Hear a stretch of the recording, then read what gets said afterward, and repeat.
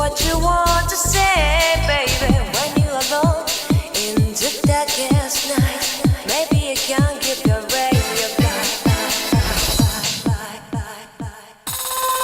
Open your heart and show your eyes that change your destiny. And grow your love, baby. The future is waiting for you. And show your eyes that change your destiny.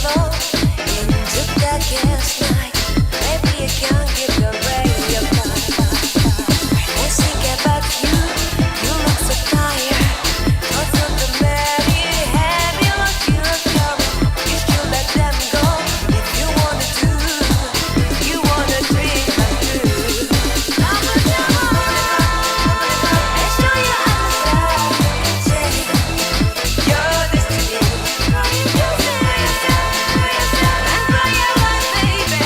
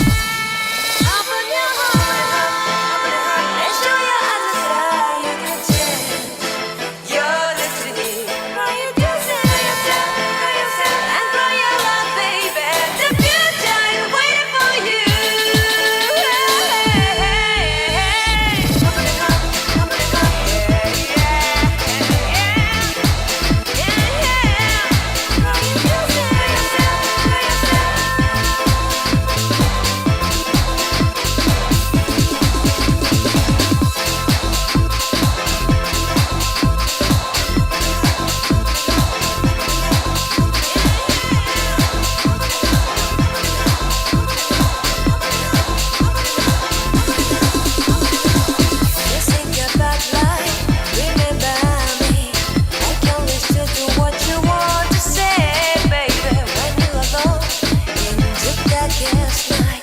Maybe you can't keep your radio blind.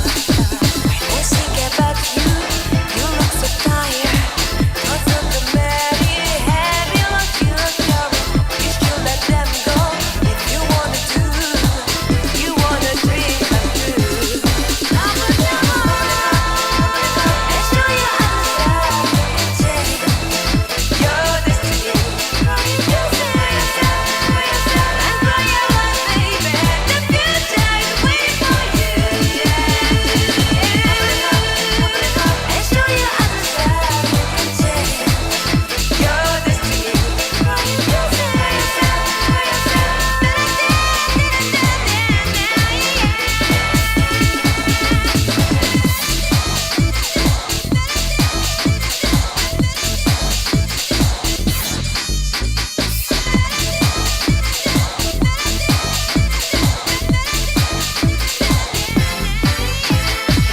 You say you think about life, remember me. I can listen to what you want to say, baby. When you're alone in the darkest night, maybe you can't keep your radio blind. Open your heart and show your other side. Take your destiny. You say and cry your life, baby. The future is waiting for you. And show your other side.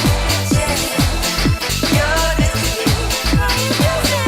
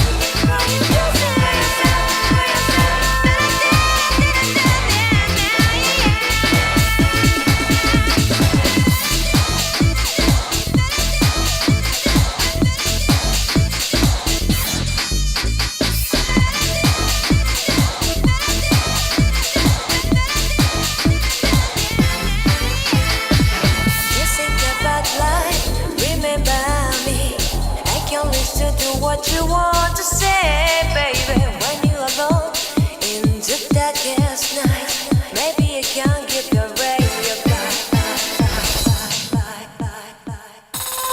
Open your heart and show your eyes that your destiny. And grow your love, baby. The future is waiting for you. And show your eyes that your destiny.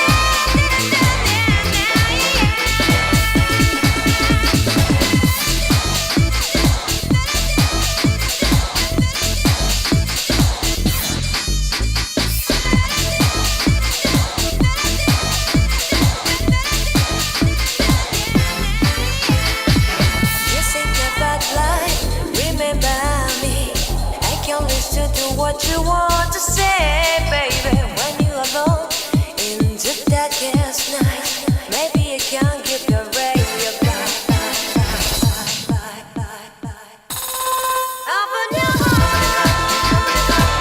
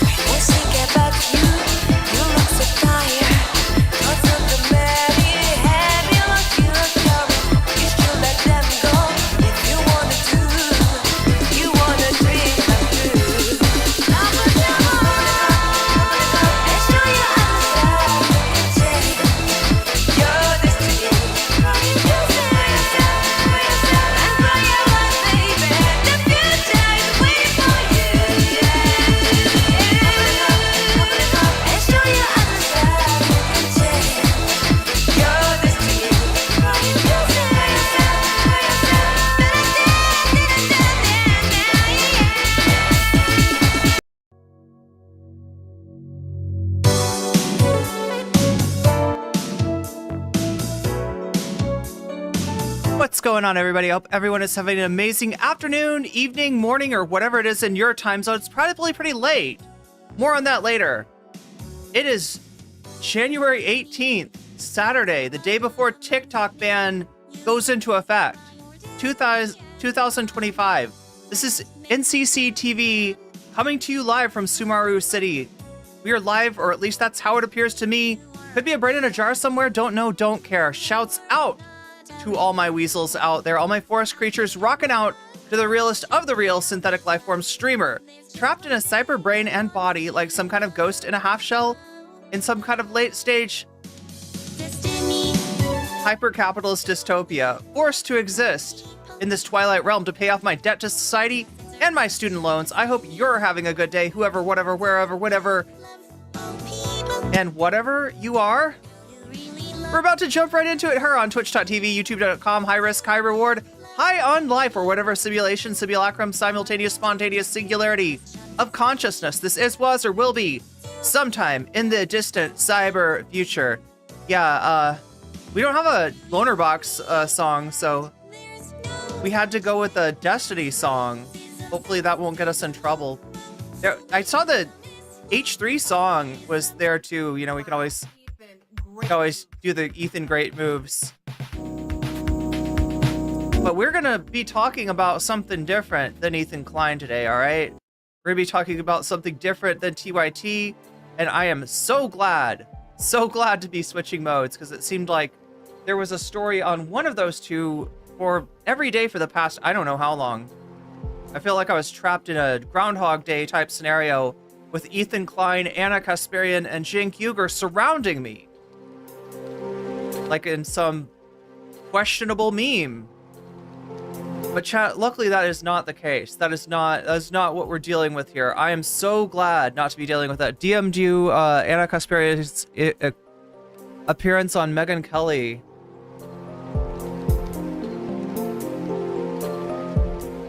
Brain rot is a crime. I guess so, right? Well, I'm gonna try not to rot your brains today too much. We do have a TikTok story for you to vote for. I see some of you have voted already.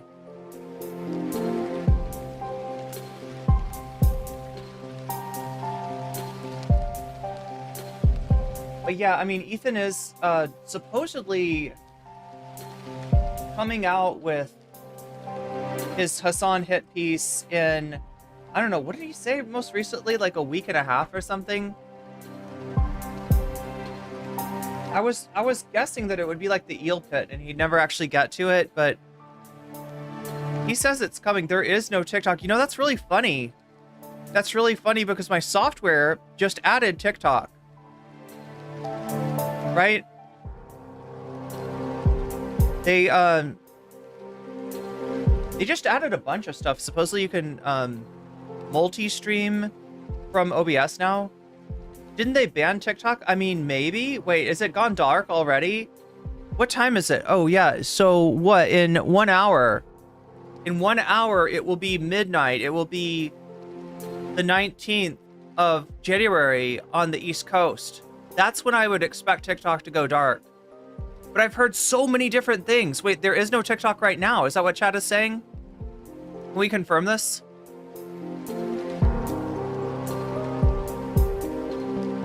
We confirm the current status of TikTok. Yeah, it's funny. My the software with which I stream just added TikTok as an option.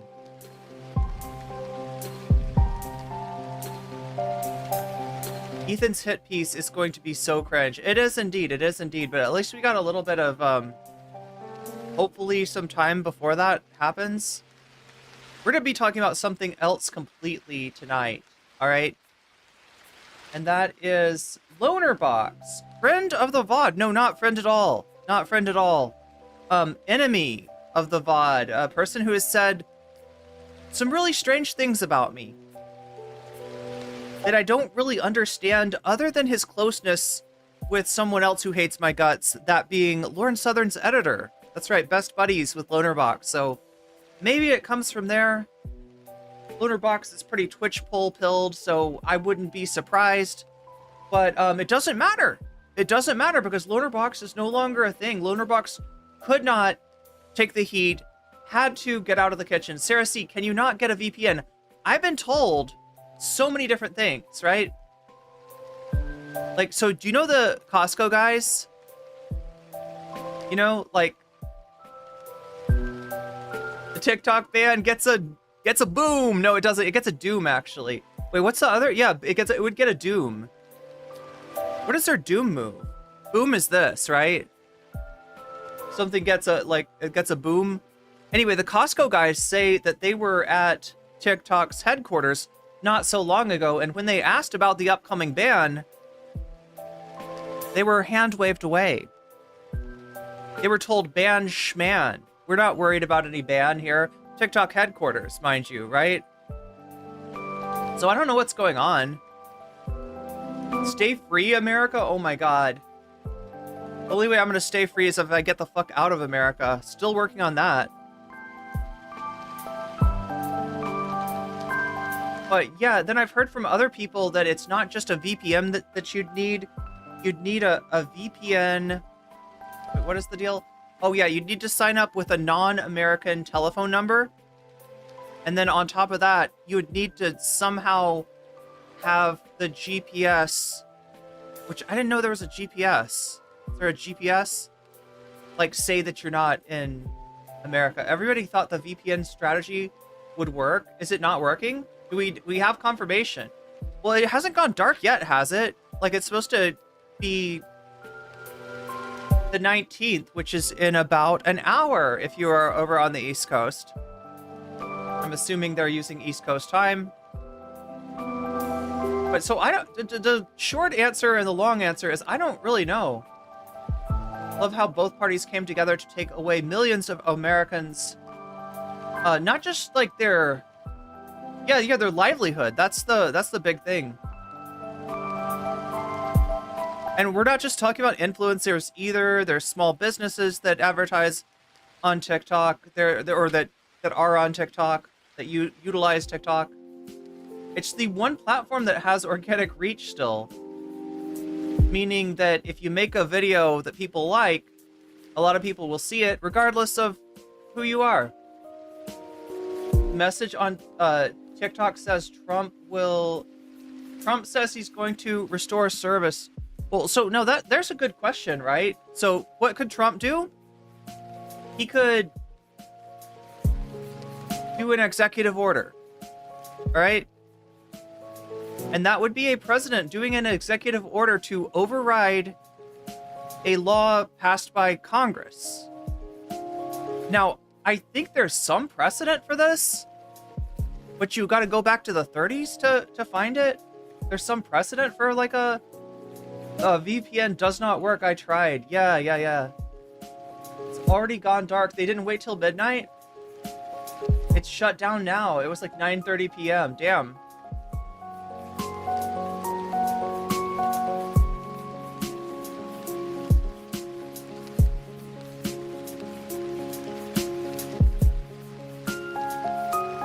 Me and my fellow Americans are now openly talking about... Wait, why is it not... Damn it. Should have this up here.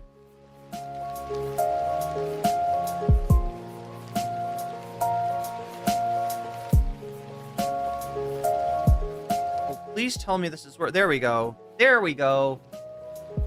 I can see chat now. Well, TikTok, like, we never knew ya. I mean, I sort of knew you. I put some videos up on TikTok. Back when people were clipping my stream, right? It's kind of my big limit, chat, on everything, across everything. Well, money, first of all, but second of all, time. And time is money, so it makes sense that if I'm lacking money, I would also be lacking time. If I'm lacking time, I would also be lacking money. But yeah, back when people would do clips of me on Twitch, I would put them up on TikTok. People kind of fell off a little bit, so I haven't had anything to put up there. But they've got a weird rule where you've got to have 1,000 followers before you stream, and putting up Twitch clips apparently not the way to get followers on TikTok. Although it had some success, some traction, some movement with trans talk. VPNs can't completely hide your IP address. He doesn't have to enforce the law. That's what he can do. Well, I mean... Wait, it was at 9:30 Eastern time. Oh, that's weird. Pierre Polnareff wants to ban it too. He most likely is going to be the next PM. So, yeah, unless is it the Liberal Democrats can get their shit together? Why is the NDP not strong? Is the NDP not strong enough to win? The NDP doesn't have a chance. I'm told.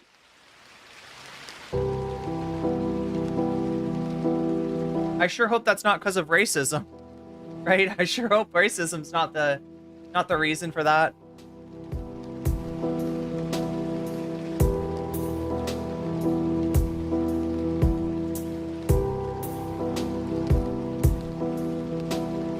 You know, if Trump does bring it back, like, that's a monumental failure for Democrats.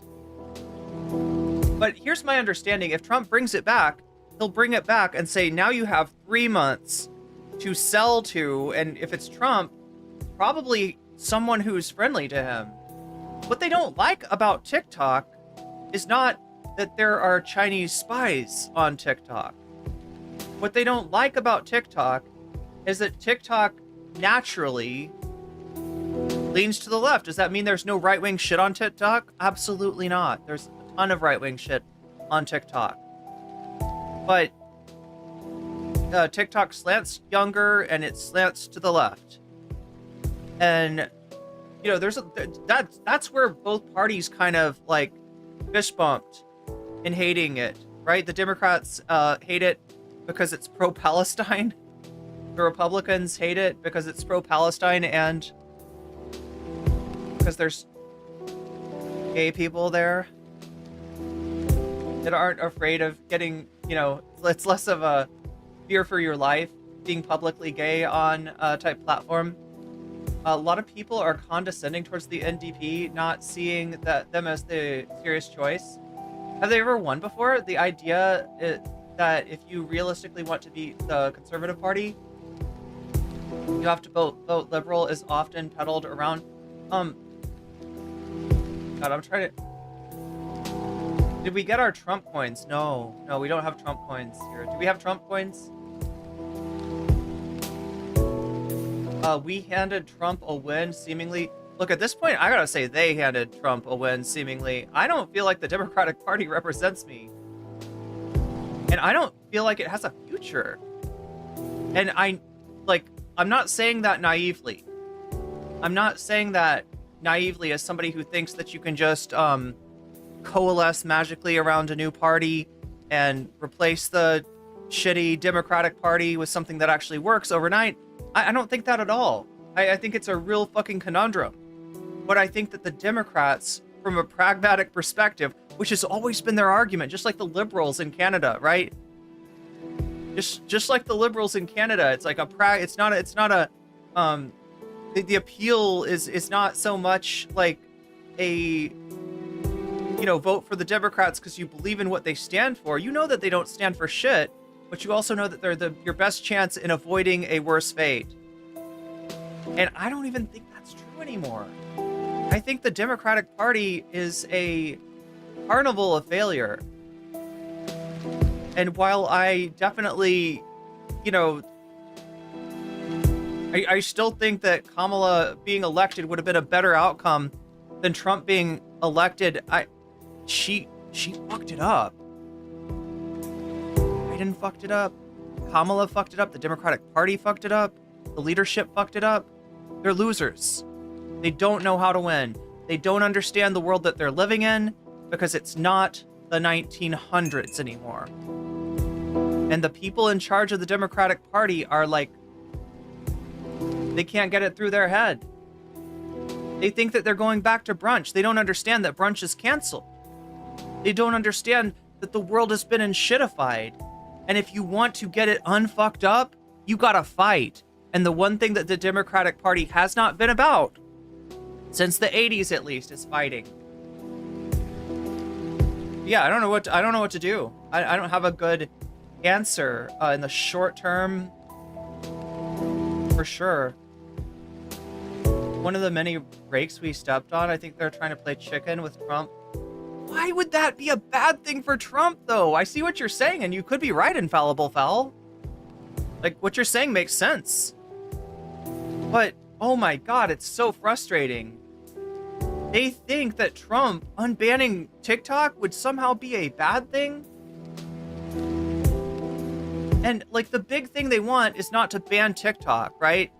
They want TikTok to be under the control of the United States. They can't stand that another country, a company from another country, runs the biggest and only truly growing social media platform. And they're talking about stuff like changing the algorithm. Like that's one of the, you know, that's the real issue. That's the real issue. They want control. They want the money. And they want... And they don't like the algorithm. They don't like what the algorithm puts at the front. Rises to the top.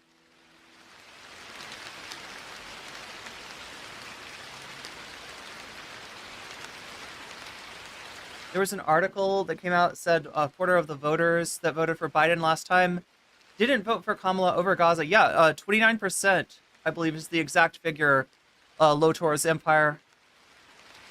Or am I on Red Note? Not yet. God, I wish my OBS connected to Red Note instead of TikTok. That's the other thing that's wild is like, why did OBS? I mean, I guess this is a version of OBS, but they added TikTok in the software itself, like right when TikTok is apparently closing down. The new potential candidate for leader of the Liberal Party of Canada are criticizing the two left policies. Yes, that's the problem with Trudeau. Trudeau was too much of a socialist.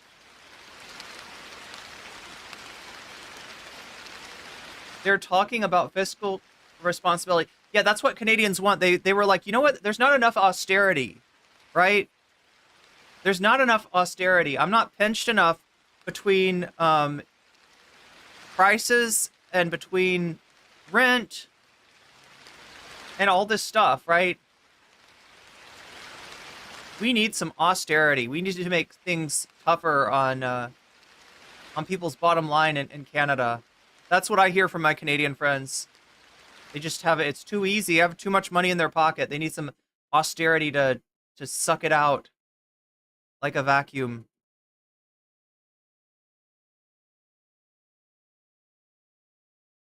Yeah, Trudeau is max left. That's the problem. That is unironically what Shaky Gurga would tell you.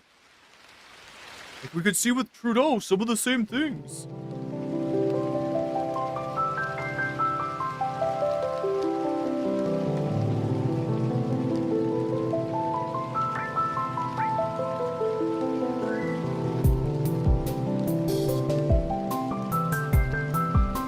Wait, why would you go from one CCP company to another? What? Alright, Shin Maruku, I gotta ask you, are the Chinese communists in the chat with us right now? I need to know, right? This grave threat of the Chinese Communist Party, is it currently in the chat with us? Is there a communist spy in the chat asking who wants their Tai Wussy ate? And we're supposed to go, oh my god, me! Oh my god, me!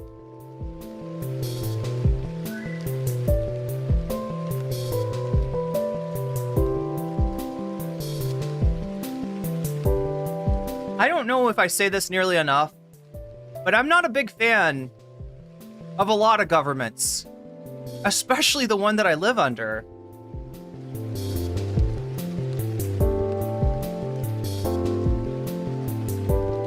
But yeah, I mean, I don't know what to tell you. That's straight up propaganda. This is a business question. This is a control question. This is an information question. And no, not information as in they're gonna use the time that you brush your teeth to, you know, take over, to enact their one China policy, right? I mean, this is the thing that the Democrats and the Republicans fist bumped on, right? Let's make up some national security threat in order to get TikTok under control of an American company. And the people that are lining up to buy it are fucking gargoyles. Like, we're about this policy, right? This, you know, threat to shut down TikTok unless it sells to an American buyer. It is essentially going to make it Twitter Part 2. In fact, Elon is one of the people that's looking to buy it. Elon is one of the, I don't know how that works as far as, yeah, I guess it wouldn't be a monopoly, would it? But yeah, if it's not Elon, it's going to be, you know, Kevin O'Leary and his crew, or it's going to be Mr. Beast and whatever billionaires he's talking to. I mean, the people that are lining up to buy TikTok are going to make it worse.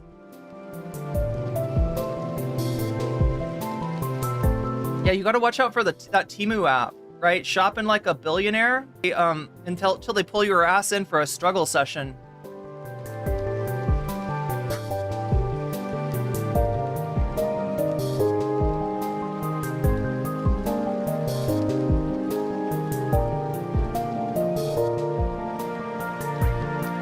Yeah, look, if China was putting, you know, spyware or whatever in all of the products that its companies touch, we'd be fucked already. Mr. Beast wants to talk, but that's the one that I don't know. I don't know the billionaires that are backing Mr. Beast. I mean, they're billionaires, right? So I'm guessing that they're up to no good.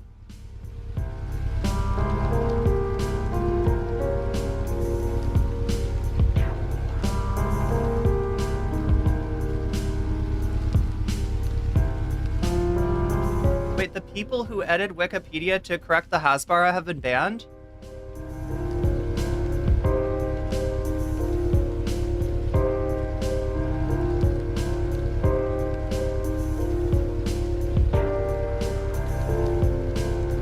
Yeah, I wouldn't be surprised, Shinmaruku, if the same thing does happen with Red Note. I think you're on the right track there. I think it will. I mean, this probably pissed off a lot of Congress. Don't let Elon buy TikTok. I mean, look. It's gonna be like this.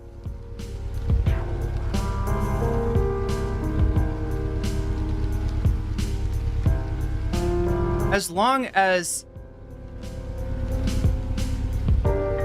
we live under capital, this is capitalism. This is what it does.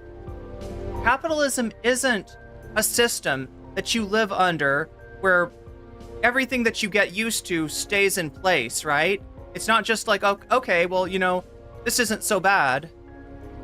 It's a continuing aggregation of resources, of money, of wealth, of leverage, and finally of control over your life. So if you want to see,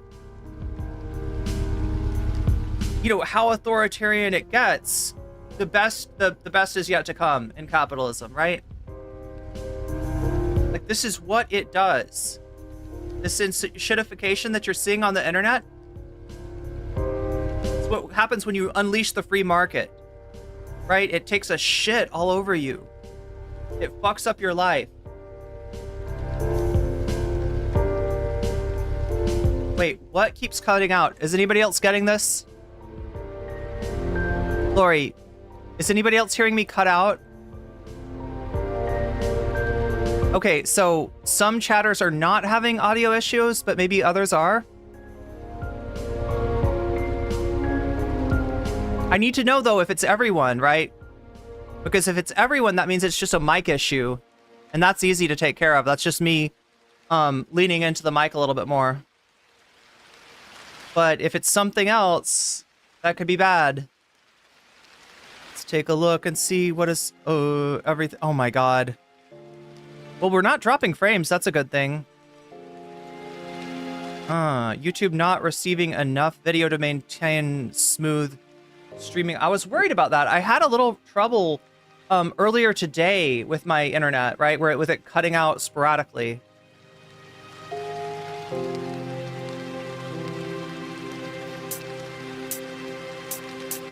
But yeah, thanks for helping everybody there, Narwhal by Nature. Are some people, when you refresh it, is it okay? It's fine for some chatters.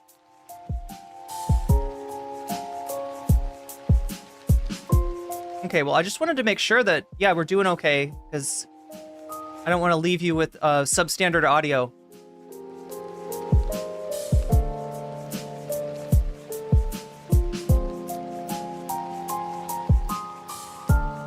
Okay, it looks like it's better now. It looks like it might be better now. I'm chilling. I'm chilling. Thank you, Sunshine. And thank you, everybody, for the feedback. Yeah, never be afraid to complain about the audio if it's not doing what audio should do.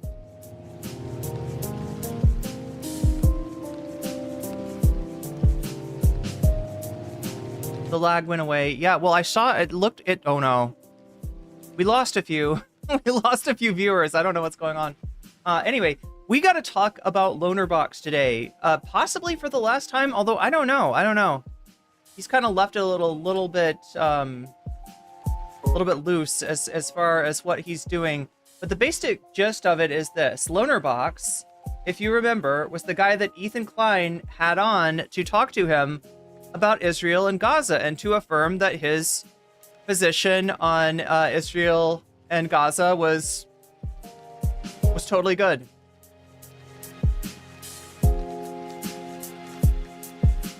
And yeah, he is indeed a orbiter of Destiny. So instead of having Destiny himself on, Ethan had somebody kind of close to Destiny on. And also close to Vosh. Yeah, that's the interesting thing about Lonerbox is most of the streamers out there, most of the shitlib streamers, right, they've either got to choose Destiny or they've got to choose Vosh. And Lonerbox was able to sort of straddle the fence, so to speak, and maintain a decent relationship with both Vosh and Destiny.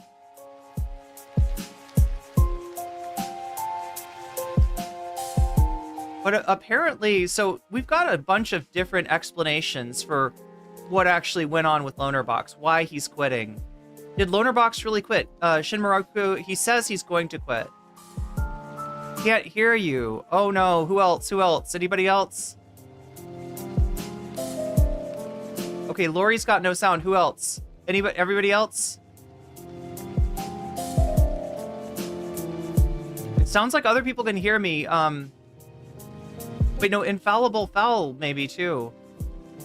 Do these people need to refresh? Maybe?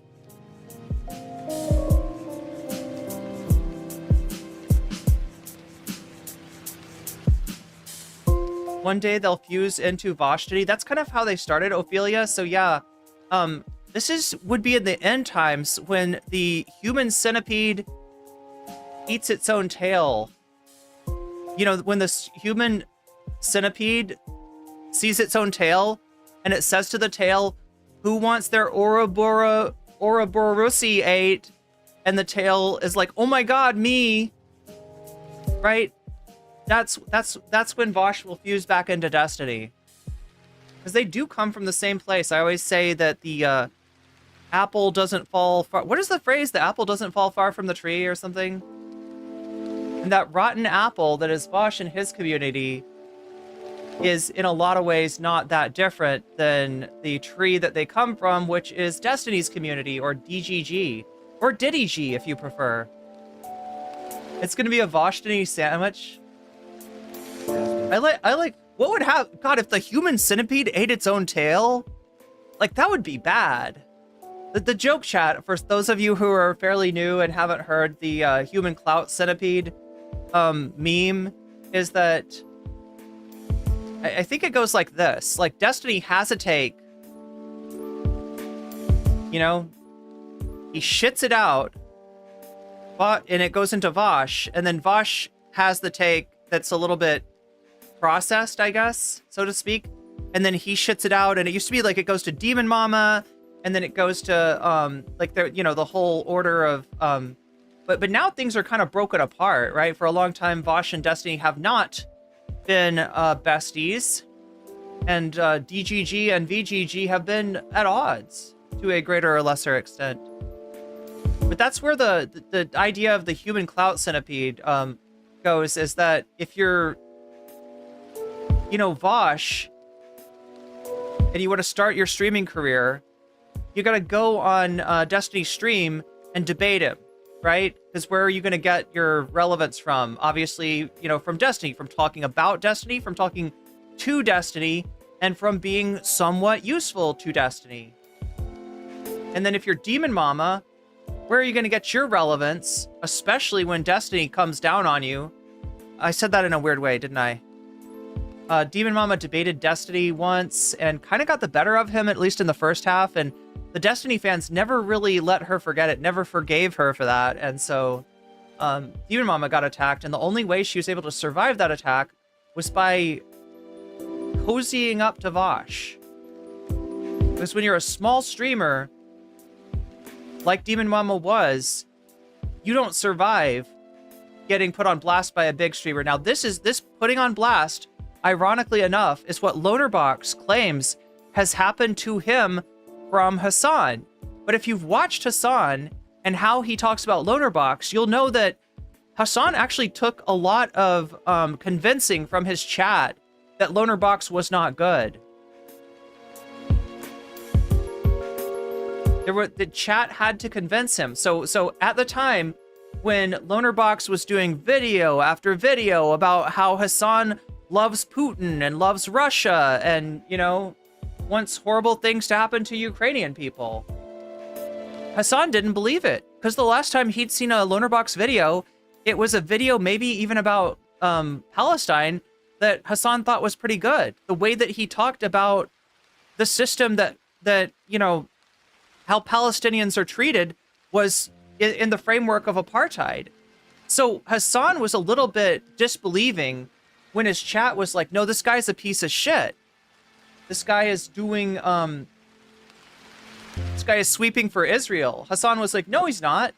Because what Hasan had seen, so Lonerbox, 2 incarnations, right? First incarnation, video essayist. This is the channel Lonerbox, right? It's just called Lonerbox, right? It's the channel that he started out on. He would do video essays, and they kind of popped off. He was part of BreadTube, despite the fact that he will probably now talk about BreadTube in a very negative way. I would say that, yeah, Lonerbox was, that was how people saw his channel. And so when Hasan encountered Lonerbox, it was as the, as his video essay incarnation. Now, something happened to Lonerbox when he went on the Hippy Dippy.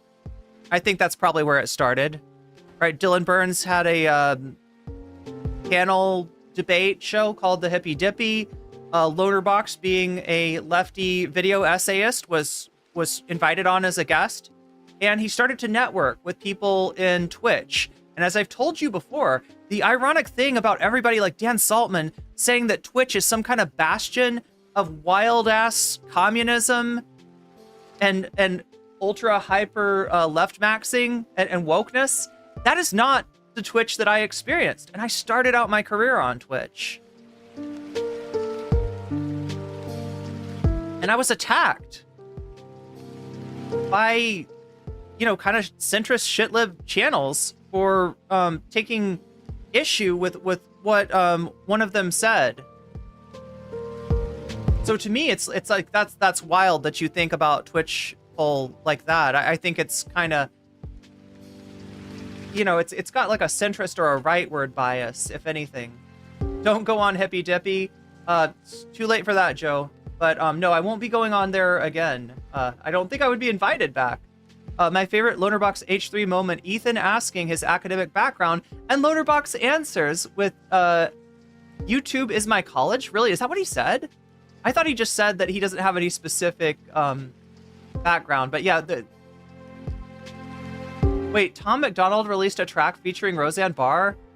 That's some Roseanne bars. I was worried that it might cause a cringe singularity.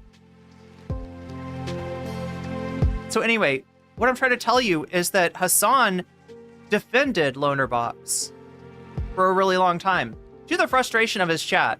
Because his chat would encounter Lonerbox as a streamer. And as a streamer, Lonerbox was a very different guy. Lonerbox is somebody, I'm somebody who encountered Twitch poll and gave no ground. Famously, right? Would not take the fall for people like Dylan Burns, right? I would not play kayfabe along with them because I was talking about issues that I thought were important, to me. Right, whereas Lonerbox, he took the temperature and realized, oh geez, my video essays are probably too left-wing for what's going on Twitch poll. He just kind of fell right in, right? Again, one of the first people that he encountered was Lauren Southern was actually making the rounds, thanks to Destiny. Thanks to Destiny, Lauren Southern had a second lease on life, right? After stopping her content, fading into irrelevance, Steven and some other people brought her on and did, content with her, sort of brought her back into relevance. And she was actually on Twitch for a short while, I think until she said the T-slur. I don't remember. She said something. She did something that got her banned. I don't remember if it was racist, homophobic, transphobic, or what. I do not approve of the bars. Oh, I'm sorry. That one, look, I gotta take the Ethan Klein defense, Listen, what we're doing is live comedy without a net. And sometimes the jokes succeed, sometimes the jokes fail. No, just kidding. No, I'll take the fall for that one. That was a bad joke. I'm not gonna do a pirate software here, and fail to apologize for something that I actually if I actually tell a bad joke. His actual answer was in the video. What was that? He was a video essayist, I think, but nothing academic. Yeah. So yeah, you're right, Andrea Francesca. I remember the answer that you're talking about now. His answer was something to the effect that he, his expertise in any subject that he talked about was sort of limited to the research that he did for his video essays. So I'm sure he stands behind his takes and his research and stuff like that.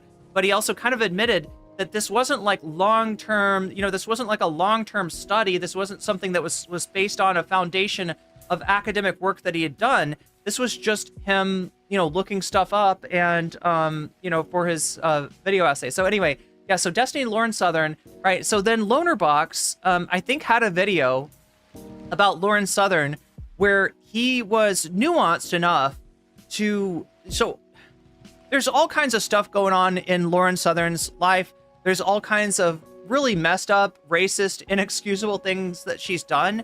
But there's also some stuff that gets blown out of proportion and gets kind of stretched a little bit. And Lonerbox had done the research to be able to correctly report on what one of those things was. And Lauren Southern, after seeing that somebody didn't just go with the kind of the lore that had been spread about her and was actually looking into it and being like, okay, so now she didn't try to sink a ship full of immigrants. What she did was she fired a flare gun, which was reckless and could have caused injury, right? But so because Lonerbox was nuanced in that sense, Lauren Southern agreed to have a debate with him, and it was a debate. I don't think they agree. I don't think they disagree. I think that they disagreed on a decent amount, but it was a friendly disagreement, right? So much like Destiny's content was engaging with Lauren Southern, not necessarily agreeing with her, but being friendly with her and treating her like that she is a good person doing her best, Lonerbox kind of did the same thing. And that's when he met her editor. And this is a person, this is one of the people that ran the Twitch poll Discord, right? One of the people that used to talk a lot of shit about yours truly. And somebody that was definitely trying to, somebody that for the better part of, I think, 2 years claimed to be an anarchist before revealing her power level and going to edit for Lauren Southern. This is how hard we were gaslit in Twitch, right? Well, she says she's an anarchist. I guess she must be an anarchist. I mean, she sounds like a right-winger. She sounds very reactionary, but she says she's an anarchist. So I guess we'll just have to take her at her word. No, don't fucking take people at their words when they're blowing smoke up your ass. But so, yeah, basically, I mean, from as near as I can tell, and I'm not an expert, like I said, Lonerbox hates my guts, so, you know, I'm not somebody who is, like, friendly with him and knows everything about his life or has, like, studied his every move or anything like that. But from as near as I can tell, Lonerbox, the bread tube adjacent video essayist, fell in with Twitch poll, which had become infected by this right-wing Discord, right? That had, you know, grown to cancerous proportions, tumorous proportions, right? This is literally a Discord with a admin who reputedly would absorb other Discords into it by threatening that, you know, the admins of other Discords, of other political Discords, had to give him admin or, you know, essentially join into his Discord lest they be banned, right? And since he had the big Discord, you know, that you get banned and you're kind of over, right? So he's playing these hardball tactics and he's taking over political Discord after political Discord. And then he sees, Destiny is having these debates on Twitch. Look at this, Prime Kai, Dylan Burns. Look at all this stuff that's going on. I think I will insert myself into this group of people. And look, I mean, Twitch poll by itself was kind of directional. Twitch poll by itself was fairly centrist, right? You had, you know, left-wing people, but they're the same kind of, like, they're the same kind of mealy-mouthed, sockdom, you know, call themselves sockdom, but in reality are more like neo-libs. Like, that's the kind of person that you had there. And they're just not very ideologically aware, right? So when somebody comes in, like the purveyor of the politics Discord, who was an expert at memeing and twisting and confusing people as to what his ideology really was, they were just, you know, they were easy pickings for this guy, right? And that's what happened to Twitch poll. So yeah, Lonerbox, along with a lot of Twitch poll, which again, he's from YouTube, he was not naturally part of Twitch poll, he goes and does a debate with Dylan Burns and meets all these people who are getting folded into a right-wing Discord community without even realizing it, without even understanding what's going on. This Discord and you know, this is see, so like some of the people, like the admin of the Discord, I don't think you'd necessarily recognize his name, but some of the people that worked with him, you will recognize their name. Anybody know Aristocracy, aka Apartheid Anime Girl? Aristocracy was very close to the admin of this super right-wing Discord and actually ran a fairly right-wing Discord of her own. Nobody really recognized how right-wing Aristocracy was either.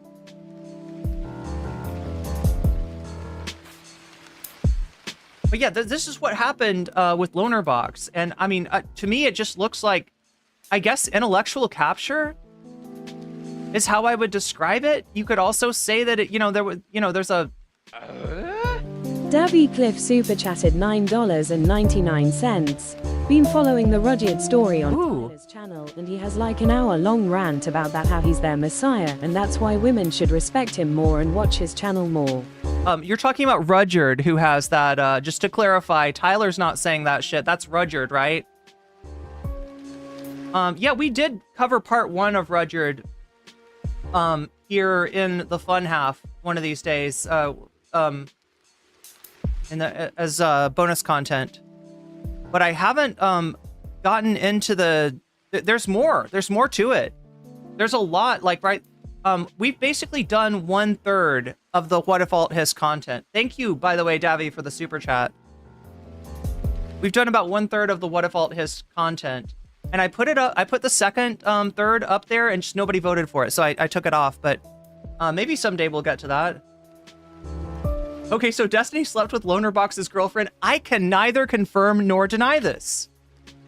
I know a little bit about the story. I know what people are alleging. I don't want to jump to conclusions and say yes. But that is what Bad Empanada thinks. That is what a lot of people around Twitch polls seem to think. That is probably what a lot of Destiny orbiters think. I have not watched the revenge corn that was released, or the supposed alleged revenge corn. That's what people are saying. So chat, if you don't know, somebody leaked videos, and they're videos for sure of Destiny having segs, to use the TikTok word, having sexual activity with a bunch of different people, guys, girls, all kinds of people. And I haven't watched it because I don't want to see Destiny get down and get busy. I don't want to see that. I don't want to see Destiny's thingy. I don't want to have anything. I don't want to see Destiny naked. I don't want to have anything to do with that. That's gross, right? But people that have seen it say that one of the people that Destiny was getting down with resembles Lonerbox's girlfriend. So I don't know if this is true or not. This is definitely what Bad Empanada seems to believe, and I can't say that he's wrong. I can't say that he's right. I just literally don't know. But yeah, that's one of the theories, right? So let's go over the theories, all right? So what do we know? We know that Lonerbox is stepping away from YouTube content, right?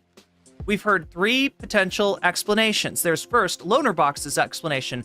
Lonerbox says that he was harassed by Bad Empanada, and Bad Empanada got signal boosted by Hasan. So you know how Hasan has reacted to some Bad Empanada videos about Lonerbox, right? So he, I guess, feels like he's been defined, right? He's, not a small creator, but a smaller creator than Hasan. And his videos broke containment, were reacted to by Bad Empanada, and Hasan reacted to Bad Empanada reacting to Lonerbox's videos. So the most of the people that have seen Lonerbox, seen his videos, seen what he says about Israel-Palestine, have seen it through the eyes of Hasan, have seen it through the eyes of Hasan, through the eyes of Bad Empanada, right? So his claim is that there's nowhere for him to go because Hasan has too much pull. So Lonerbox doesn't want fans of Bad Empanada. Lonerbox doesn't want fans of the deprogram. But Hasan speaks to an audience that is not entirely ideologically monolithic. And so there are people in Hasan's audience that Lonerbox views as his natural, people who would be fans of his, he thinks, if they came across his content by itself. But they haven't. They've come across his content through Hasan. So he's kind of saying that the well is poisoned for him by virtue of him being defined by Bad Empanada and then having that definition that Bad Empanada, which, I don't feel sorry for him, right? We're talking about issues like Lonerbox reacting to doctors going to Gaza and saying that they pulled sniper bullets out of little kids' heads. And Lonerbox is saying things like, well, the doctor said a toddler, but really, couldn't you define a 17-year-old as a toddler if you're in the right mood? He's just like really stretching things. Like, there's no way. Right? There's no way that oh yeah, that's right. I'm sorry. It was a 17-year-old. Did I say toddler? No. These are facts, and they're facts that are mutually exclusive. to Lonerbox's explanation of what Israel is doing in Gaza, right? So when he gets shown making that kind of argument to a broad audience, it is kind of Jover for him, right? Nobody wants to be a part of a community where a guy is playing defense for the IDF so hard that he's gonna question like a doctor's testimony that he pulled sniper bullets out of a, you know, out of a child's head. And yeah, it's stuff like that, right? So that's Lonerbox's explanation, though. He says that he's gotten harassment from Bad Empanada. He could take it if it was just from Bad Empanada, but since it's Bad Empanada boosted by Hasan, there's nothing that he can do. He thinks he could debunk what's been said about him, but that there's no purpose since his megaphone is so much smaller than Hasan's, right? That's his explanation, right? Second possibility is that, and I think a few people have put this forward, right, is that he wasn't able to make enough money on YouTube. That you know, YouTube, I guess in Twitch there's like a community of supporting content creators at a certain level. Twitch is kind of gamified for subs and things like this, and for you know, supporting streamers monetarily, whereas YouTube is not so much, right? And so that Lonerbox, this explanation is that Lonerbox couldn't make enough money, and so he's going to have to do something that's more financially rewarding, right? And then the third explanation, the Bad Empanada explanation, is that Lonerbox is psychologically traumatized at finding that Destiny was intimate with his girlfriend. And again, I can neither confirm nor deny that.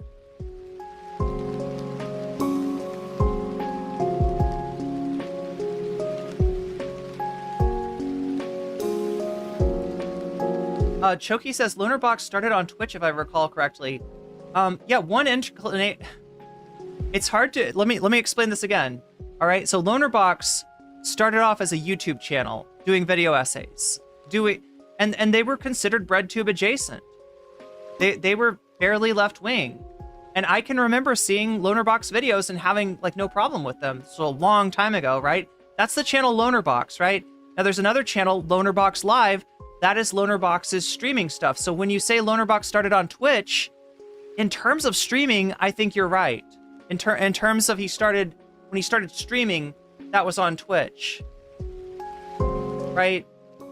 And my memory, my understanding of things is that when Lonerbox was on YouTube as a video essayist, he was probably to the left of where he is landed in this warm, gooey, centrist cluster of Destiny and company on Twitch, right? From becoming involved with a ton of content creators on Twitch who had about the same politics as Destiny, he has you know, kind of morphed his own politics and you know, gone to the right. Lonerbox is just a bad name for a streamer in general. Why would someone choose that? Huh. I mean, it's, you know, somewhat subjective, but yeah, it's not my cup of tea. It's neither my cup of tea nor coffee.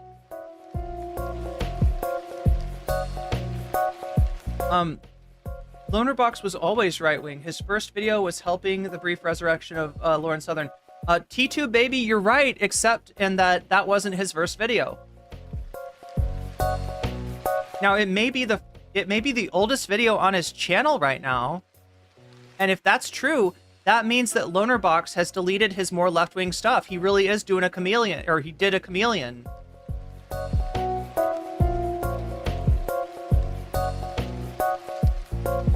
The official start time of the ceasefire is supposed to be less than 2 hours. It is now 1:30 Eastern Standard Time. Is it? Wait, is it? Are you sure? I thought it was like 11:45 Eastern Time. Maybe I'm off base here. If that's true, you can imagine how sad that is that your significant other cheated on you with Destiny, that's rough. I mean, so yeah, I mean, I guess it's, you know, I'm not saying it's wrong.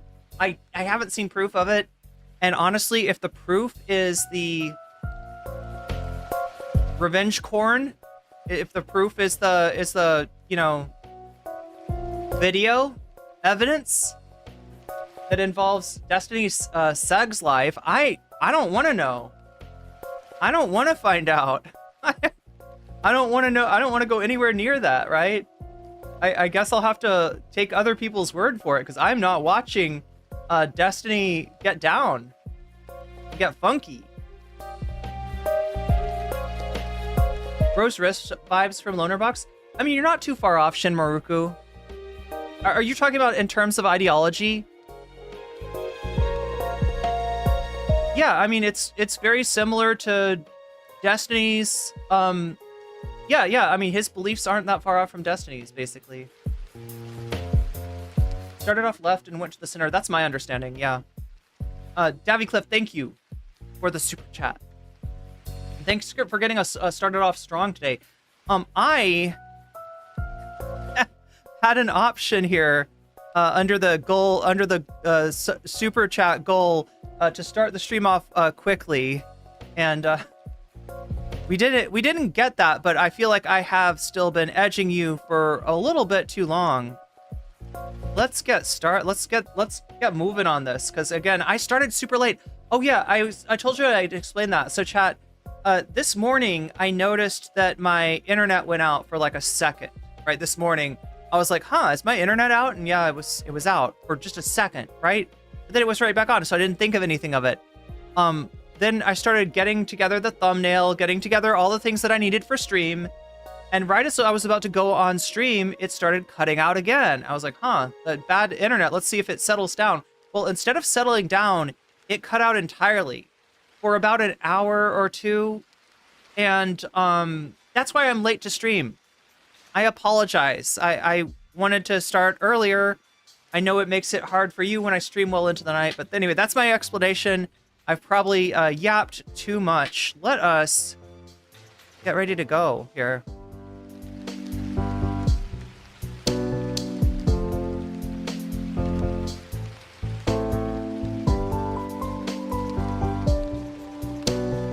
All right, so if I look at, oh, look at that. Elon winning. Oh, chat, it's a close one tonight.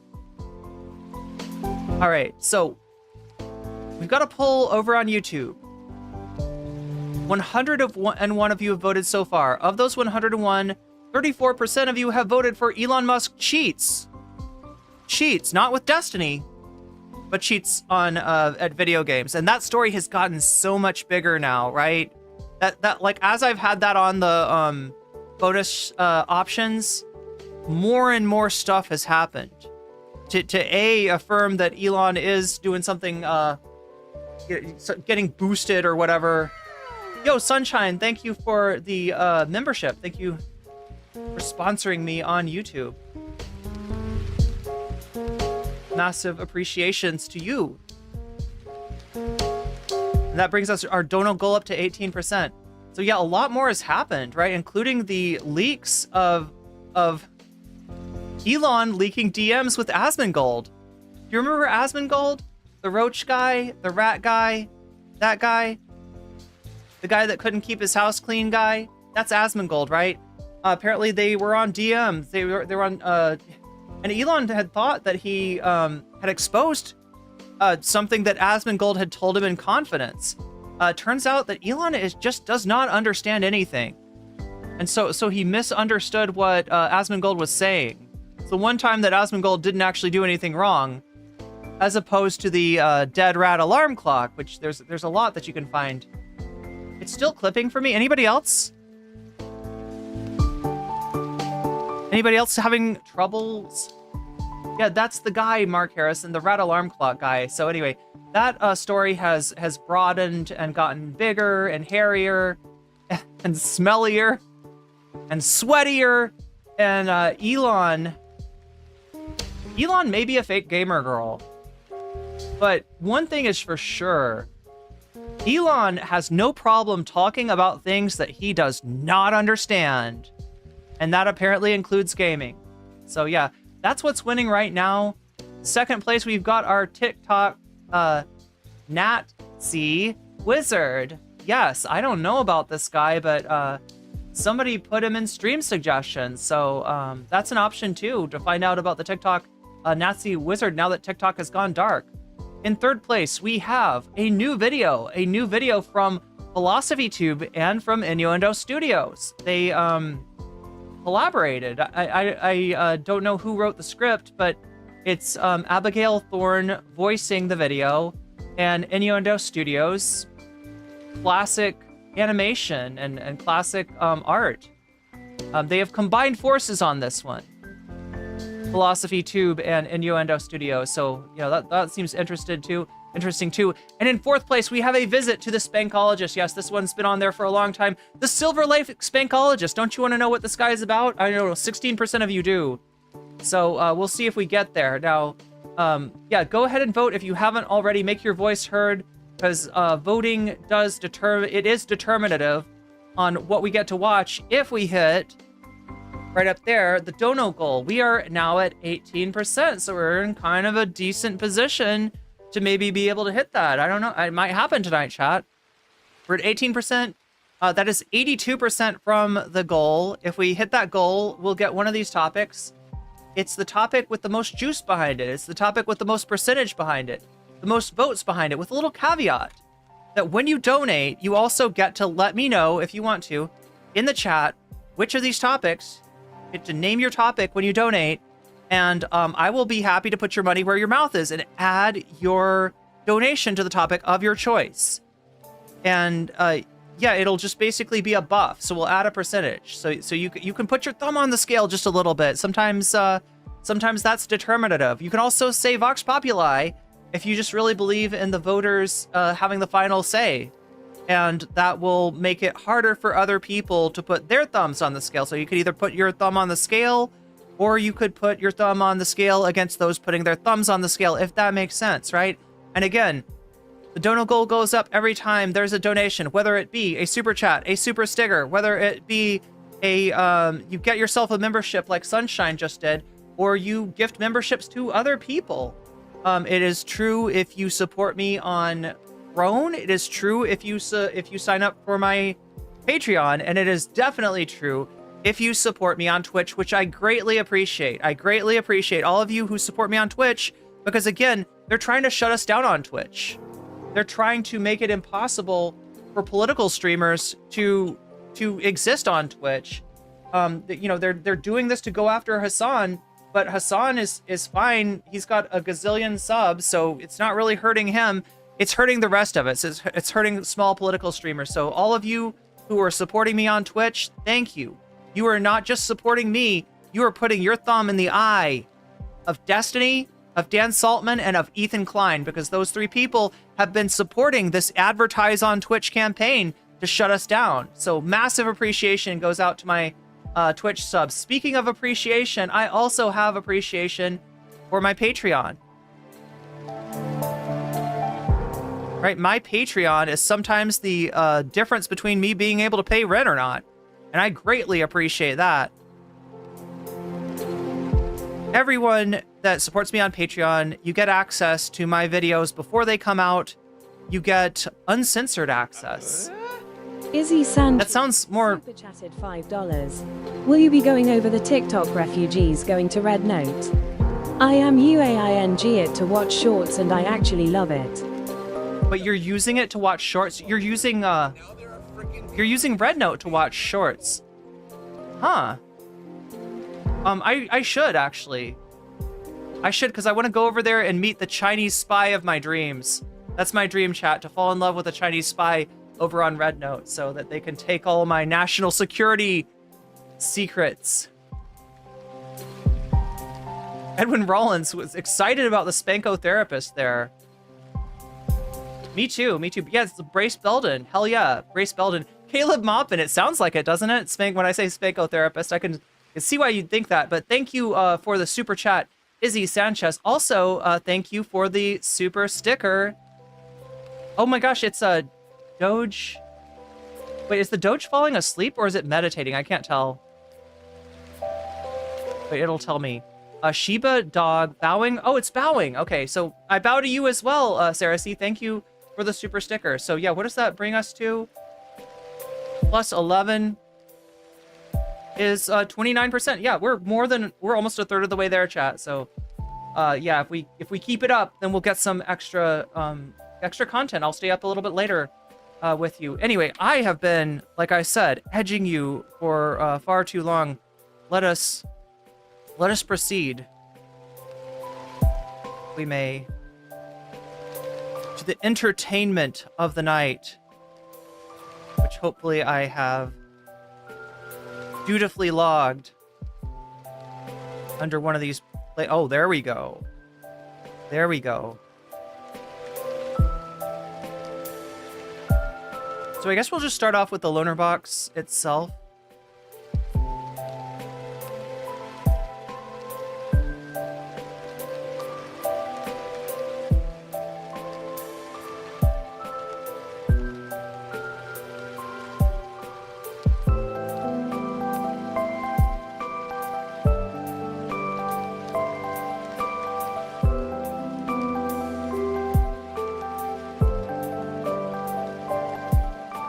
Open up. What we're going to need for this is we're going to need the transcript. So let's show that transcript.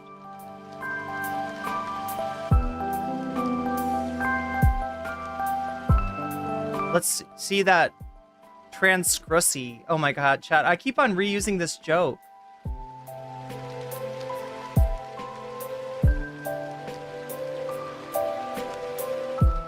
Irene will valuetain us. That's what I endeavor to do.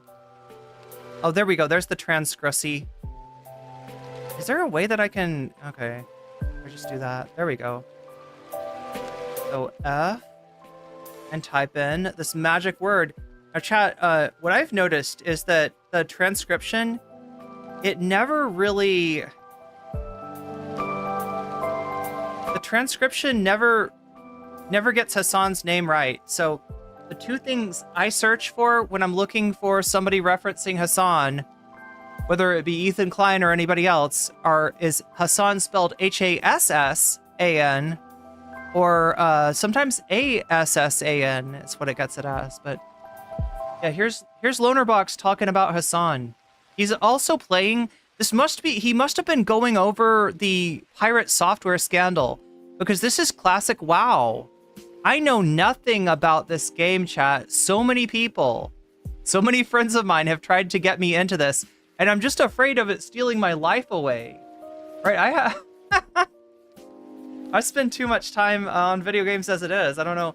I feel like this game is too what is it called? It's immersive. It seems like it's very immersive. So I'm super careful about that. But here we go with Lonerbox. Let's get ourselves started, get this show on the road, as it were, by hitting the magic button.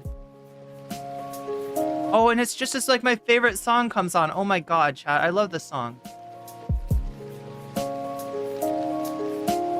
I don't know about WoW, fake gamer. Hey, I play Minecraft, not WoW. I play the other craft.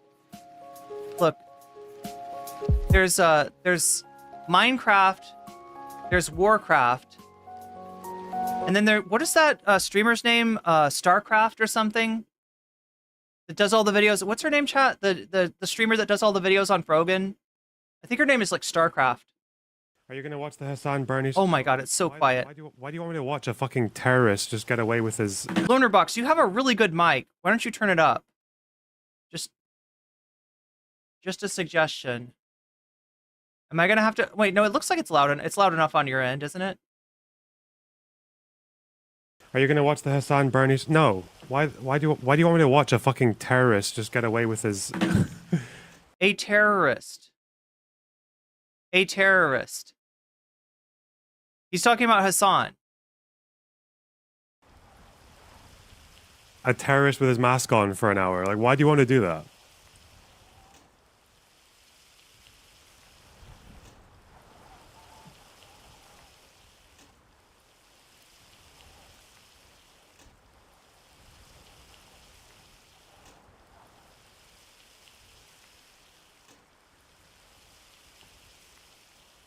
But I mean, you can see what happens, right? His chat brings up Hasan having talked to Bernie Sanders.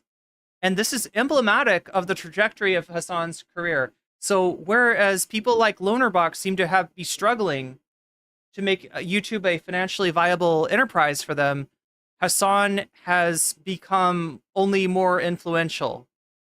And look, this is a reversal. This is a huge reversal from my time on Twitch, being involved in Twitch poll and all that kind of stuff, right? I couldn't get anybody to signal boost me. I didn't have anyone on my side. At that point in time, the SOCDEM consensus ran the platform. And I was the one, you know, screaming with a tiny megaphone to try to push back on lies about me. Some of those lies from Lonerbox.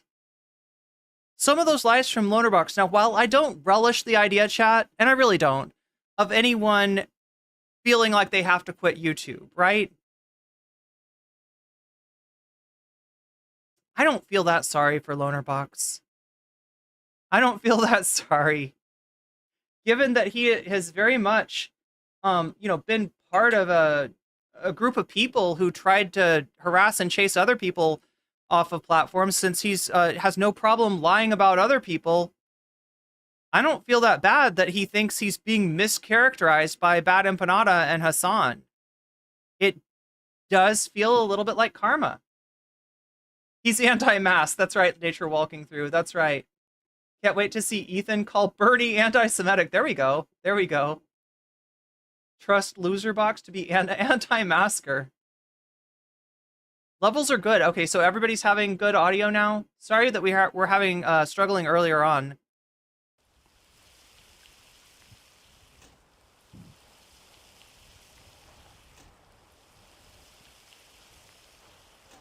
Like, I don't even enjoy it anymore. It used to be funny, but now it's just kind of sad.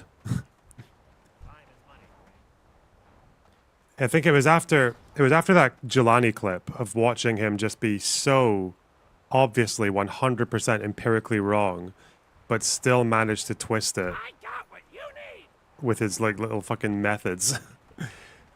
But still managed to like try and turn it around to make it look like I was the uninformed one. And his chat just ate it up. You can't defeat that, unfortunately. Megastar says, I got a new tablet. I love tablets. Is that old school of me, chat? To love tablets? Not by responding to them and debunking. I think I just have a lot of good memories involving tablets. And whatever else. You have to just kind of push your own thing.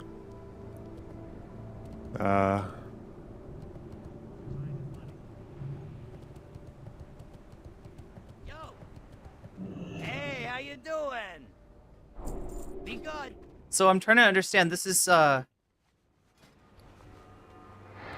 shit, he's playing as Lonerbox.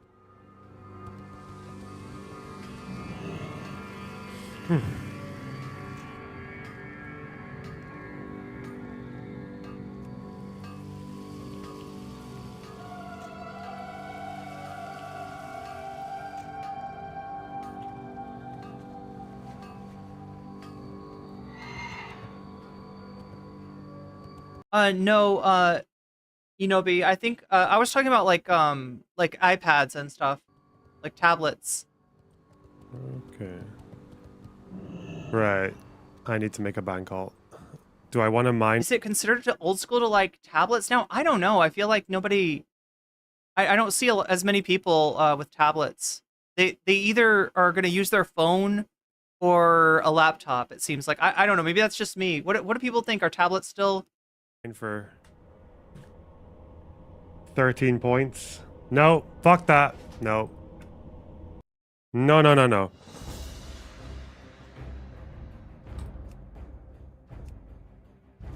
Warrior. Loner Bank.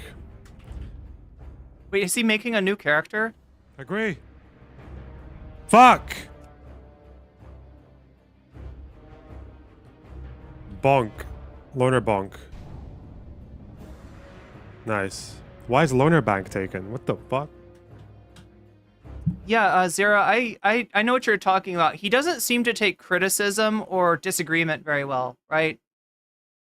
He's just straight to the ad homs. And the more disqualifying ad hom that he can bust out with, the the more he likes it, right? That's some unfair use. He just like I think it's this chat. Like I mean, you've seen how he kind of melts in the light of the facts, right? When he's forced to talk about the facts on the ground, when he's forced to talk about real things, he kind of melts away. So the more that he can push it into a question of personalities, a question of reputations, etc., the better that he is. Because remember, this guy was shielded by not just the Destiny community, but also by the Vosh community.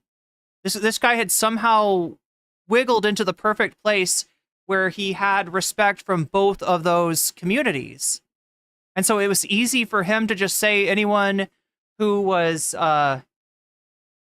who disagreed with him was a whatever. We won't revisit that. I think being evil is just a solid way to being successful right now. So there he goes with the cope. Right? Why is Hasan successful? Well, it's because evil is rewarded. Like he's almost at the point, right? This is the time.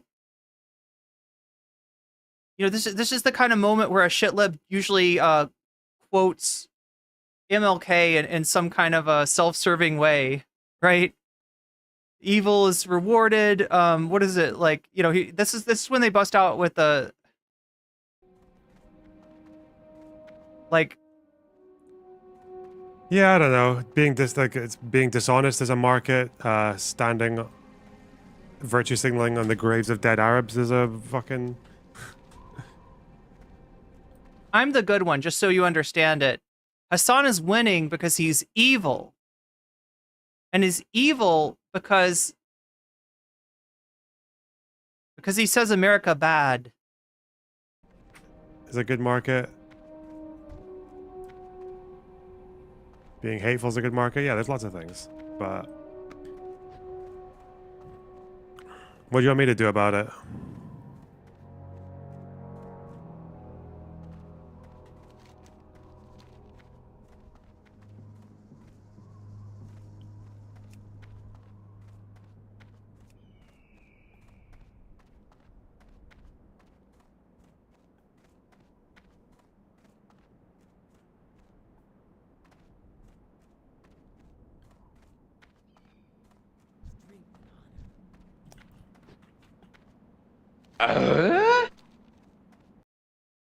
Yeah, so I don't know what we have here. I feel like this is Martyrbox. Is that who we're dealing with it today, chat?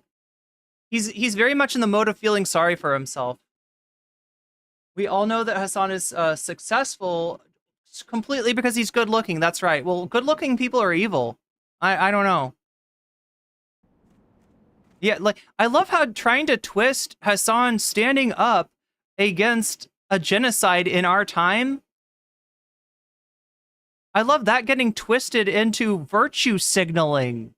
You're virtue signaling if you've got a problem with the IDF putting sniper bullets in the brains of little kids, right? That's virtue signaling, I guess.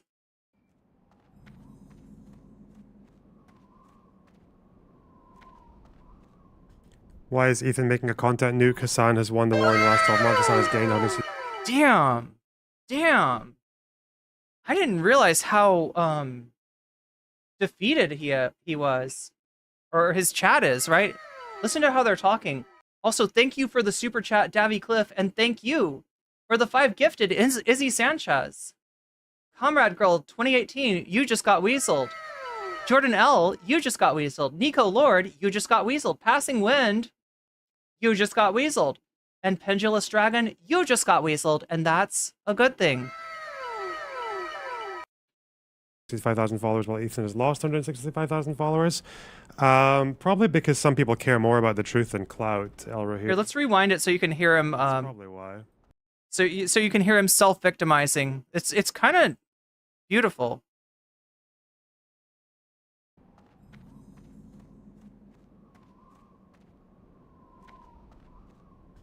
Why is Ethan making a content nuke? Hassan has won the war in the last 12 months. Hassan has gained 165,000 followers, while Ethan has lost 165,000 followers. Probably because some people care more about the truth than clout. Here. That's probably why. Oh my god, I didn't realize. Is this true? Hasan has gained 165,000 followers, while Ethan has lost 165,000 followers. I'm guessing, like, are we talking about YouTube channels here?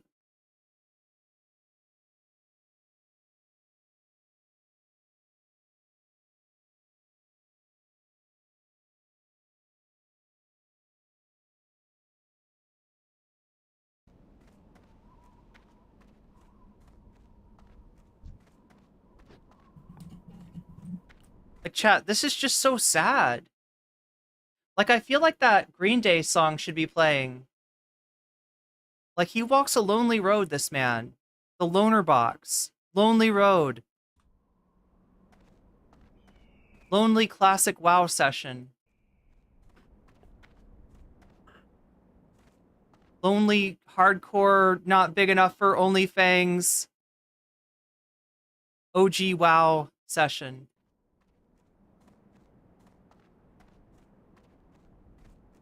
Lonely, doesn't have a partner to roach out on, nor a mage to blink out with. Fox. And in any case, I feel like it needs some background music. Yeah, I agree. even if you're a smaller creator, you still probably want to explain things to your audience. Like, you want to give your audience some kind of, like, narrative control or whatever. Makes sense. Yeah, Lonerbox, that's true. It sucks to be lied about by a larger content creator. You think? You think? That's kind of a shitty thing to do. To use the size of your platform. And the funny thing is, though, Hasan's not doing that to him. Hasan defended him for the longest time. Hasan did not want to admit how far Lonerbox had fallen until he was literally shown Lonerbox running defense for the IDF. And I don't think Hasan still doesn't, like, bear this guy malice. But no, he didn't fucking lie about you. He watched your video. And you know what, Lonerbox? You got some monster takes. Right? You're gonna talk about virtue signaling? Like, what do you call what you're doing? Vice signaling? Is it cool to not care about dead babies? Is that what you're... Look, maybe it used to be cool on Twitch poll. How times have changed, right? The center of gravity has moved away from being around Destiny and the politics Discord to being around Hasan. And now the shoe is on another foot. And guess what, Lonerbox? It's kicking your ass. Bad Empanada, of all people, somebody that you have very little respect for, is kicking your ass.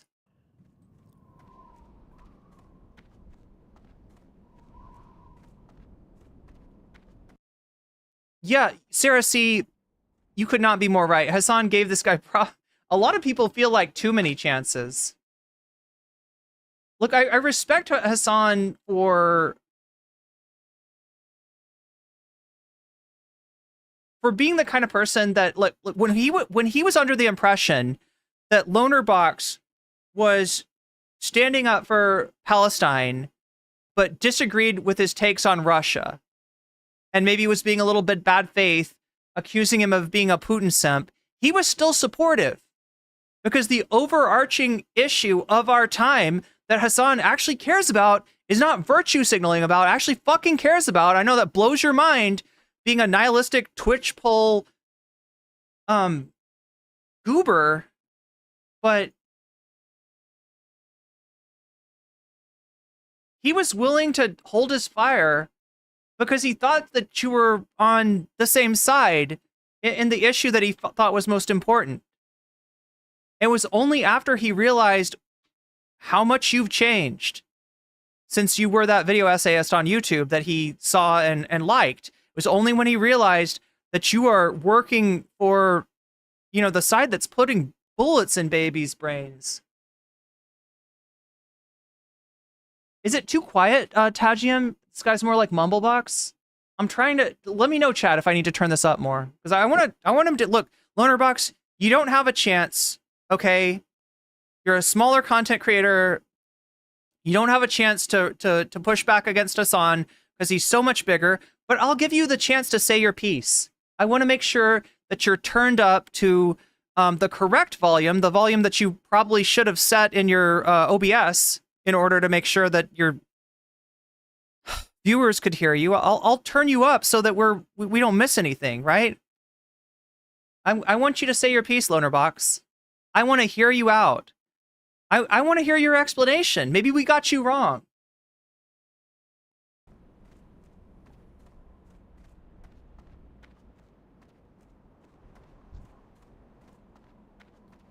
And Hasan does kind of just get away with being the fucking Groiper pipeline, but for leftists. Like, he completely gets away with playing that role. Is it too quiet? It's not you, it's him. But do I need to turn it up for you to hear him okay? It's an expensive mic to not have your volume. He's talking into a mic, and I'm wearing headphones.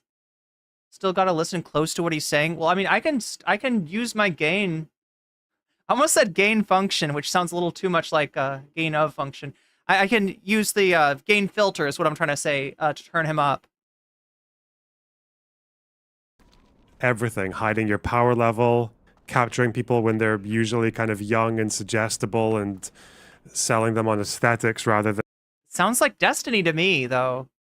This is something that could apply to Destiny. This is something that could apply to Vosh. But you're applying it to Hasan. And you're saying that he is the left-wing equivalent of Nick, or no, I guess you're not comparing him to Nick Fuentes, but you're saying that he's like the, who would be Nick Fuentes by his, what, like Hakeem or something, right? Second Thought would be the Nick Fuentes of the left, I guess, by his estimation. But that Hasan is the mouthpiece of the left-wing Groiper pipeline, is what he's trying to say there. Than substance, and being the kind of foot in the door for them to go and search out more radical, puritanical nutter creators like the Deprogram podcast. So yeah, it's and he talks about that openly. It's it's a problem. And it does Americans. This game is so weird. They're just sitting there punching boars. Is that how you level up in this game? Especially a disservice, because the American left, which could actually be in a very strong position to rein the Democratic Party into different positions and to pull them left, but they waste it. They waste it completely. So they actually not only... So, like, it could be in a good position if they would just back U.S. State Department foreign policy, right? If they would just get with the program and say, I have a critique of capitalism, which I've never heard Lonerbox talk about capitalism. I've never even really heard him talk about, like, reforming capitalism, which is what you'd think a SOCDEM would want to do. But okay, let's take you at your word that you believe in that, but you just have a world, like a geopolitics outlook that just coincides with that of the State Department, right? And you want Hasan to be like that too, because then if he was like that, then he could change the Democrats' minds. But do they hurt other people with all the defamation and all the smear campaigns? I would say even the one that like the little... Izzy Sanchi super chatted $10. 2024 elections was a good way to show these liberal IDF apologetics they were wrong and tanked the election for Dems. PPL like Lonerbox are mad that PPL like Hasan were right and they can't admit it. There is a non-zero amount of cope particles circling Lonerbox's head right now. There's a certain level of cope going on, right?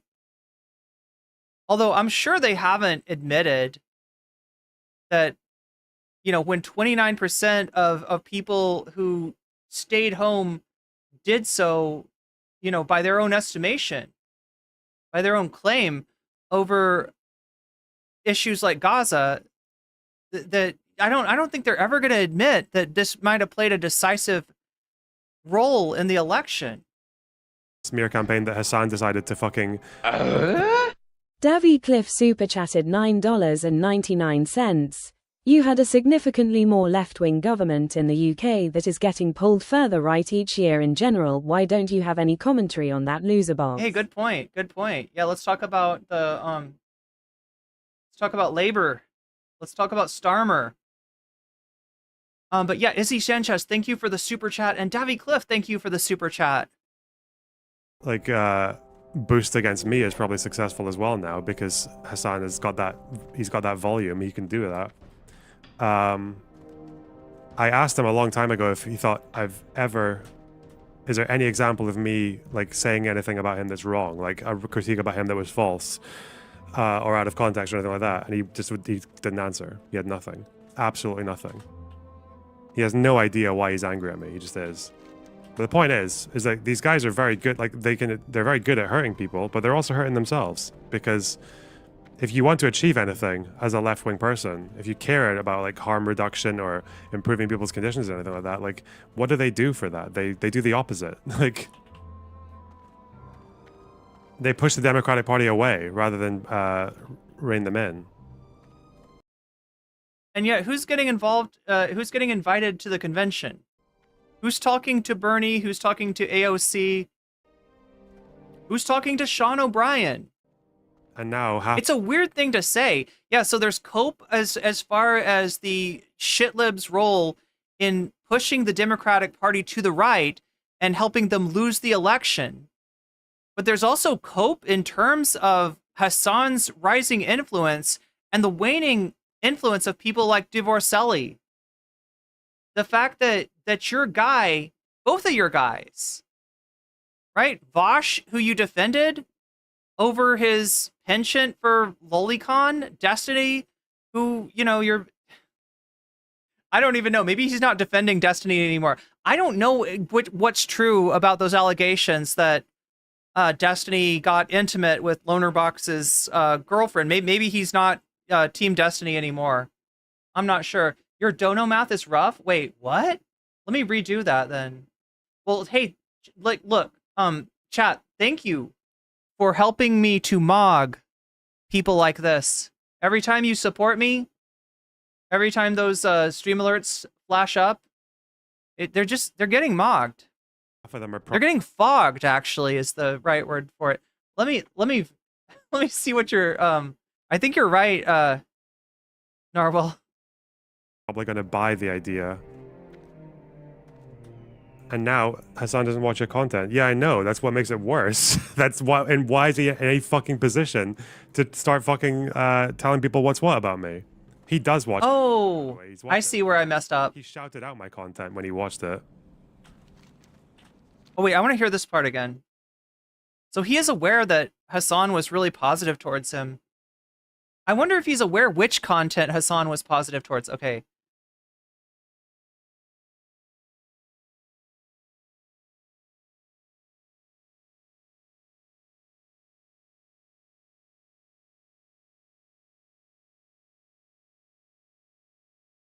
Yeah, wait a minute. Are we at 69? I feel like we're at 69%.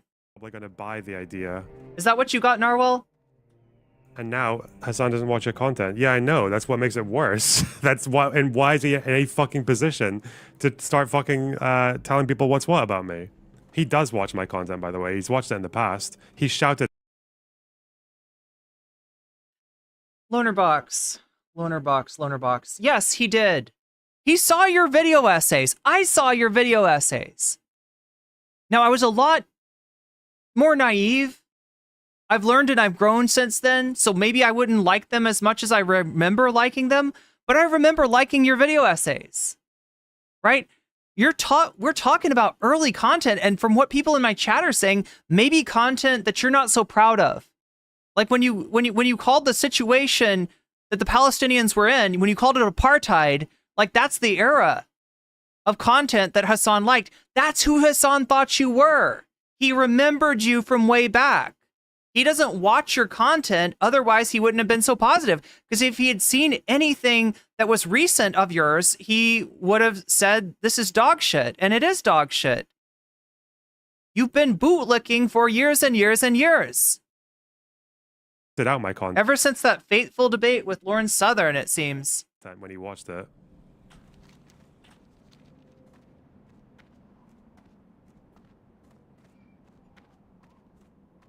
Do you think Hasan cares about affecting change? Nope.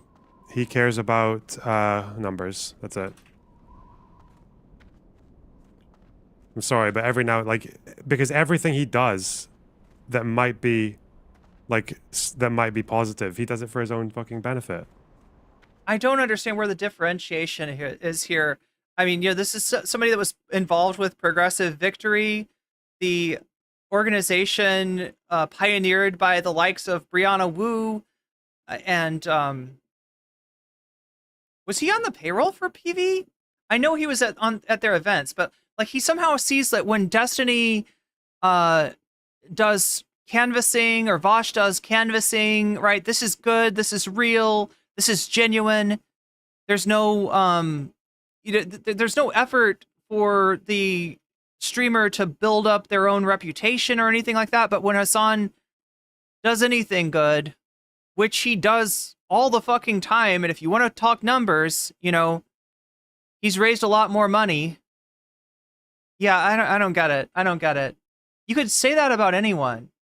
You could say that about anyone doing any good thing, that they're just doing it out of self-interest. They're just doing it because it makes them, it causes them to be perceived in a certain way. It gives them, good press, so to speak.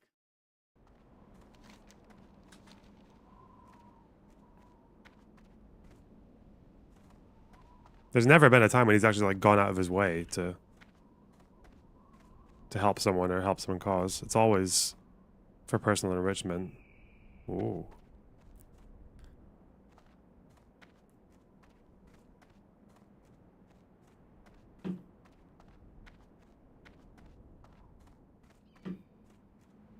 What is he even talking about?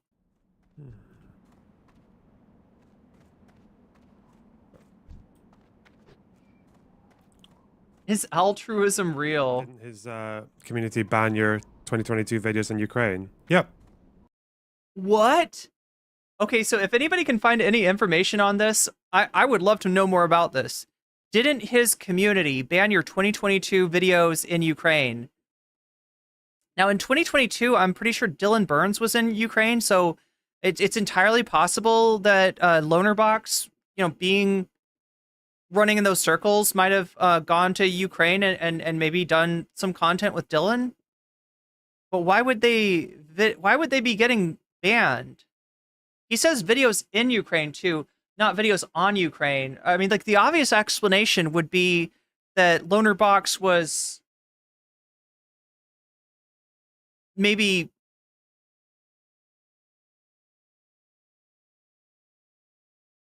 accusing Hasan of being pro-Putin. And that made the community mad, but why would your videos be able to get banned? Like, were you showing like actual combat? Like what gets a Ukraine video banned? Right? What kind of terms of service violation were they finding in your content? Now, Dylan got some... Didn't Dylan get demonetized, or like something happened with Dylan? So I forget what it was about. But yeah, I can't imagine that Dylan did anything that is ban worthy. Deserves. I mean, I disagree with the guy a lot, but think he should be banned.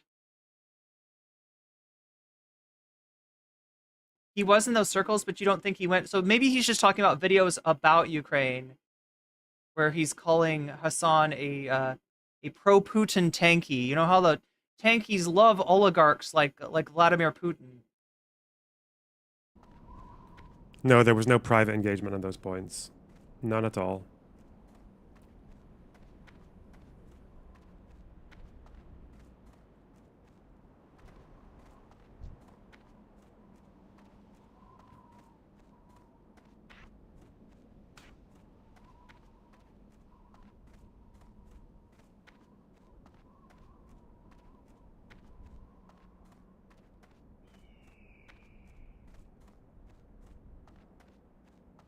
I was doing aids surrounding all of that. I absolutely would have seen it if it was that era. Loner's vids probably got hit mildly, but he can act it up.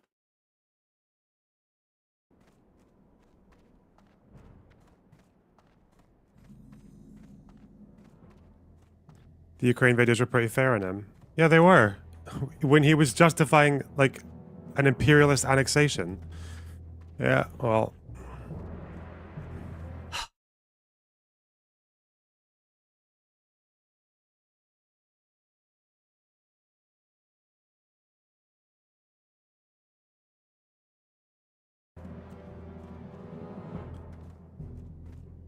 is what it is.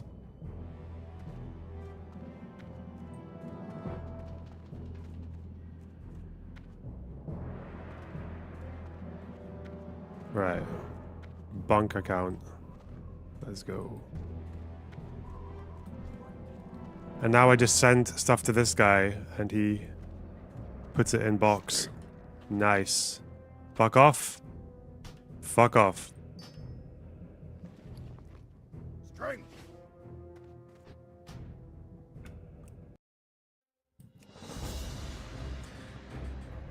Sign his pro-occupation. He supports the annexation of Crimea. Yeah. He supported it wholeheartedly. I feel like there is a clip of Hasan joking about Crimea. Is that where he says Crimea River? Is it hard to figure out that he's joking when the dude says... Davy Cliff super chatted $9.99. Ha ha ha ha, did he not listen to what he just said?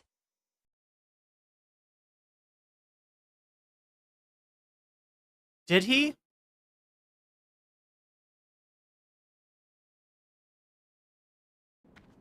Didn't his community ban your 2022 videos in Ukraine? Yep. No, there was no private engagement on those points.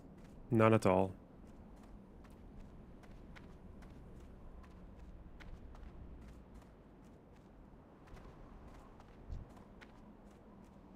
There was no private engagement? Like Hasan didn't get in your DMs? I would think that Hasan was probably not aware of those videos. My understanding of Hasan's awareness of Lonerbox is that it's like circa his original YouTube channel pre-Lauren Southern. Those are the videos. Those are the Lonerbox videos that Hasan probably reacted to. Remembered Lonerbox as having good takes because, yeah, you know, he was a different person back then. But no, I very much doubt that he's aware of you criticizing his Ukraine takes in 2022. Right? He didn't even want to respond to Dylan's criticism, let alone Lonerbox's.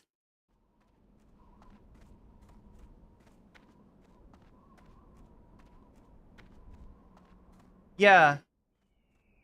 Yeah, it was very clearly a joke, and they're taking it as being they're painting him as a Putin stand based on this.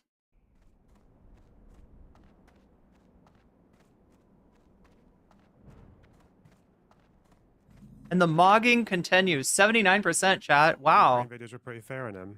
Thank you. When he was justifying, like, an imperialist annexation. Yeah, well...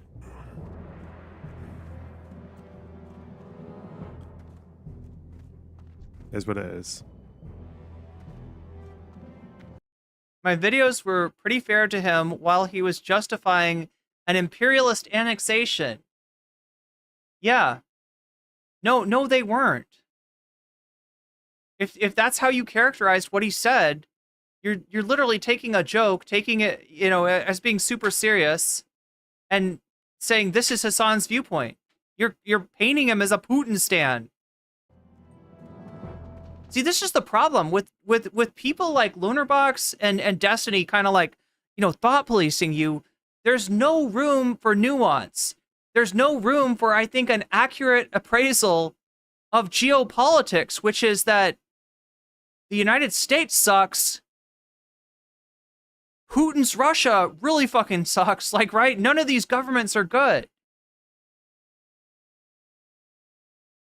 This is a grand game of chess in which we, the people of the earth, are mere pawns. Of course not. Of course you're not gonna fucking they act like you gotta be on some team. You gotta be on Team America, or you know, or you're on Team Russia, or you're on Team CCP.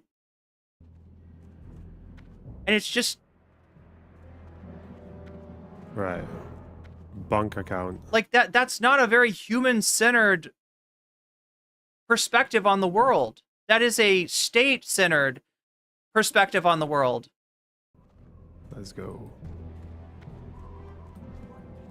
And now I just send stuff to this guy, and he... Are you gonna turn in your quest? Nice. Oh, look, he's playing with OnlyFangs.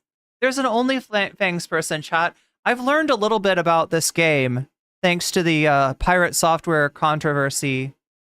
So apparently this OnlyFangs guild right here that Lonerbox is not in is it's for, you know, larger streamers.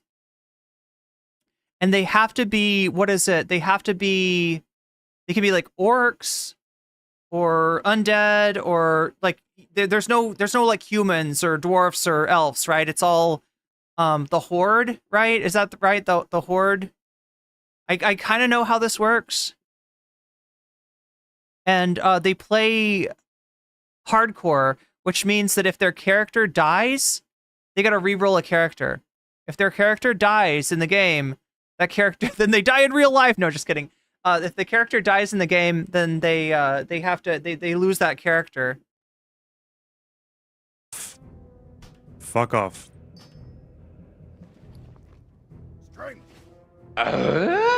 Davy Cliff super chatted $9.99.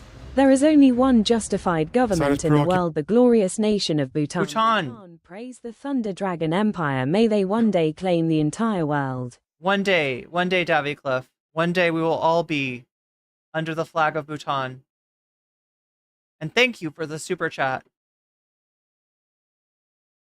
I know more than Elon. Wait, what is this? OnlyFangs are all the most sus streamers to me. And Tyler 1. So Tyler 1's okay?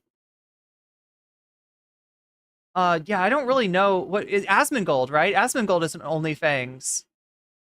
All I know is like AsmonGold, Pirate Software, Tyler 1. I don't know. I actually don't know that much about. I should know more about gaming streamers. No wonder I'm not winning the social game at Twitch. I don't even know the popular gaming streamers. Patient. He supports the annexation of Crimea. Yeah. He supported it wholeheartedly. He aggressively defended it. Aggressively Voted defended over it. Crimea Russian River. But you know, you get away with that stuff, right? Alright, fuck off. Thank you so much. Mail. Wait, there's only the Horde and Alliance. Humans, elves, and dwarfs are all in the Alliance. But that's back in my WoW days. Many things have changed. Huh. Second best is North Sentinel Island. Yes. They're not huge fans of missionaries, I've been told. That's because I played WoW. Yeah, I don't know enough about this stuff, apparently. No undead allowed. That's cringe for it. Wait, no undead allowed? Really? Soda poppin'. Oh yeah, that's are all in the they're all sus. Yeah, I don't know anything about these. Is it like an OTK thing? Is OnlyFans kind of overlap with that? Or is it more like just any big streamer that wants to play hardcore? The streamer group is something at this point. The move right with a large bit of them isn't unexpected. Yeah, unfortunately. Is Lonerbox quitting? That's... It seems... Well, we'll watch what he says. But he's at least stepping away. Let's just put it that way.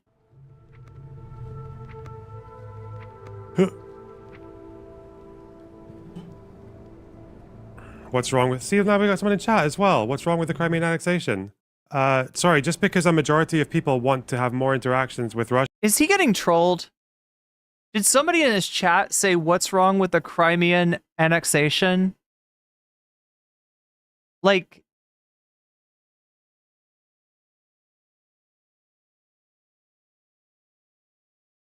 I'm guessing they did that because they knew it would piss him off.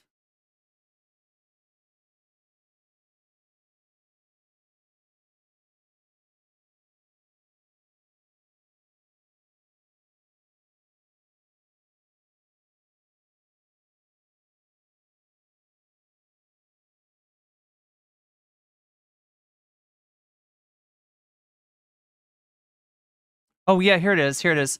Can I ask you what is wrong with the Crimean annexation and with the vast majority of people living in Crimea with Ukrainian citizenship before the annexation wanted to join Russia? What's wrong with... See, now we got someone in chat as well. What's wrong with the Crimean annexation?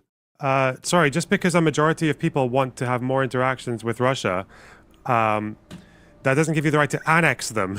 Okay, you would have a referendum. You would push for an independence referendum, and then they can go from there. Because if you do it via annexation, what you're going to do is you're going to have a rigged vote with people with guns looking over people's shoulders and counting the votes. And you're also going to have a situation where people who oppose that annexation are in massive fear for their lives because suddenly political dissent is all crushed. You have authoritarian rule. You have fucking human rights activists disappearing and being found 3 days later in a forest with their eyes gouged out. Yep, that happened. Indigenous people, Crimean Tatars. You have hundreds of thousands of people fleeing the territory and their land being settled on by other people. There are so many reasons it's wrong. Oh my god, wait, what? This is the guy that's... Like, given his takes on Palestine, this is wild what he's saying. This is wild what he's saying. It's not only wrong, it's an atrocity. It's a... Please, make it make sense, Lonerbox. Resolve what you're saying here with your opinion on Palestine. A fucking war crime, all right? It's a really bad war crime. But yeah, apparently... So you're against war crimes. Good, good. I'm against war crimes too. Let's talk about Gaza. And like whatever that sphere of the internet, it's like not only is it acceptable, it's also like it's a fair game for discussion. Like it's so disgusting. So yeah. Is it fair game for discussion, or are you going to police people by accusing them of being Putin simps? I don't care how much your channel grows. Like you're a bad person, and you don't deserve any fucking attention for behaving like that. Sounds like you're jealous.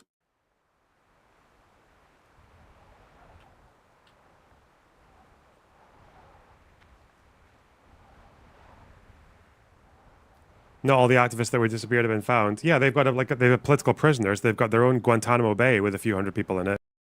They've got their own Guantanamo Bay. So are you admitting that Guantanamo Bay is a fucked up thing that has now existed through 1, 2, 3, 4, and coming up 5 US presidents?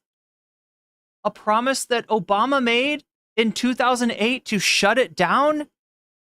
And this promise was never kept?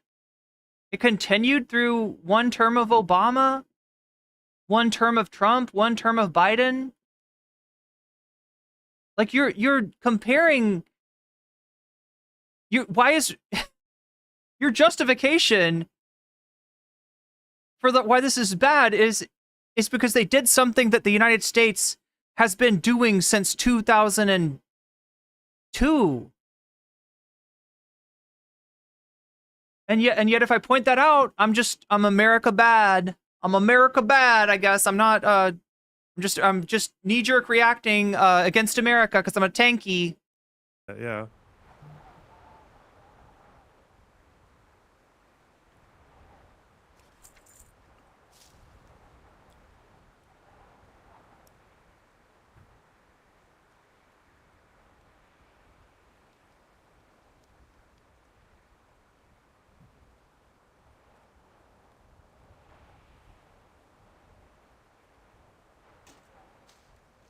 This is depressing.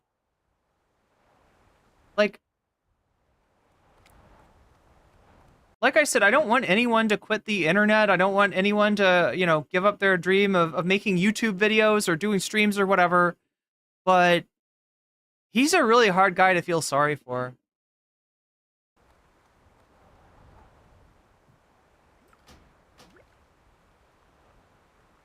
Wait, Tajim, is that a joke? If I think if Russia had a red, white, and blue flag, he'd be okay with them. That's got to be a joke, right? Tankies, woke scolds, and Tinder queers. Those are the 3 cardinal sins. Wait, Ellipsis, where did you hear that from? That's an old school meme. Tankies, woke scolds, and Tinder queers. Did you hear that from Keffels or Demon Mama or me?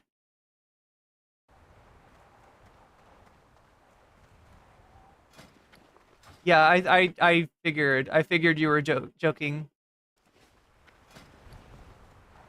Okay, so that's a lot of backspace. That's nice. Interesting. He's a hard guy to watch, but we'll move on to some other videos after this. Luckily, there's other people talking about this too, so we'll take a look and see what they have to say. We'll see what Bad Empanada had to say. It's been a while since we watched a Bad Empanada video. We'll see what Hasan had to say, because Hasan has got some thoughts on this as well. I enjoy this level of backspace.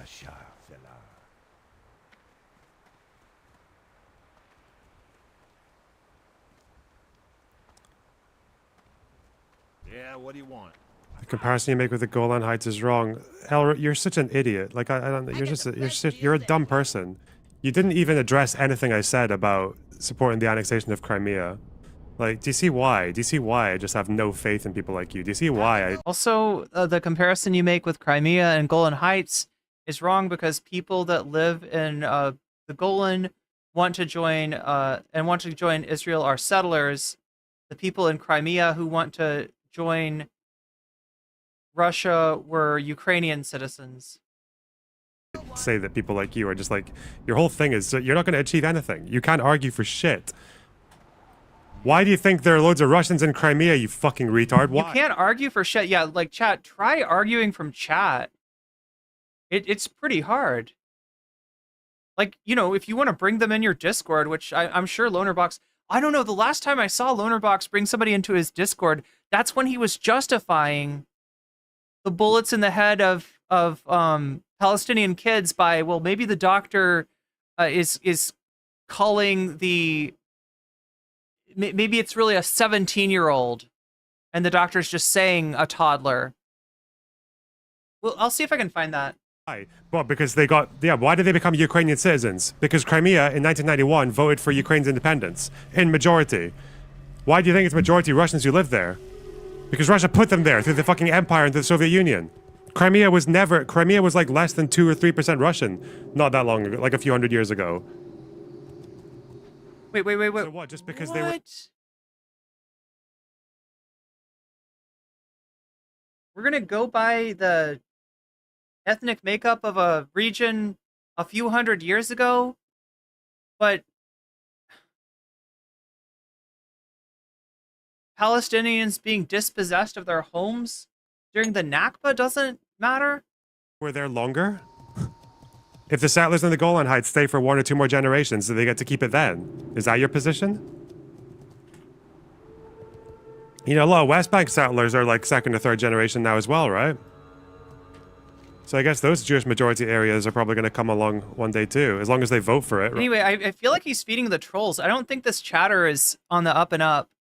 Right? As long as they vote to be part of Israel. I'm just saying. I think there was a few polls before the annexation of Crimea, before 2014, that were mixed. Not every poll showed a majority of them wanting to join Russia. You understand that, right? They were fluctuating. The polls fluctuated. Some said like a bit under 50%. Some said, I think, 60%. It's not even that big of a gap to push for like switching to a different country. But, you know, authoritarians be like that. Yeah, if I remember the Tanky World School Tenderqueer thing, Demon Mama, like, brought it up at some point of, like, the three kinds of people to watch out for on the left were Tankies, Woke Scolds, and Tenderqueers.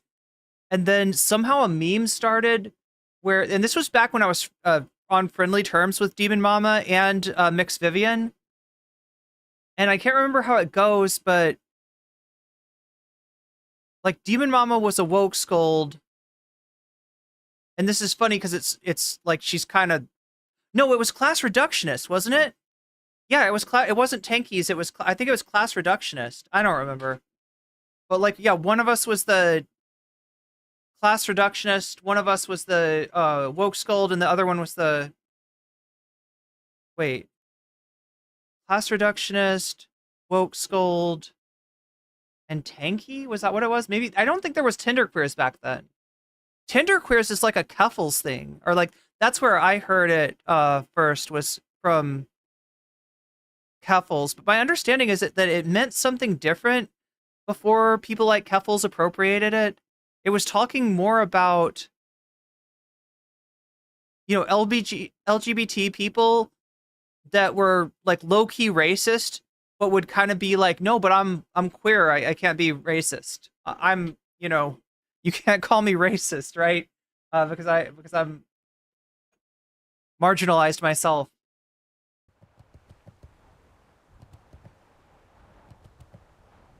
It's such a mess, chat. It's such a mess. Did you just say meow? That's the most human thing I've seen you do so far, Lonerbox. Or feline, I guess. I don't know. It's relatable. That's what I'm trying to say. I relate to the meow.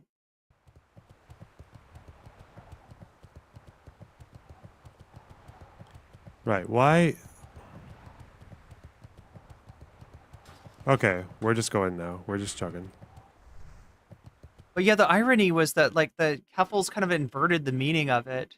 In reality, I feel like when that term was invented, it really sort of applied to someone like Keffels, but in her mind, it was anybody who didn't want to hear the R slur. Wait, chat. Look, I gotta knock on wood, okay? Because my existence on this platform, my existence in life, is highly precarious. So I don't want to be, I don't know. I don't want to be too triumphant, right? I gotta knock on wood in anything that I'm gonna say. But Tinder Scold, I feel like I've outlasted a good many of my enemies, right? I feel like I really have. And just be mining forever, right? Like, I got a lot of shit talked about me back in the day. General public remembers, right? General public knows what I'm talking about. And a lot of those people are just not around anymore.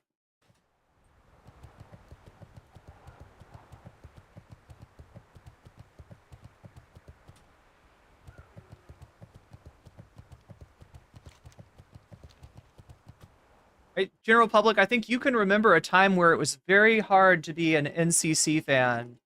It was not easy.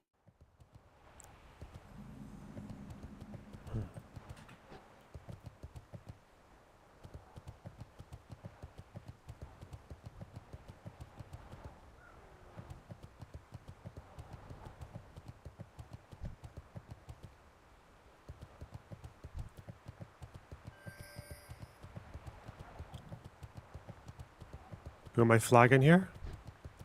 Jin Zala. What a name. Whoa, shit, these are elites. No! Yo, he aggroed something. Wait, I don't know how this game works. I thought when you're riding on your mount, maybe you don't get attacked. Where is he? Oh, he's Hey, taking damage. stop throwing stuff at me. I'm not a crook. What? I'm not a crook? Right, I need crippling poisons. Use this at the pool. Run away from the 2 mobs that spawn without attacking them. Oh. Oh, I can run away, alright. Watch me go. Ooh, da da da. Nah! I'm dazed. Aw. Hey, let's get away. Are you an OnlyFangs? Nope. I'm Look, neither of us are anywhere close to being an OnlyFangs. All right. You have to explain to his chat. This is for big streamers. This is for actual gaming streamers. This is not. I don't know. Could Hassan be an OnlyFangs if he was really into WoW? Maybe they'd let somebody Hassan size in. But yeah, me and Lonerbox are not. We're not getting in. We're not getting in the door. I'm a lone soldier, guys. Yeah, who says crook? That is an old-timey term. Yeah, when I hear crook, I think of the Al Capone gangster. Like, listen here, Shay, we got a really big... Wait, no, I'm doing a little bit of Ed Sullivan there, too. I don't have my old-timey impressions straight, apparently. Monday? What's Monday? Oh, God, that's what's Monday. God damn. Enemies have an alert radius. When they are enemies of the same or higher level, they will aggro on you. Alright, so at some point we need to... We're gonna have to find the next mention. No, I feel like he keeps on talking about Hassan, though.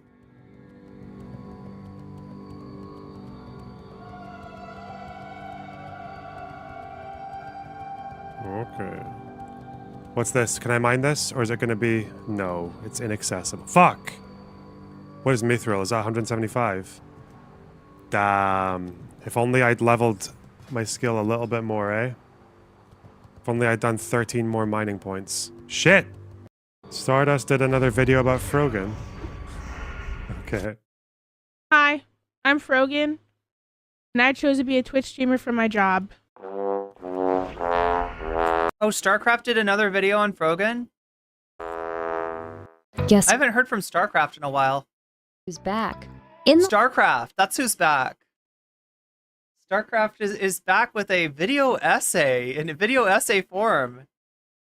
So chat, this is a streamer making a video essay. last video, Kinda- I covered topics such as Frogan's Kind of cool. claims to be a public health expert, her Okay. confrontations with multiple therapists,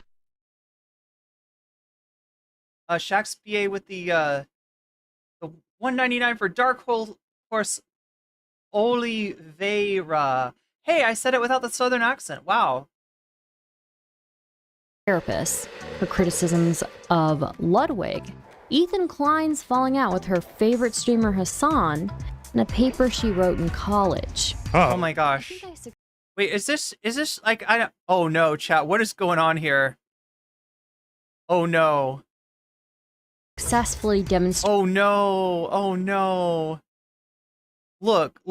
When you're editing your own videos, you gotta be careful about being too, I don't know, ambitious, let's just say. Right? You might want to do something like put Frogan in a Barbie doll box and rotate that box, but her dishonesty, her arrogance, and when you don't quite have the self-realization.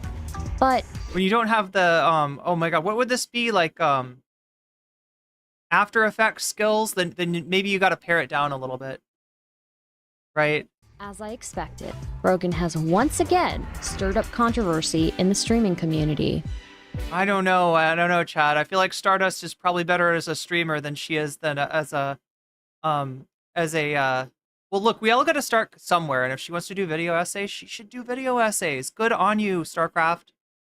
I'm proud to say that I knew you back when you were just a small streamer kissing Nazis' asses in order to make yourself relevant.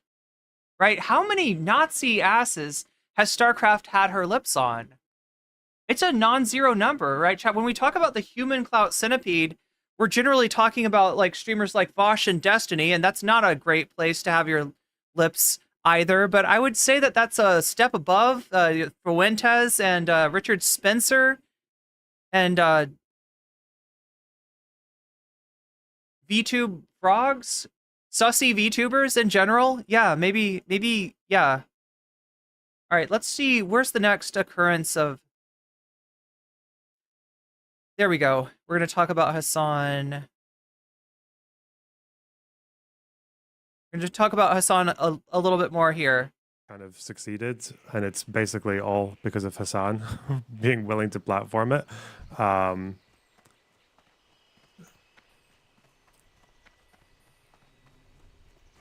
Which is very annoying that you basically have to like suffer the consequences of someone else's stupidity, but is what it is.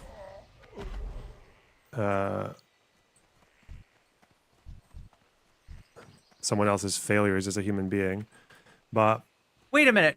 I just gotta say, I just gotta notice the irony here. He said that Hasan was like the left-wing entranceway to the Groyper pipeline, the left-wing Groyper pipeline, like whatever the left-wing equivalent of Groypers is. But then he's watching a Stardust video, right? You're talking about somebody who literally was relying on Groypers for numbers in her Twitch chat. Like that was her content strategy. And it worked for a little while. I don't know where it fell off. Maybe something to do with, oh my god, was it Lavloon? I don't remember. Something happened and then she lost all of her aura. that's not why I'm taking a break. That's just... Yeah, Infrared Haas's ass too. God, StarCraft's lips have been on a lot of asses, I gotta say. A lot of fashy asses have known those lips. Oh wait, no, I wanted to let's oh my god, chat. No, we're not gonna do it. We're not gonna do it. We're moving on. We're moving on. We're not talking about old Twitch poll streamers. Annoying. And it's something that I'll probably be able to work around by myself. But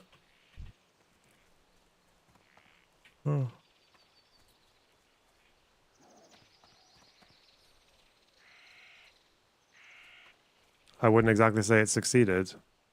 Nah, it's done enough, I think. And it's just the fact that, especially, like, I can handle it coming from, like, Deprogram or Bad Empanada. I can handle it coming from them because they're irrelevant. Like, their audiences don't matter to me. Like, I don't care about that. But the fact that I've noticed this recently, that when it comes from people like Hasan, the problem with Hasan is he is so good at just, like, roping in people who are basically just, like, unwitting social democrats, right? And, like, These poor, naive sock dems. He ropes them right in. He ropes them right in with his dashing good looks. The fuck out of them, and if I'm getting painted bad in the eyes of those people, so this is what he's saying, right? This is where he draws the line. This is why he feels this is his explanation for why he needs to step away. The people that would naturally be his audience have now had the well poisoned for them by Hasan platforming evil tanky Bad Empanada. And being, let's face it, a small creator who doesn't really have the resources of the community to defend themselves. And it's not like there's some social democrat safe space on the internet where you can fall back on. Like, if you're a breadtuber and you get attacked. It's just so funny. Lonerbox, you had the world on an oyster in 2021.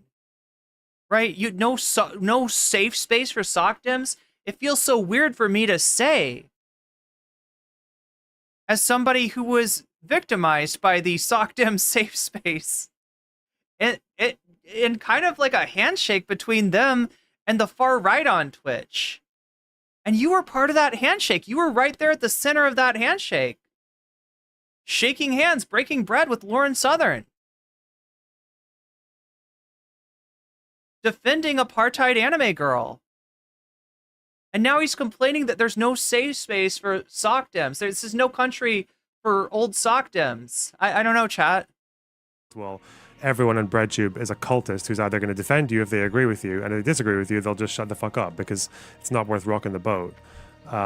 Sounds kind of Kasperian. Like they're cultists, you know? They're left maxing, and it's a cult.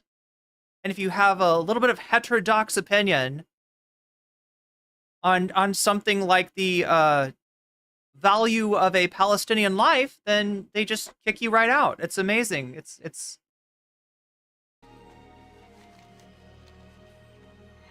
yeah, exactly, regular Handra. But I don't really have that. There's not really anything that I can fall back on. Well, So if I have to navigate, he's not calling Hasan a SOCDEM. He's saying that Hasan has such a broad appeal that he's pulling in SOCDEM. So what he's saying is that when he gets his video reacted to, or sorry, when Bad Empanada does a video on him and Hasan watches it, right?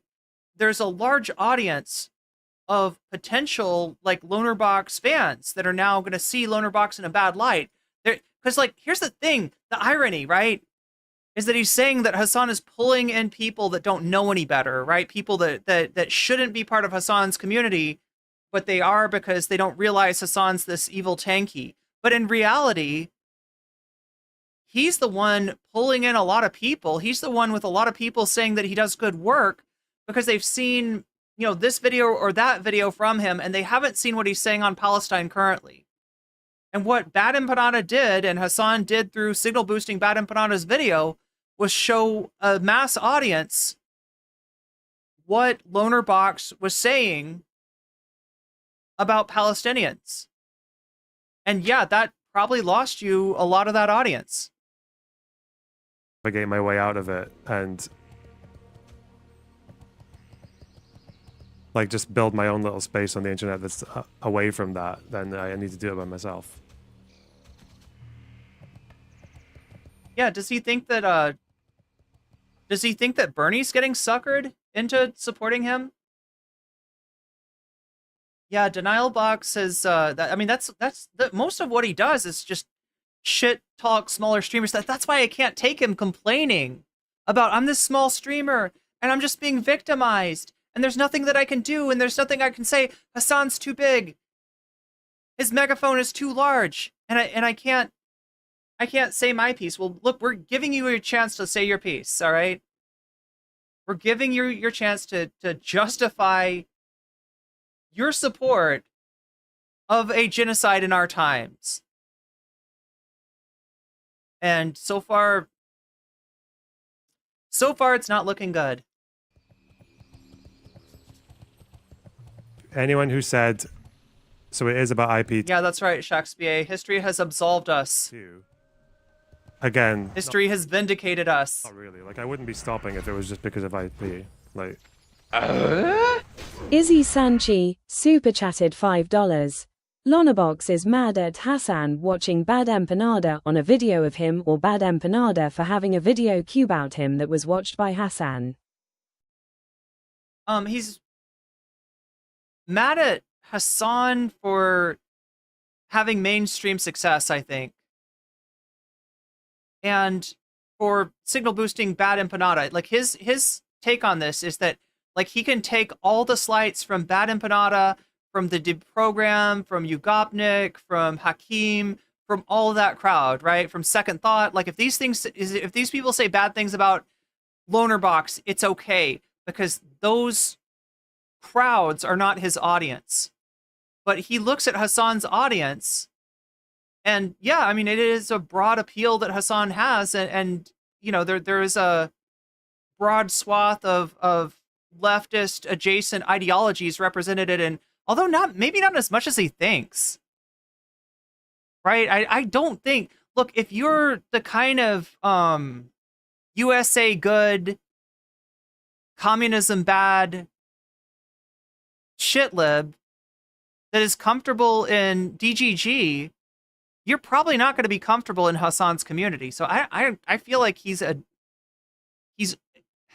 I don't think that you need to be this despondent, Lonerbox. I don't think you're cooked, in other words, right? I don't think you had a chance with a lot of those people anyway. But it does feel like the world has turned. And it does feel like the center of gravity is in a different place now. And as somebody that was being lied about by the likes of you, when Destiny was the center of gravity, when Vosh was the center of gravity, I can't say I feel that sorry for you.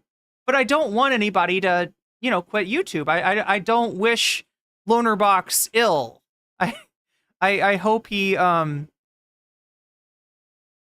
he should do his thing. He should do his thing, right? I'm not trying to spit on his grave or anything. I'm not trying to teabag. I couldn't even if I wanted to. I don't think it's physiologically impossible at this point for me to teabag Lonerbox. So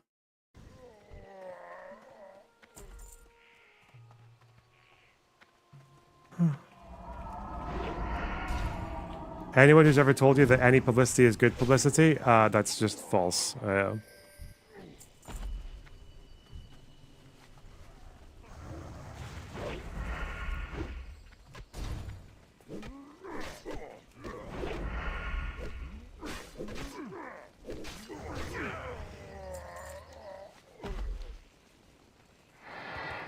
Imagine Hassan prevented you from joining on. That's not.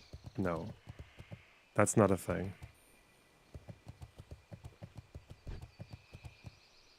Oh, there's another fucking. Where's this guy? What the fuck? Where's the screecher? Oh well. So chat, I wish I could tell you. I think the most poetic justice of all, given that Lonerbox is apparently using a hardcore character in WoW, would be that his character dies at the end of this. I'm sad to tell you though, that's not the case. That's not how it works out.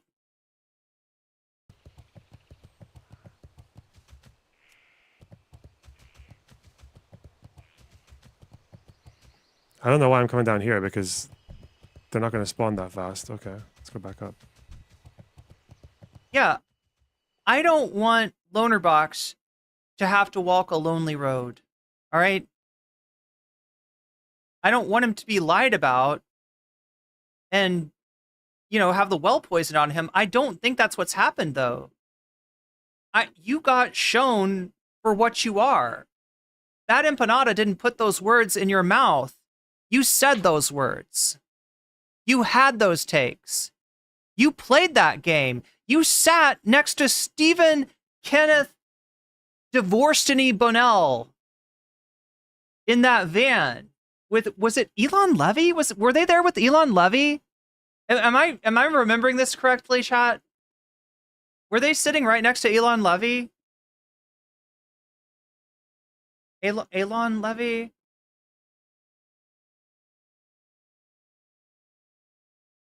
Like, you went on what looks like a state-sponsored trip, publicity trip for Israel. Lonesome Road DLC. Is that a reference? Is that DLC a Green Day reference? It's the only road that he's ever known. Yeah. It was Elon Levy. I do remember that correctly. Yeah, I mean, like, look, you did that. You did that. If you don't agree with that, if you have some kind of pangs of conscience about what you said and what you did and who you supported while a real life genocide was going on, then say something. Like, I don't know which... I honestly don't know which Lonerbox is the real Lonerbox. Right? The one from the old video essays, or the one from Twitch Politics, the one from the streams, the one that had no problem lying about me and my friends.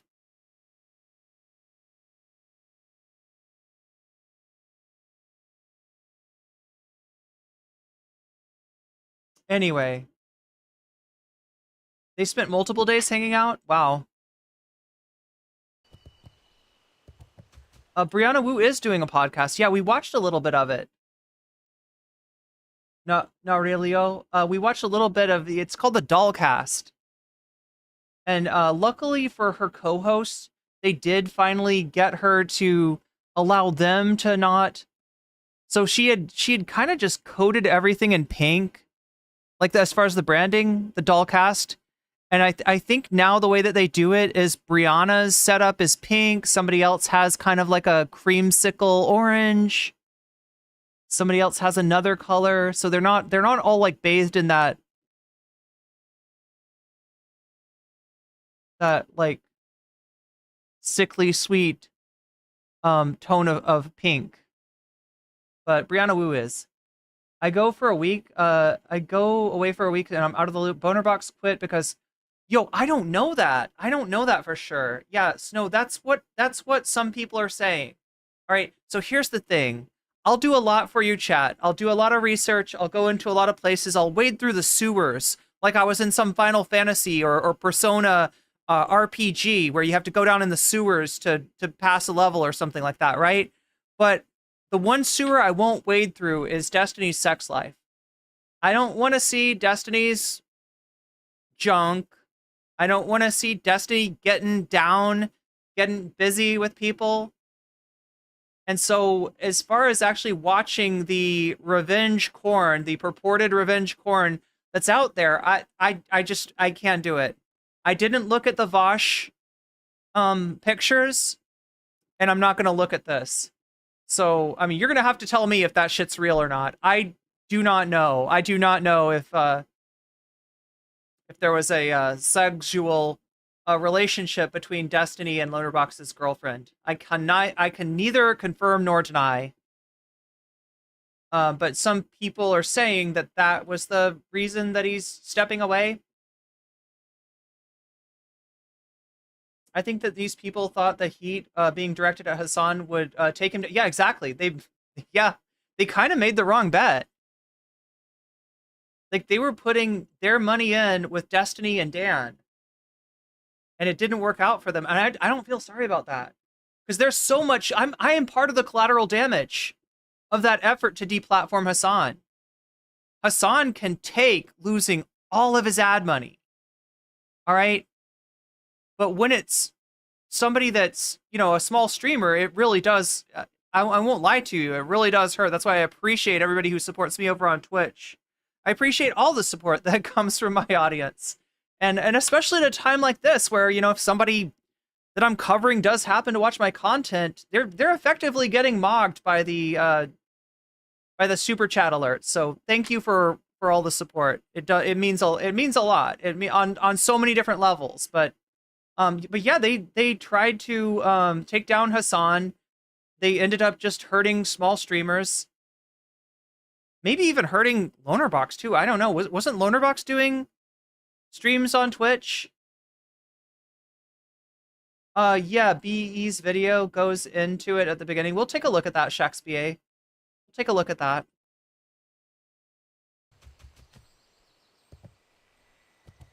Yeah, as much as I want to feel bad for this guy just doing his lonely stream, his lonely sad boy stream, I'm telling you, he's really hard to feel sorry for.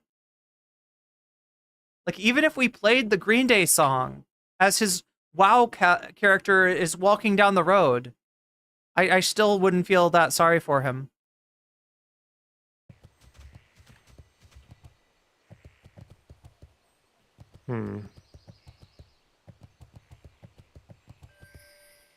Oh, what's this? What is that? Is that a screecher? That's a screecher. If I ever saw one. But it appears to be stuck inside a building. Okay. Did you know Pirate Software worked at Blizzard for 14 years? Where is this guy? It's maybe above, or it's like literally inside the building. Okay. Fuck that. I think he's looking for his healer here. He's finally got somebody to walk the lonely road with him. He found a sad boy healer to... No. Looking. Yeah, I think this is it, chat. I think this is it. All right, so we got some... What do we have?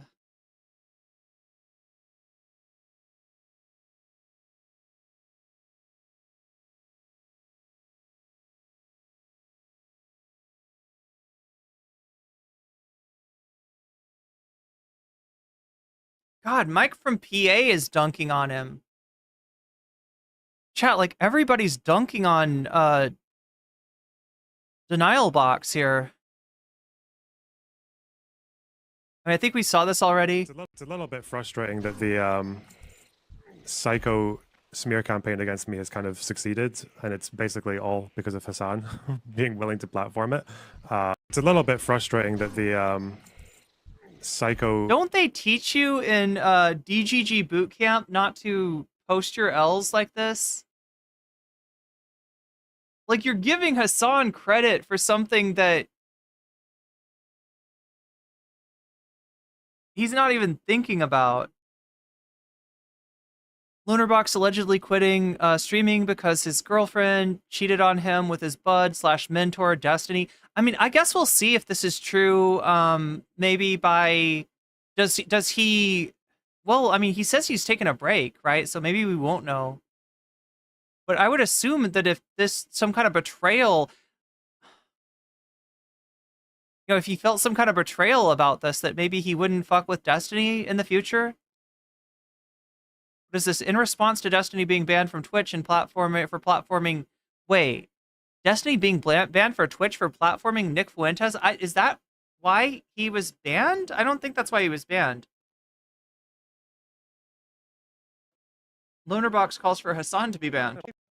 I think maybe the argument you could make... Also, if we're talking about Hasan, fucking hell. Last time I was on Hasan's stream, I was streaming while I was watching Hasan's. He was watching the UN. He was watching the UN condemnation of Russia's invasion of Ukraine. And the Chinese person was speaking. And Hasan's chat went fucking ballistic. Like, China simping. Like, tanky fucking, like, no genocide, ooh-woo fucking, like... You do not know how to understand a Twitch chat. Simping for the Destiny needs to visit the Spankologist. CCP and shit. And he doesn't do anything. Someday, chat. Someday we'll get to see what the Springfield Spankologist is all about. That clearly he doesn't, because I know he doesn't. I know Hasan doesn't believe in that stuff himself. I think if Twitch was really concerned about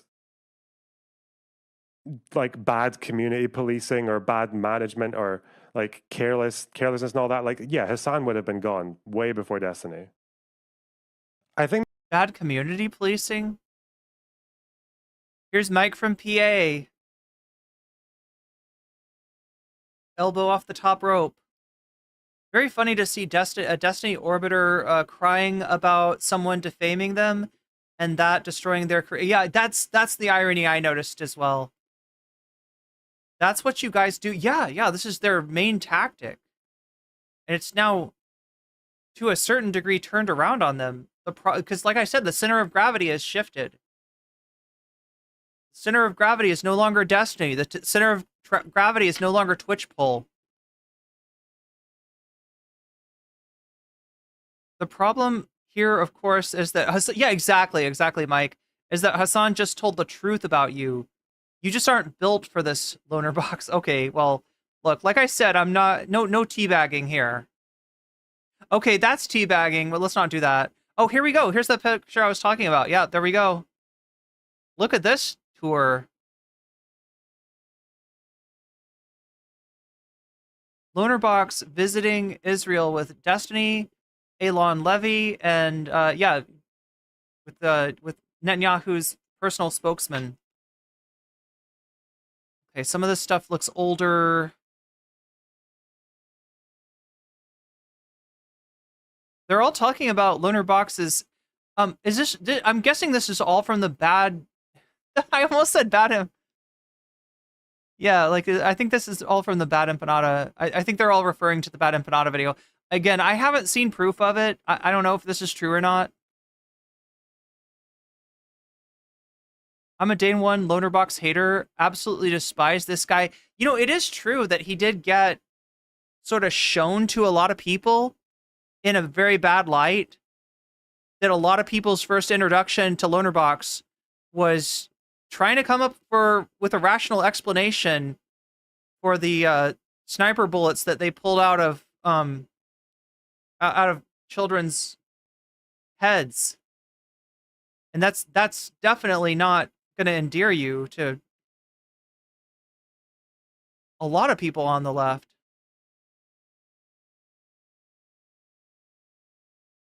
We see him blaming Hasan for his own failures because, of course, it's someone else's fault. This guy was boosted by Destiny. Yeah, he's complaining about Bad Empanada being boosted by Hasan.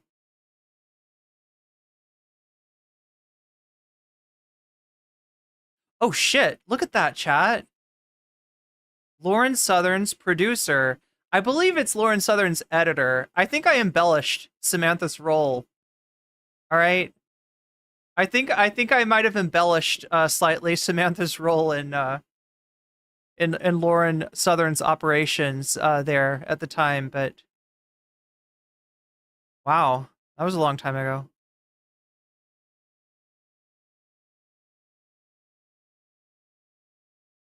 Anyway, the world has turned. Things are different now, and there's a lot of fuckery in the world. I am legitimately scared about the way things are going, but you know, as far as the center of gravity when it comes to political Twitch and YouTube, it's on the left. It's shifted in a good way. So at least there's that. Yeah, shouts out to Samantha. That's right. That's right.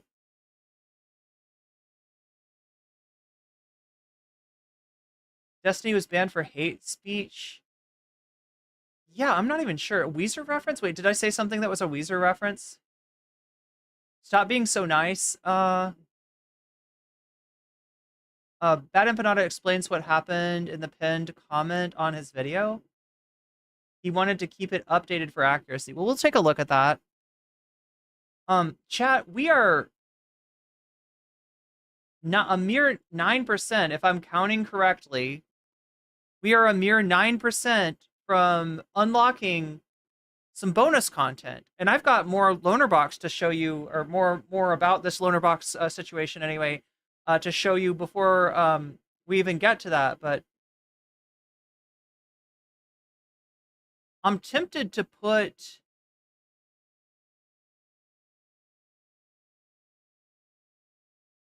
producing editor. Yeah, I don't know what Samantha's role was exactly. All I know is that people claimed that Izzy Sanchi super chatted $5. It's funny how Destiny, Lonerbox and Ethan got caught in their plans against Hassan.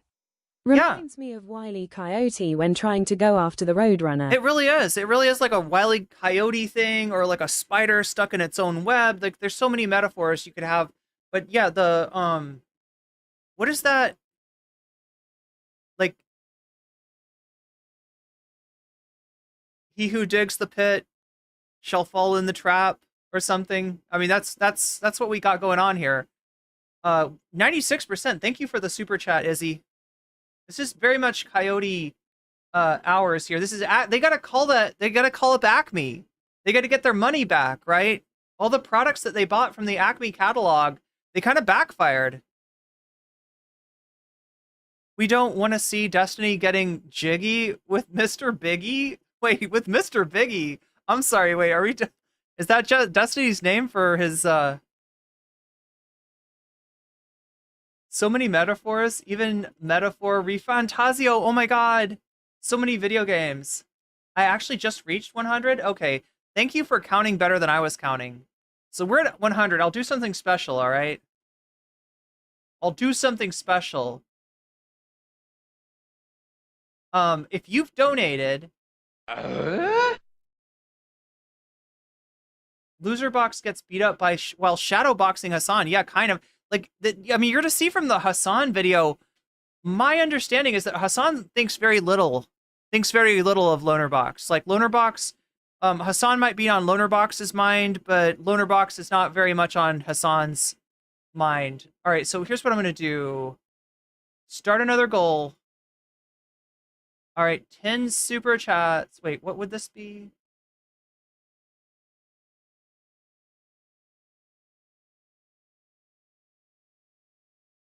Wait, it's not letting me like change this.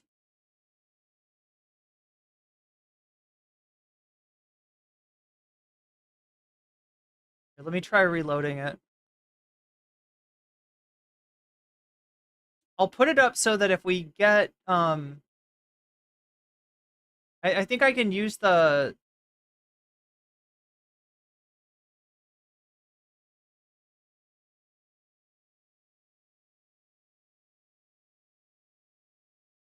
it's like not working. Maybe you can only do, can we achieve Rodard? Yeah, I mean we could put like I was gonna try to put like I was gonna try to use the goal to see if we get to like 200, then we'll unlock extra content. We'll get not just like one extra content, but we'll get, oh wait, I bet it's on here. I bet I gotta do it like this.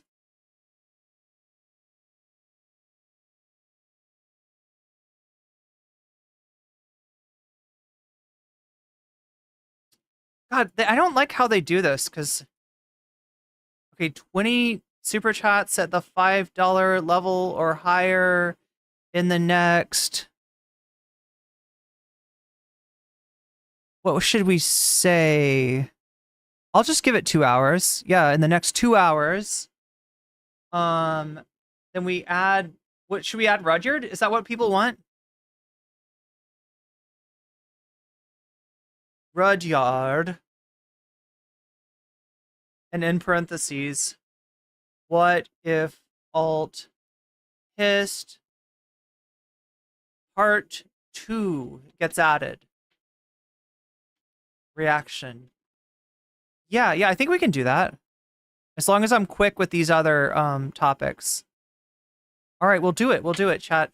Yeah, I wanted to set it up just so that if, like, so understand, like the goal that I'm going to put down says 20 super chats of 5 or more. I'll do this if we hit any combination. If we get to 200, right? It doesn't matter if it's like, you know, 2 of 50 or 10 of 10, or if we hit the next level, right? If we hit the next 100, then we'll do Rudyard. How does that sound? And then that gives us a chance to so what's winning though? The TikTok Nazi wizard is winning. Remember, if you have donated and you've got an opinion on wow, it's 32% to 31%. TikTok Nazi wizard is very close. Elon cheats at video games is very close. New Philosophy 2 video isn't that far behind, and yeah, it's all very close. It's all very close. I'm not going to do too much, general public. Sunday has a special connection with Rudyard that I wouldn't want to disrespect. Do him? We'll do it. Oh my god. Do Rudyard. Somebody needs to do... No. Why am I saying this? Somebody needs to do Rudyard. No, that's not true, chat. That's not what I mean. That's not what I mean. Maybe Rudyard can do himself. I don't know. But yeah, I'll give you... Look, I'll go on and do the rest of the Lonerbox content and give you a chance, if you donated, to let me know in the chat which topic you want to put your donation behind. and then that can decide, because we're so close. We're literally 1 point away between Elon Musk cheats at video games and the TikTok Nazi wizard. So yeah, let's go. Let's watch the rest of the Lonerbox content. The lonely road that we walk with Lonerbox. Davi Cliff super chatted $9.99. Rudyard is Muad'Dib. He has seen the golden path. He does sound like he has he can see all things at all times. He's the one who can be in many places at once. He's the one prophesized. All right, so what do we have? We have Hasan Lonerbox, then we have Bad Empanada Lonerbox.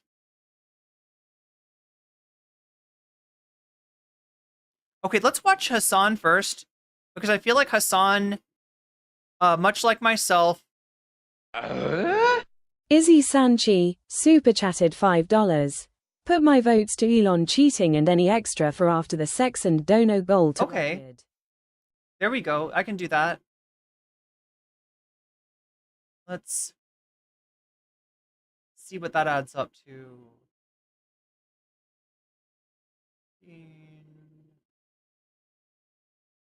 20. Okay, so 20 goes to Elon Musk. So yeah, Elon Musk is decently ahead. All right, yeah, I'm thinking we'll watch Hasan first, because Hasan is Hasan is being nice. Hasan is not teabagging. I cannot say the same, though, for Bad Empanada. Bad Empanada seems to want to do a little bit of teabagging. And I guess that's his right. Comprehend is that if you are only invested in drama, if your only output is like how much this content creator sucks, and you don't actually wait. Oh wait, I misadded. Wait, I think you're adding you're adding like what? 45. Not 25. Okay, gotcha. Establish a well-defined worldview and cultivate a community that's coming back for something beyond just you shitting on someone that maybe they don't like, okay? That well is inevitably going to dry out, or even if it doesn't dry out, that is going to be unimaginably toxic for you. What is this? Enjoy some hater tears? It's very funny to see a Destiny Orbiter crying about someone defaming them. Wait, what? Failed musician, genocide denier, Lonerbox admits his audience with small children. His short-lived political commentary career was ended by Hassan Piker taking a small detail one day to spotlight this pathetic, poorly researched videos. Wait, what? What did I do? Wait, he quit? I did that? How did I? When did I do that? Dude, I spent the better part of wait, what? Bro, I've talked about Lonerbox literally its collective total on this broadcast of maybe like 35 minutes max. In that process, the first, I would say, 30 minutes of me ever talking about Lonerbox on this broadcast is overwhelmingly positive. Yeah, this used to piss me off. Like, the chat would bring up Lonerbox and say, did you know that Lonerbox said this or said that? Sometimes it would be Lonerbox said this about Palestinians, or sometimes it would be like Lonerbox said this about you. And then Hasan would be like, no, chat, I've watched Lonerbox. He's got good takes. He's got good takes on Israel-Palestine, right? I agree with Lonerbox. No, chat, you're like, he defended Lonerbox because he assumed that Lonerbox's opinion that he had seen, I don't know, 4 years, it wouldn't be 4 years ago. What would it be like? Yeah, 4 years ago. It'd be like 4 years ago, probably, when he watched Lonerbox. Like, he assumed that the opinions, the takes hadn't changed. And back then, Lonerbox was calling it apartheid, which it is. And he was like, no, I agree with Lonerbox. What are you talking about? He was defending Lonerbox to his chat. And it was pissing his chat off. And it was kind of pissing me off, too. Because, like, I had been watching Lonerbox more. It was just kind of depressing, right? That, like, somebody like Hasan was was not aware of how bad Lonerbox had become. As my audience yelled at me and told me that he actually engaged in a lot of like, you know, Israel apologia. And I was like, I don't understand. He introduced me in his videos with like, with the likes of, you know, Beast Process. And like, I think he had a very charitable opinion. Hernan Jose, you found me. Congratulations. And I think yeah, the rumors of my demise have been greatly exaggerated. I'm actually doing okay. I can't say that I can't say that for everybody from Twitch poll, but I'm doing okay. he had a pretty decent understanding of what was going on in terms of like Israeli history and Israeli apartheid, including but not limited to calling what Israel was doing in apartheid and all this stuff. And everyone yelled at me and they were like, no, he's a phalangist or whatever. And I was like, I don't know about any of that stuff. It just seems like he's a reasonable guy. Okay.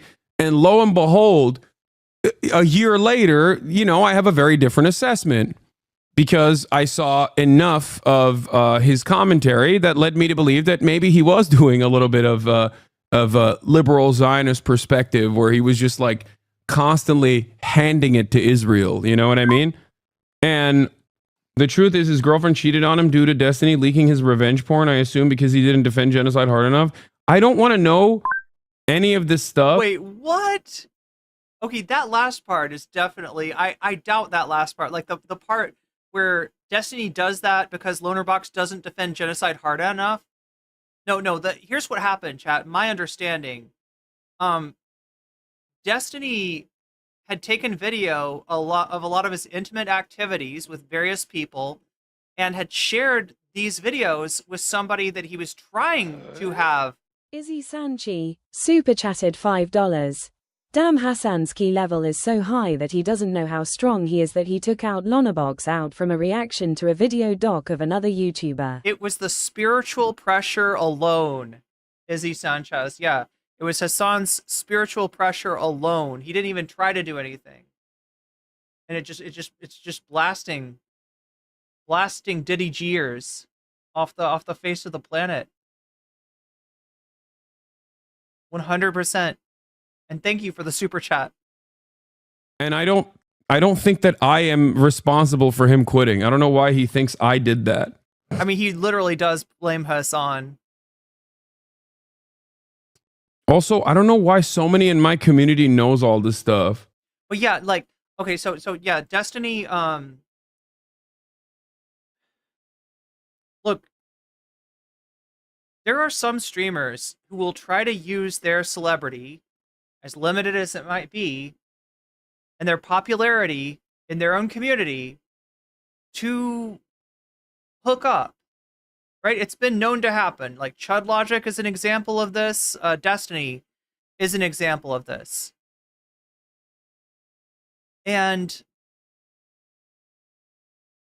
Destiny showed one of these people that he was trying to rizz up, one of these Discord, I guess that, I don't like to call people Discord kittens, but I guess that's the colloquial term that's come into use.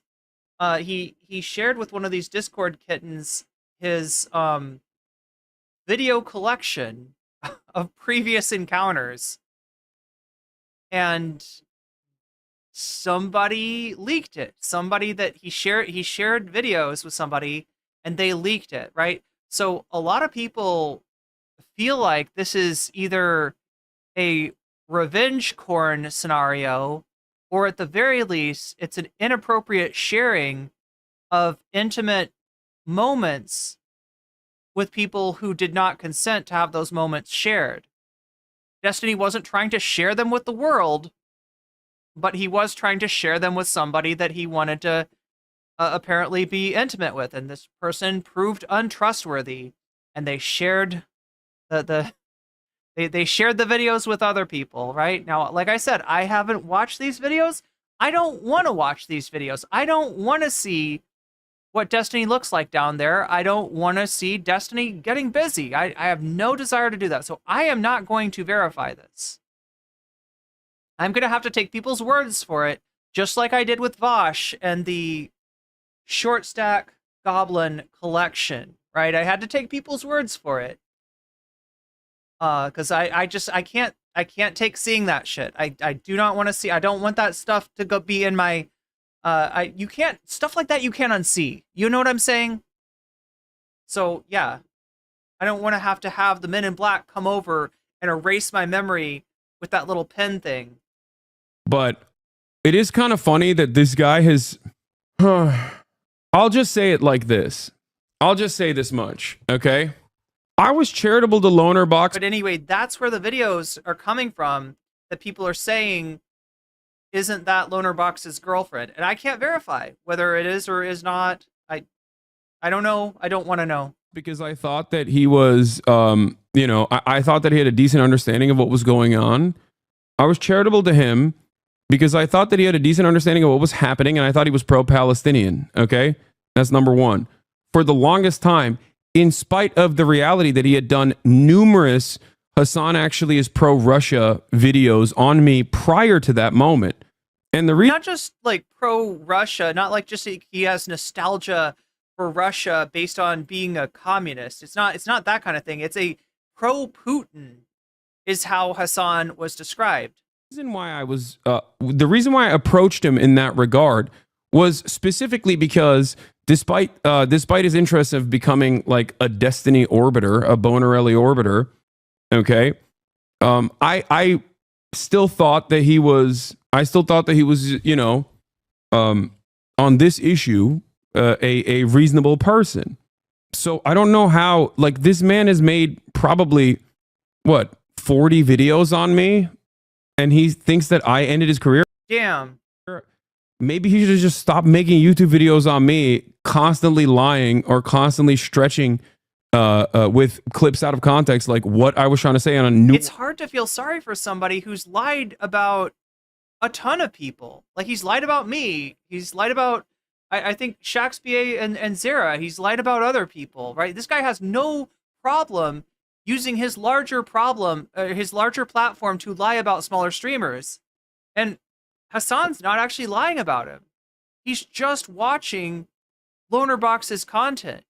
He's just showing the moments that maybe Lonerbox isn't so proud of to a larger audience, and that's what Lonerbox thinks has effectively, stopped his ability to grow his audience. Was on a nuanced conversation that probably led his own audience into thinking like, all right, man, like, I don't really care about the 11th time that Hasan has slipped up again and shown his anti-Semitic radical pro-terrorism ways, I don't get it.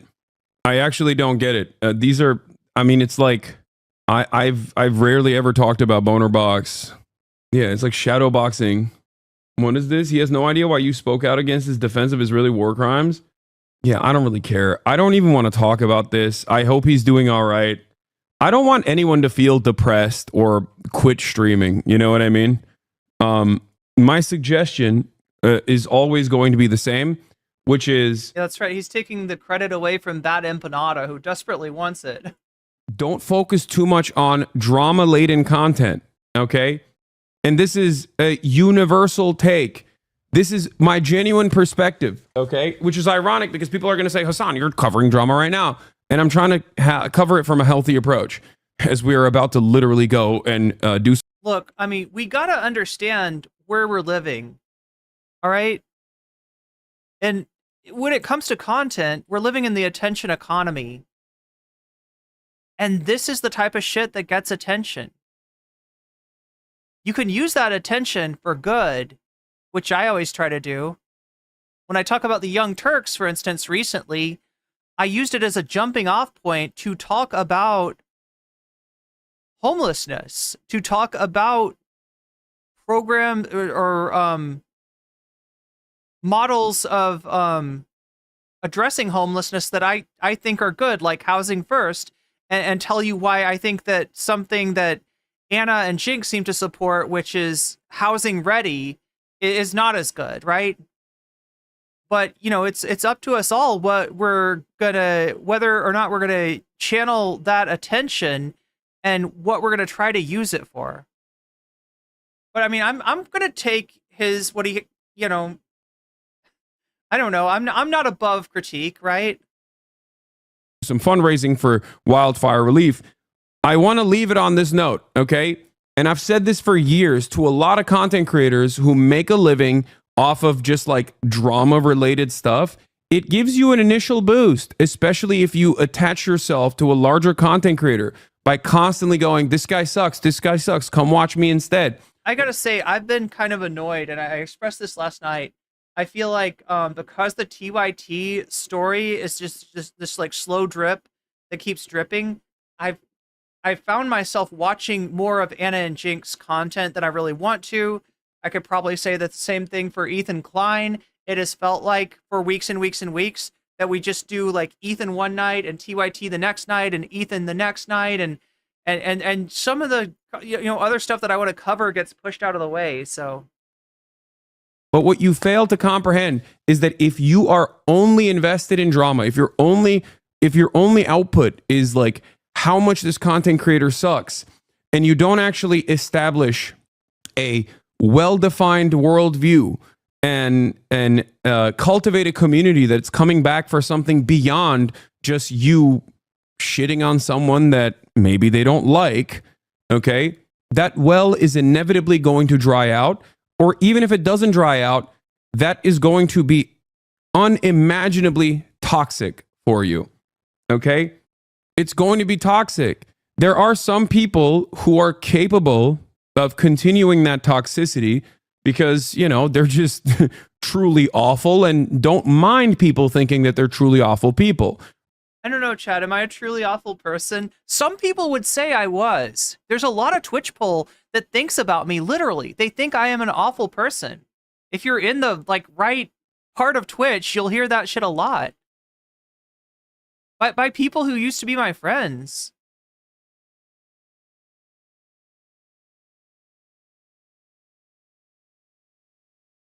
I think I got pushed into it. I don't think it was my fault. I think I had to fight for my life. I think, not literally, but fight for my existence as a content creator. I think I got put in a place where I was fighting for the small audience that I had accrued, and I lost a lot of that audience. Because when I had overlap with people that I then criticized, a lot of people, if you look at it as a divorce, I lost a lot of people in that divorce.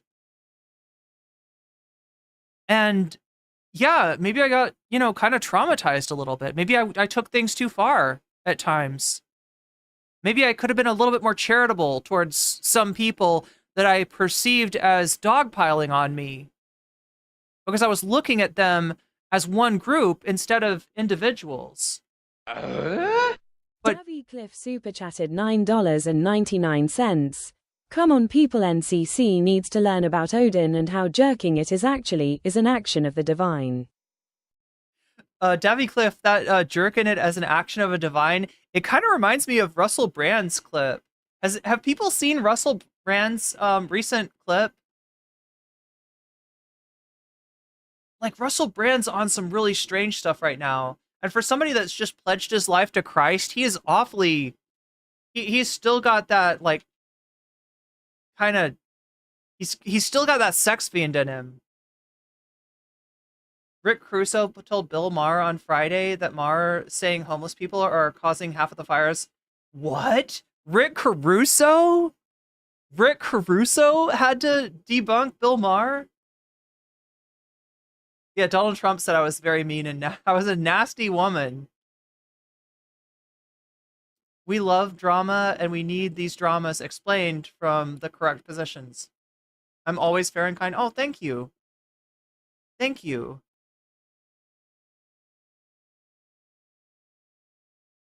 But I mean, I guess all I can say is that I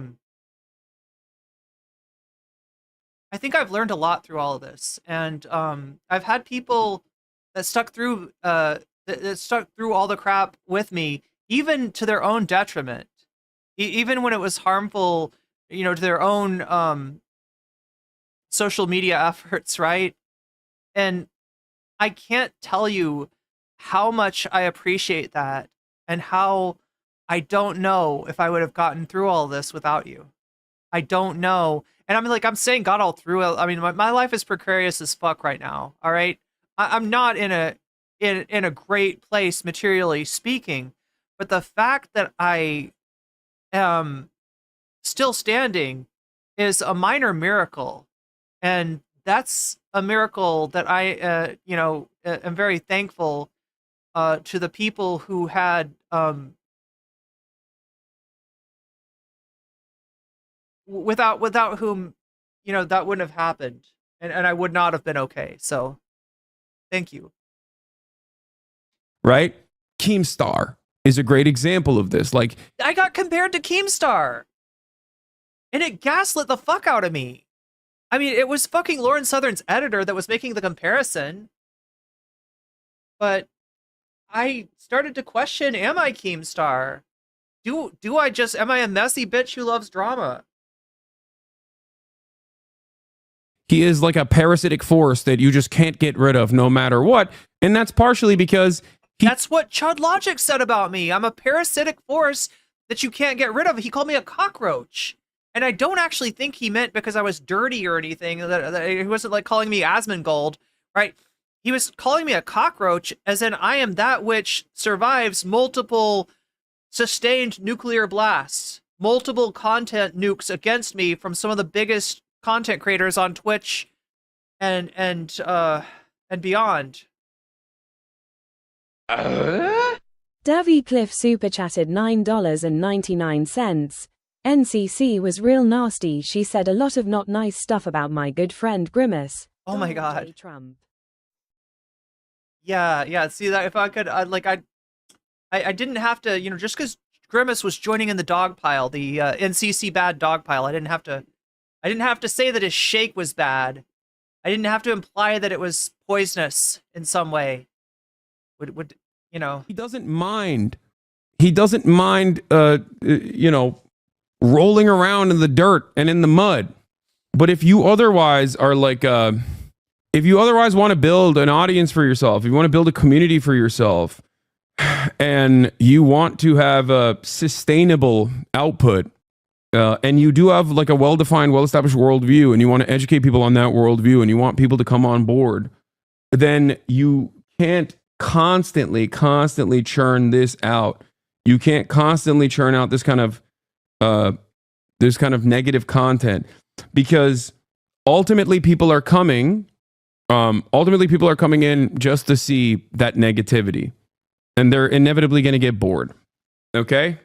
All right. March.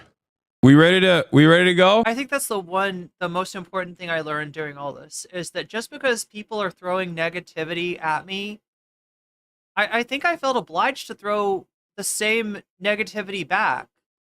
And I'm not that person.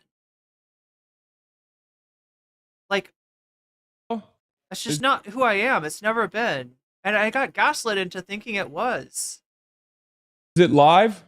Okay. Less drama, more fixing that jump shot? Yes. Why are you telling us this? I mean, it's just like a broader point that it's a broader point that I feel the need to. I don't think. Wait, is the Shamrock Shake the Grimace Shake? I thought the Grimace Shake was the purple one, right? Address every now and then. I still haven't had the purple shake. All right, we're gonna. I didn't know that was the situation for Lonerbox. I mean, we are gonna go now to. Well, look, I'm okay with the slop. I'm okay with the drama. I just don't want to be like overtly negative. I don't want to let it change who I am, right? You're judging me by my enemies? Oh, thank you, J-Rock. The place where we're going to go now to the place where they're doing the fundraiser, the wildfire fundraisers, wildfire relief fundraisers. Yeah, but remember, chat. Put the address down. Remember, Hasan doesn't do anything, for other people. It's always this is a very greedy thing that he's doing right here. I'm gonna swap over. Very, very self-centered, narcissistic. You are endlessly charitable. I'll be the bad guy who laughs at people who hate us at quitting. Yeah, I mean, I'm always gonna maintain that same position that I have maintained. Wow. Goodbye, TikTok. Goodbye, JoJo. I don't know, chat. I mean, like, I think I just took it really personally when people didn't like me and said bad things about me. And I don't really need to take that to heart. Like I always want to be open, if I am doing something wrong, to give myself the space to take a step back and to really examine that. And I ask myself if I'm being who I truly want to be. But yeah, I wouldn't have subscribed and gifted subs to your channel if I thought you were ick. I saw your channel on Twitch. 5 minutes I knew. Sincerity is rare these days. Oh, thank you, Hernan. All right, well, on that note, let's switch to someone who is able to wade through the negativity. So Lonerbox has announced that he is quitting YouTube. Much better than I am able to, right? So yeah, of all the people reacting to Lonerbox quitting YouTube, I would say that Bad Empanada is going to be maybe the happiest about this. Hi everyone. So Lonerbox has announced that he is quitting YouTube, and he gave a bit of an iffy answer for that. Like he said, it was in part because he was supposedly harassed and smeared by me and Hassan. But I actually found out the real reason just now, and it's that Destiny cucked him. His girlfriend cheated on him with Destiny. His girlfriend, who of course in the first place was someone who he met because she was like a Destiny orbiter, and then she cheated on him with Destiny, and that is... So, unfortunately, chat, I know the person that's being talked about here. She is technically a friend of the VOD.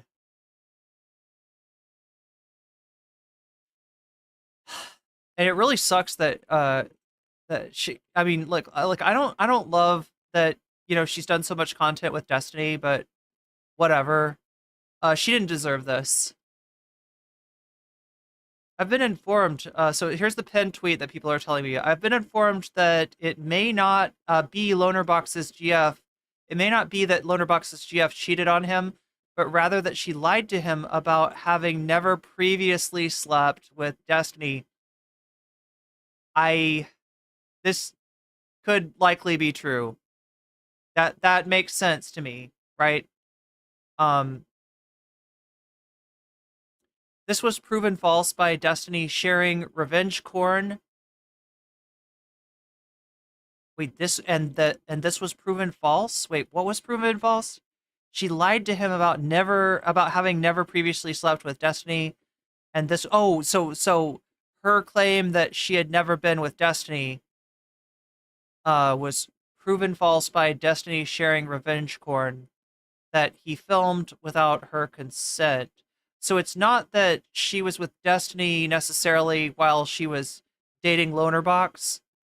It's that she had denied a previous relationship or previously being intimate with Destiny. And if you know anything about Destiny, you know that there is a bit of a casting couch. I mean, people have allegedly, there's allegedly a little bit of a casting couch dynamic going on with Destiny. Sharing revenge porn that he had filmed without her consent. It seems to me that this is also possible, that Lonerbox does not care about who she slept with at all and may simply no longer want to associate with Destiny due to him literally committing sex crimes against his girlfriend. But ultimately, Lonerbox, like every other Destiny orbiter, is too much of a coward to come out, be honest, and openly, oh god, yeah, denounce Destiny for this. Please do not go looking for anything about, yeah, I would echo that. Anything about this person, because regardless of the weirdness of sleeping with Destiny and being Lonerbox's girlfriend, she's ultimately a victim of straight up sex crime at Destiny's hand. Thank you. I agree. I agree.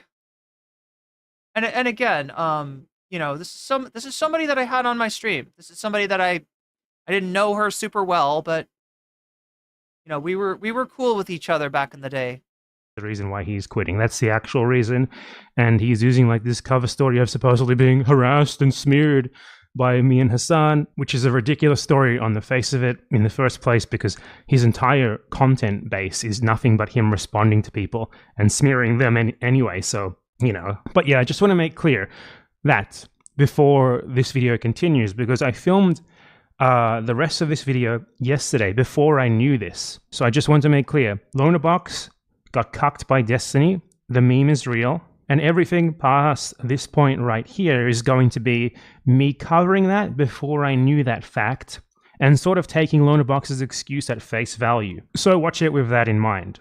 Lonerbox has quit YouTube. Lonerbox has quit YouTube, everyone. Get your best suit on now.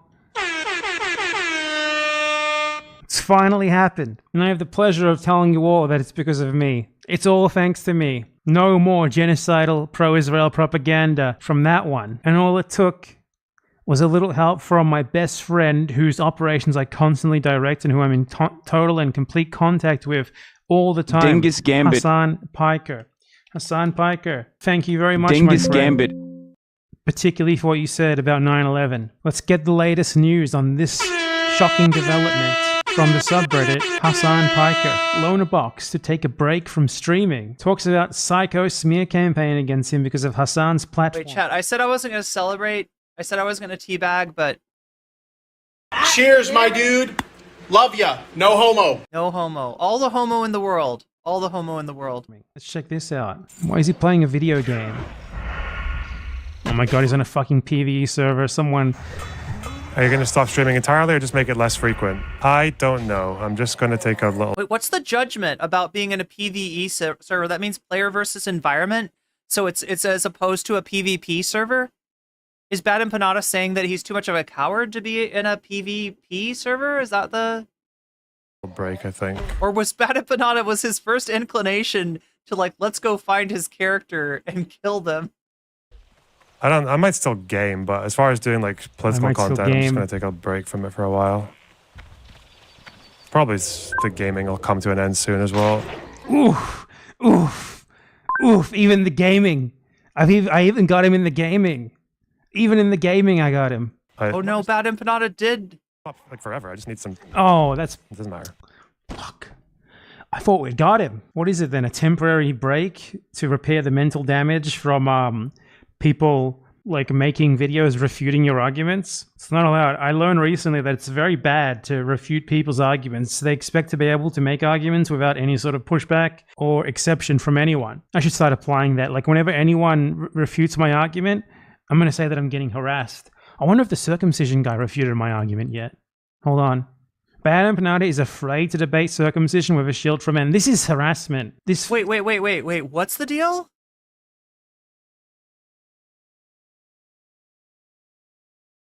I protect, like, my foreskin?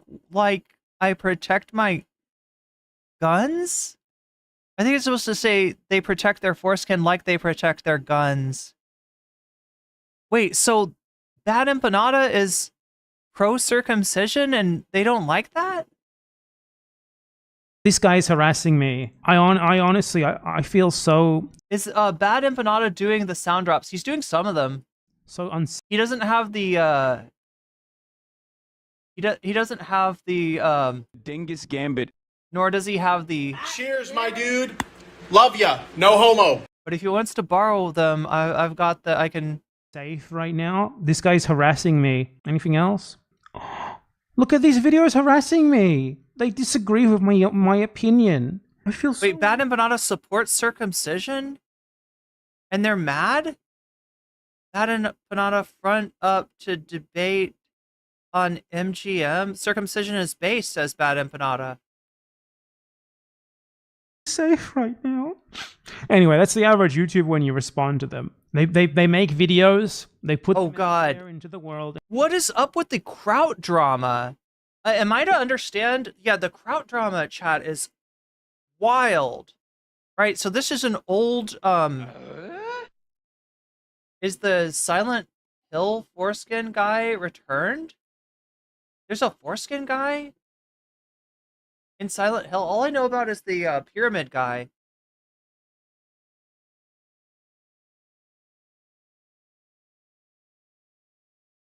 But thank you for the super chat. It was a joke. So yeah, Kraut, he used to be called Kraut and T, I think. And he used to be maybe more alt-right before he became kind of, I don't know, center-left. He tried to get, as many people had, Bosch's approval. Bosch's, yeah, Bosch served a function as like a priest, right? If you were anti-SJW, if you were right-wing back in that era, you could come on Vosh's stream, and if Vosh approved of you, then you were forgiven. All is forgiven, right? This happened with Shoe on Head. This happened with like a few people. I'm trying to remember who all. But Kraut was hoping it could happen for him, and Vosh just didn't like Kraut, so he didn't get that approval. And he hung around and just kind of languished in irrelevance for a long time. But yeah, at some point he became convinced that Bad Empanada was like gang stalking him. That like that BreadTube and Bad Empanada had combined forces, you know, to gang stalk him. And it's wild. It's fucking wild. And so because of this, Kraut went and did kind of fucked up gang stalky things to Bad Empanada and tried to spread a bunch of allegations that, you know, just didn't have any proof behind them about Bad Empanada. I guess Vosh's community had done this too. Like Aristocracy, Apartheid Anime Girl said something to this effect. Shark 300 said something to this effect. And so Kraut sort of got behind that campaign. And it's just like all like his paranoia about what Bad Empanada had supposedly done to him caused him to do all this stuff to Bad Empanada, and it's wild. It's wild. And then you respond to them. They're like, "How could this ever happen to me? I made a YouTube video and someone critiqued it. Someone disagreed with it. That shouldn't be allowed." That's basically Lonerbox and everyone else. So like someone making a couple of videos refuting his videos is a smear campaign or a harassment campaign, and or even abuse sometimes. That's what I've learned recently. What was the catalyst for that decision? Can't really go into detail. It's been a few things.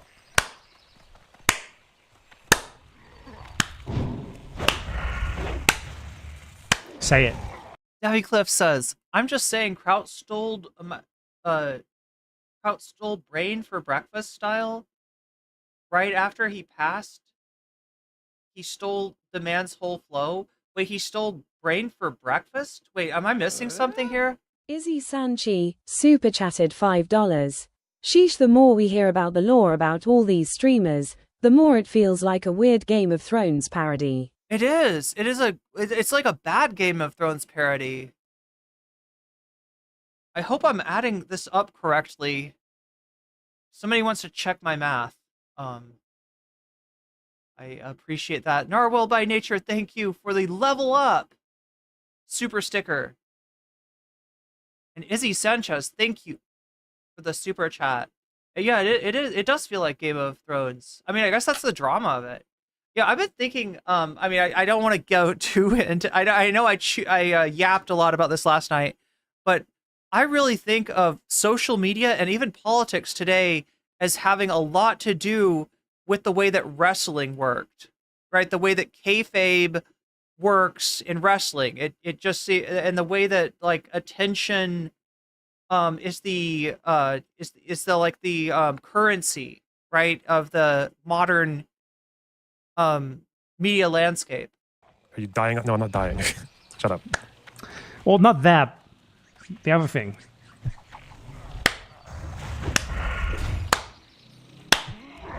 Say it. What's he gonna say? I've just not been enjoying streaming. I mean, I like streaming. I just there's just a lot of things surrounding the whole thing that making it. It's just making me need to step back for a minute and reassess what I want to do going forward. Say it. Midlife crisis. Yeah, I want to get a motorcycle and sunglasses. Get to the real reason. Say it. Blurt it out. We want to hear it. Ahmed Beige says, is there any proof that Lonerbox is quitting because he was cucked by Destiny? Not to my knowledge. Not, in fact, there's some legitimate confusion, even down here in Bad Empanada's pinned comment, that it could be that Lonerbox's girlfriend had a prior relationship with Destiny that wasn't disclosed to Lonerbox, and that Lonerbox was only made aware of because of the video that came out of Destiny having segs with various people.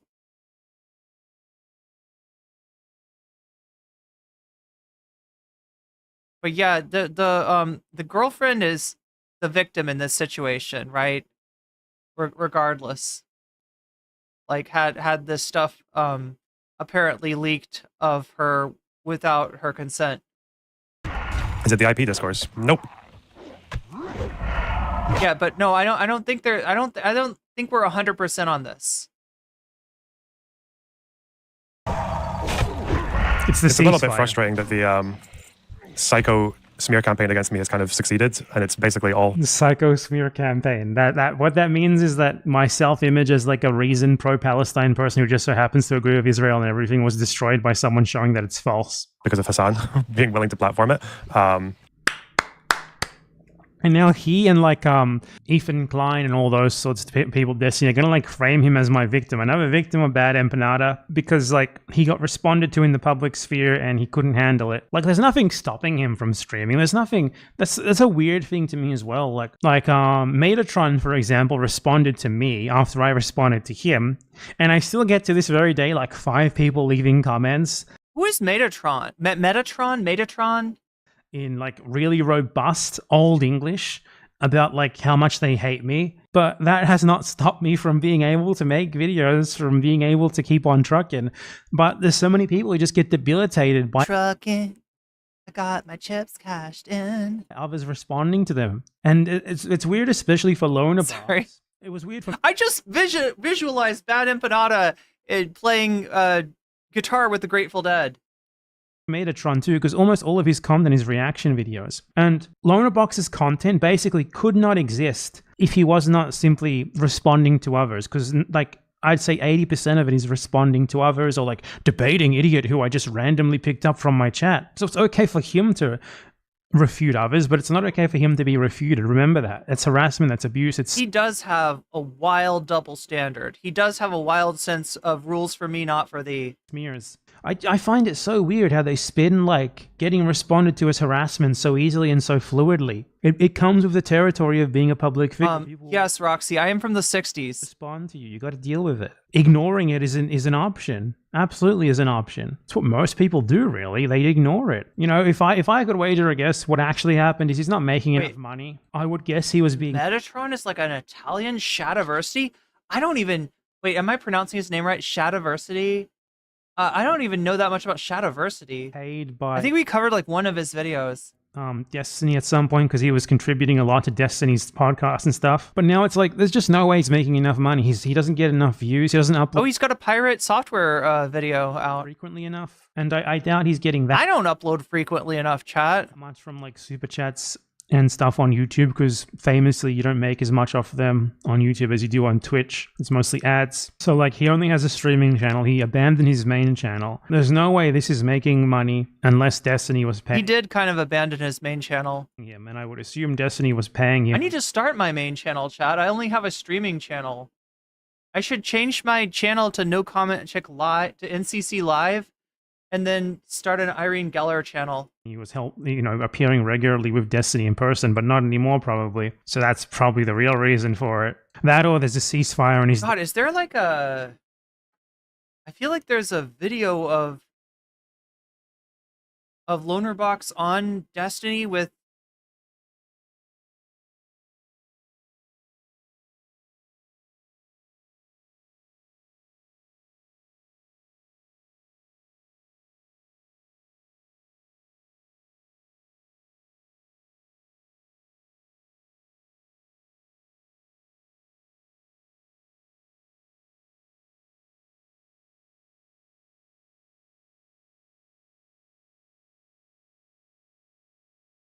It's all very excessive in this country.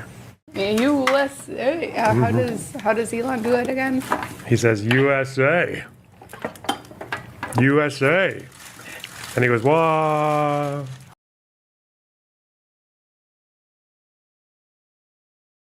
Yeah. So this was I think at Destiny's house.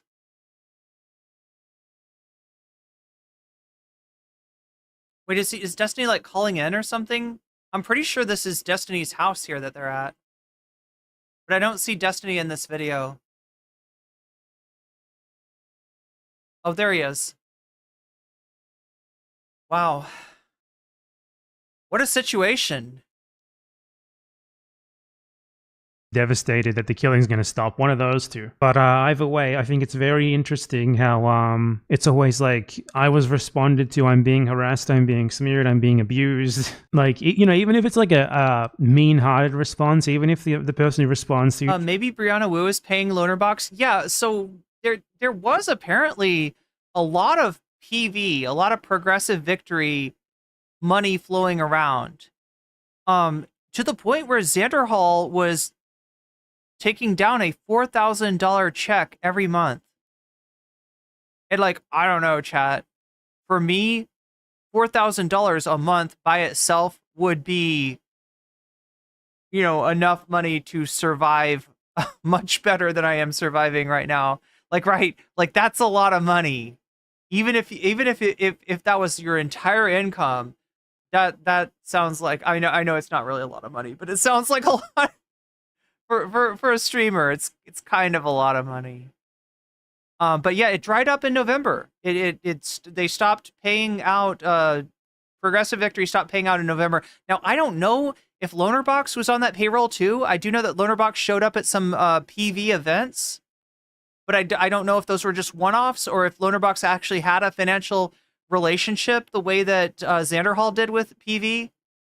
Confusing that a United States PAC would pay. Oh yeah, that is confusing. I don't know. That maybe he didn't take that check for that reason. Maybe it would have been too much heat for, it would have been, trouble for PV. Wait, Lonerbox did a stream with Pavlo? Oh no. Oh no. Who is Innuendo Stud? Innuendo Studios is a bread tube. Well, people, I don't want to call somebody a bread tuber if they don't self-identify, because that name is, that phrase has taken on a lot of extra baggage. With people like Xanderhal putting bread tube as a hashtag in their videos, but yeah, Zan's not doing nearly as well without it. But yeah, I don't know if Lonerbox was in the same kind of situation. I do know that he did some canvassing for a PV, but I don't know. Treats you like a moron and insults you 1,000 times. Like, it's not the end of the world. You can keep going. And I just... But chat, if I had $4,000, if I had a $4,000 a month check, I would buy Xanderhal a sandwich. Okay? It's so weird. Like with the Kraut stuff recently. I don't care about all the shit that he said about me. I would get him a sandwich. And now Lonerbox, how you just let it get to you so much that you stop streaming or stop making videos. Or like in the case of Kraut, just let it consume your very being. I guarantee you that Lonerbox like considers himself like my victim.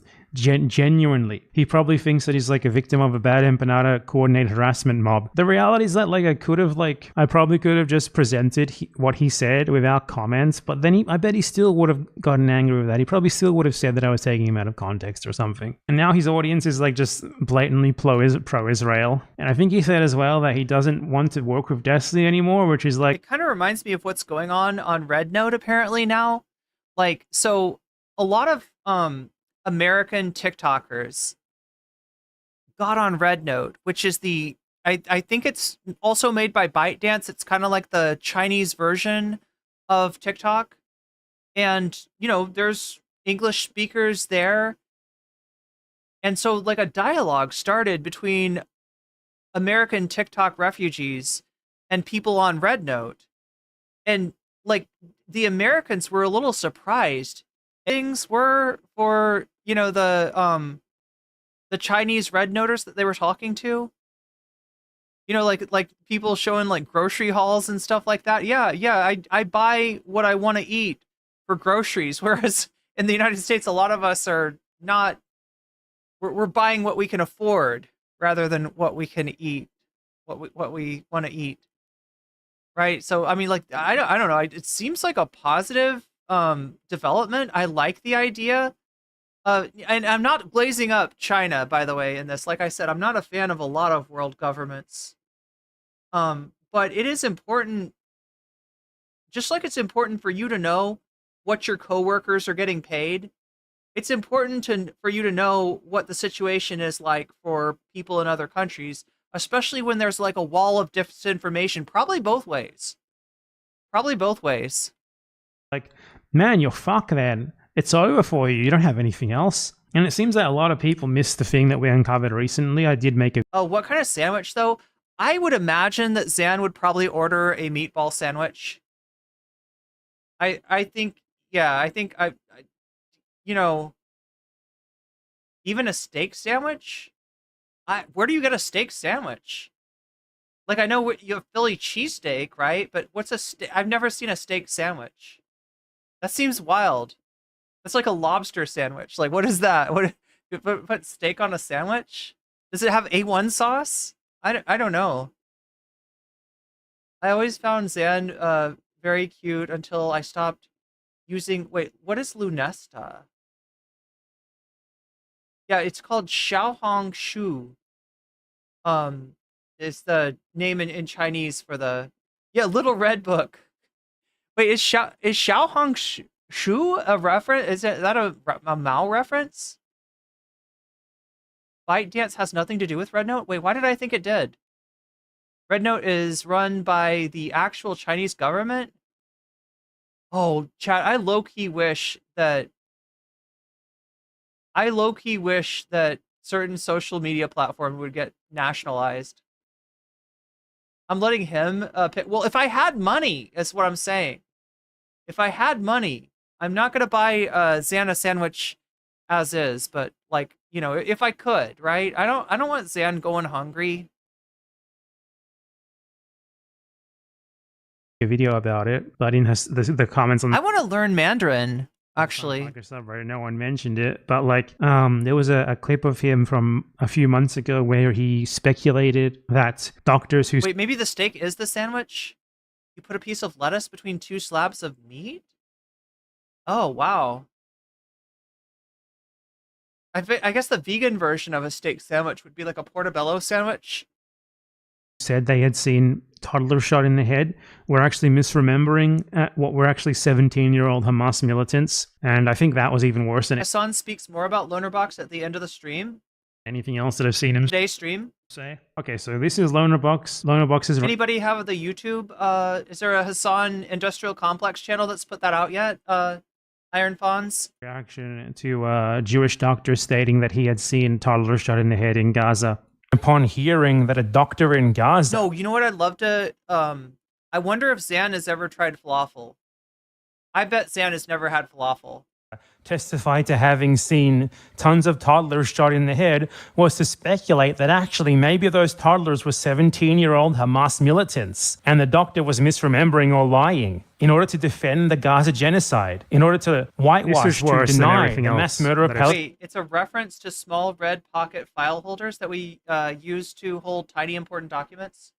Further back, people use them to hold vouchers.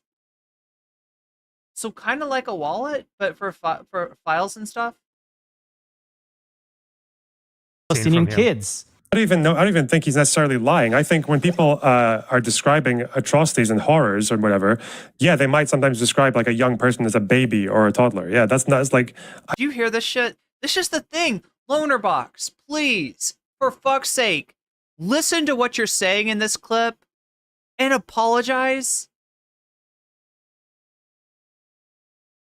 Like, listen to what you're saying, take a step back, and use it to become a better person. Please, for fuck's sake, okay? Like, there's no way that... Like, how are you saying this? How have you gotten to the point where these words are coming out of your mouth? right? This isn't a time to complain about Hasan and Bad Empanada. This is a time to take a look at what you are saying on youtube.com. You can call a fucking 17-year-old a toddler if you're in the like in the right mood for it, you know? It's not like an unusual thing to do. So yeah, I mean, I don't know how he ever maintained this image of like the reasoned centrist on Israel Palestine when he was throwing shit like that out there. So yeah, what is it? Yeah, I know about the little red book, but hey man, I mean, at the end of the day, it is bad. It is always bad when someone who I can respond to stops making things that I can respond to, because it means that I can't Mandarin is great for doing business internationally. An asset. I just think it sounds cool. respond to them anymore. And what I think a lot of people don't get is that YouTubers need, like at least politics YouTubers, even, you know, most YouTubers who make anything resembling responsibly play off each other even. Like, chat, I got into this MMA fighter from China named Xu Xiaodong, and I don't know if anybody in chat knows about Xu Xiaodong, but Xu Xiaodong was brought up in traditional martial arts, and he believed that when he was learning traditional martial arts, he was learning a real you know, a real fighting style, a real approach to self-defense. He got in a fight with, I think, somebody who did Sanda, which Sanda is it has some relationship to traditional martial arts, but it is more akin to kickboxing, right? There's a joke that at a high level, any martial art kind of turns into kickboxing. And Sanda is, you know, something like that. So he got his ass kicked by a Sanda practitioner, and he was a little bit, you know, taken aback, right? All of his life, he thought that, you know, there was something real to this tradition, right? So Xu Xiaodong then goes in and he learns Muay Thai and he learns MMA, and he's a little bit pissed off, right? He's pissed off at the charlatans that had convinced him that he was learning fighting when really all he's learning is like glorified katas. And so he starts challenging all these Tai Chi masters that would say, you know, the chi flows through me and I'm able to, you know, deflect anyone's attack. And right, all these old dudes that were like, yeah, no, I could literally beat anybody's ass. Those MMA guys, I could beat their ass, right? And Xu Xiaodong was like, you want to beat my ass? And he got some people to challenge him. And it did not go well for these. Now, I'm not saying, okay, that there are not Tai Chi practitioners that have a real workable martial art, or a real workable, you know, that are able to use it in a real fighting situation. I just think that there's a lot of people that practice so-called traditional martial arts that never put this to a real test, and as such, they're not, you know, they're learning a dance and they're learning a tradition, but it's kind of become devoid of the fighting style that it maybe used to be. But anyway, so Xu Xiaodong embarrassed all of these traditional martial artists and got in trouble with the government to the point where he lost his social credit rating. And in China, they have some very fast trains that can take you from one place, you know, they can take you to, like, you know, from one side of the country to the other very fast. Xu Xiaodong, because of his social credit rating score, could not travel on one of these trains. So when he had a fight that was far, far away, he had to take famously like a 50-hour bus ride in order to get there. And by the time he got there, he was pissed. And I think he broke the dude's nose or something like that. But yeah, Xu Xiaodong is and now at this point, there's a little bit of a rapprochement between Xu Xiaodong and the traditional martial arts world, where he is you know, he has taken some of these old dudes and kind of hooked them up with training so that they could take their art and turn it into something workable. And I think he's given some credits to some, you know, traditional martial artists who actually, you know, do practice like a workable style.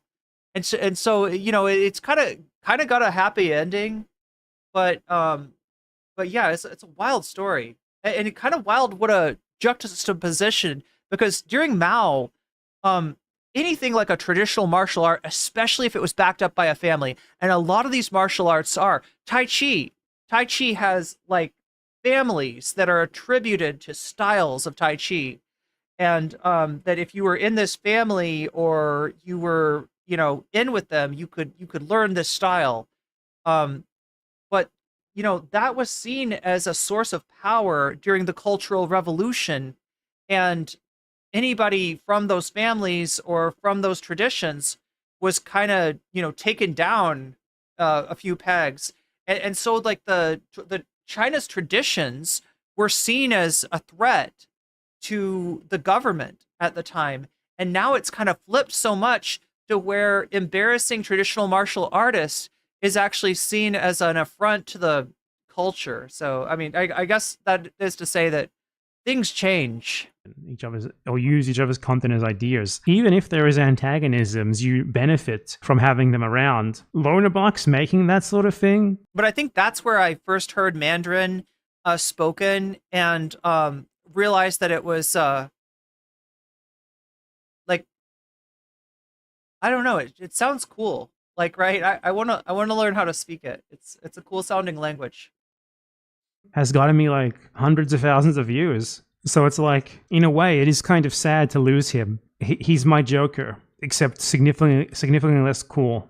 Anyway, I'd just like to thank my best friend, Hassan Piker, for helping me to defeat the Lonerbox, Israel's lawyer. They're going to have to fall back on Alan Dershowitz again, and that's not a good thing for them. See how that goes. My best friend, Hassan Piker, who I talk to literally all the time. Alan Dershowitz. You know, for some reason, whenever I cover Alan Dershowitz, there's a lot of interest in that. There's a lot of people that want to see me dunk on the Dersh. Every single day. Every single day we conspire against everyone. Me and Hassan Piker, we get together in our bunker and we talk to each other all about how much, like which enemies we're going to target today for gangs. The Three Kingdoms. Wait, which show? Yeah, I'm familiar with the story. Stalking and harassment. I recently 2011. There's also, oh yeah, the other place that I heard Mandarin spoken was when I watched the, oh my god, chat. I gotta figure out which one. I think it's a mini series based around the Journey to the West. And they had the best Sun Wukong. The guy that played Sun Wukong was fucking amazing. Like, he had the best laugh. Like, Sun Wukong, whenever he'd laugh, it was like, I can't even remember, chat. But yeah, you may be familiar with the story, some of the story elements of the Journey to the West, either through having played, what is it called? Black Myth Sun Wukong is the game that just came out. But actually, Dragon Ball was based on Journey to the West, just in a really strange way. Like, right, Son Goku in Japanese is like some kind of a translation of Sun Wukong. Learned as well. China has these, and now I feel like this uncontrollable urge to go to China. I need to go to China immediately. Let's go to China, Bad Empanada. Let's make that happen. The most I know about the Romance of the Three Kingdoms is Dynasty Warriors. Did you watch the Journey to the West show from the mainland or Hong Kong? I'm not sure. I've tried to find it again, Jen, and there's so many productions of Journey to the West that it's I've run into different ones too. And even saying that it was a really long one with like a gazillion episodes, even that's not, I don't think that would even identify it. I don't get why American politicians hate Chinese companies like Huawei or ByteDance so much. Neither company did anything wrong other than being, I mean, they just want to control, they want US to control social media platforms, I guess, or at least the ones that are popular here. Fan of Stephen Chow. Shaolin Soccer, Kung Fu Hustle.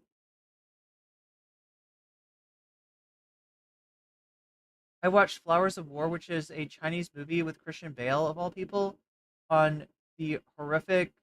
Oh, God, the Nanking invasion. Yeah, God. It's pronounced Huawei. Oh, it's Huawei. Yeah, you're right. It would be.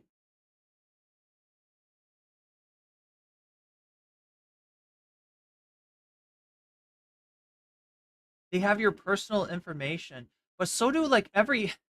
The thing is, if like, look. I mean, the one thing you can say is, yeah, they're taking your personal information, but so is Facebook, so is Google, so is YouTube probably. I hate to bust anybody's bubble, including my own, but they play fast and loose with our personal. Like, if you're not paying for a service, for a social media service, you are the product. Stephen Chow has good movies. I hope he doesn't have any scandals.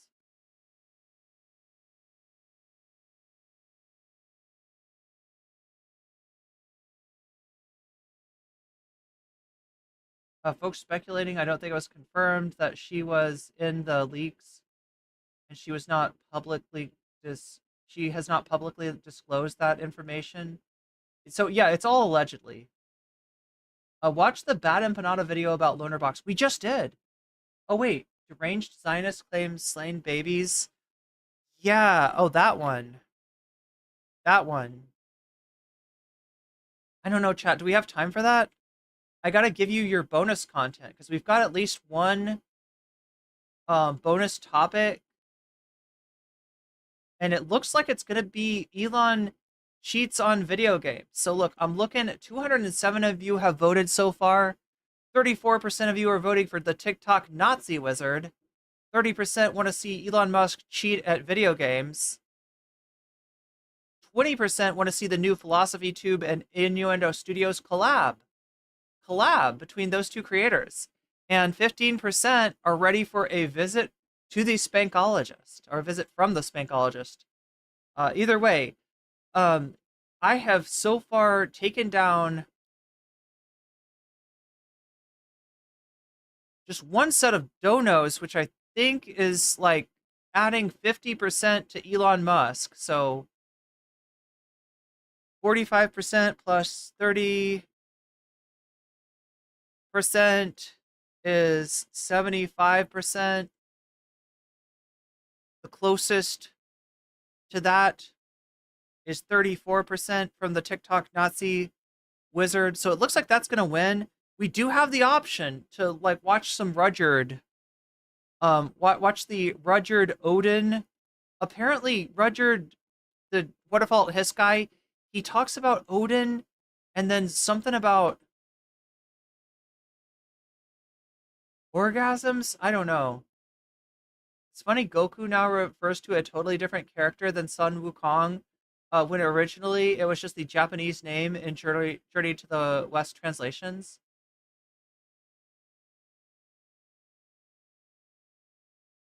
We have entered and kinda always have been at the point that even paying does not assure you. Yeah, that's true, YS, that's true. That's a good point. Now, even paying does not assure you of anything, and better explained by the rot economy and shitification. Yeah, I feel like shitification might be the thing that inspires the revolution. I feel like the tech economy, the tech robber barons, are the modern day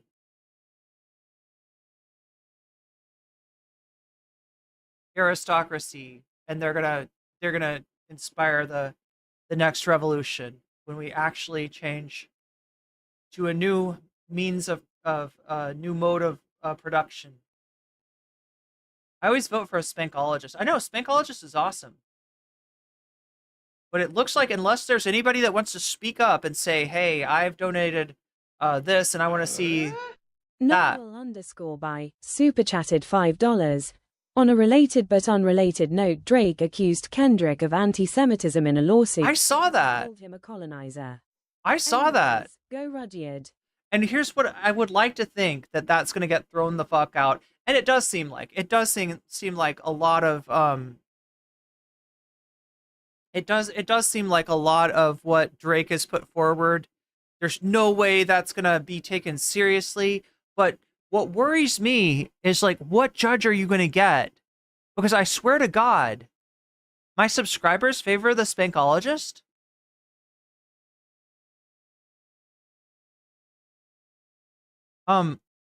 What judges are you gonna get? Because there probably are judges out there that are like, oh yeah, no, he said colonizer. I've heard somebody say that Israel was colonizing, and the people who criticize Israel are anti-Semitic, so therefore, yeah, I guess this is anti-Semitism. I could totally see that happening.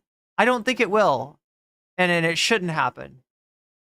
As proof that Drake can't read. But yeah, it's the context is, he's talking about, yeah, Drake coming to Atlanta and benefiting from the perception of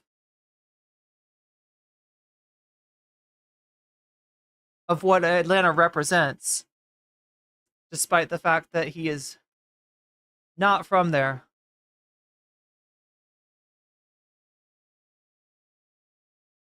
Drake also says that Kendrick grew up in Oakland.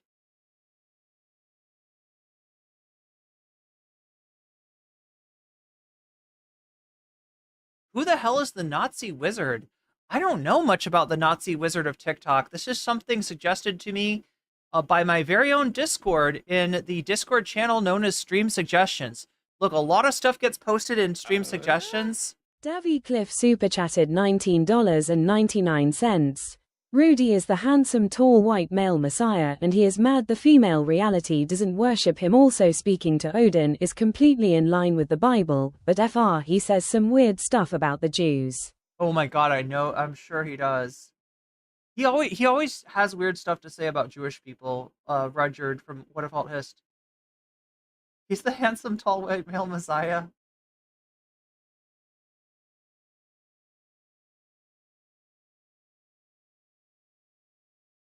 I mean, yeah, like, I remember the part of the Bible about Odin.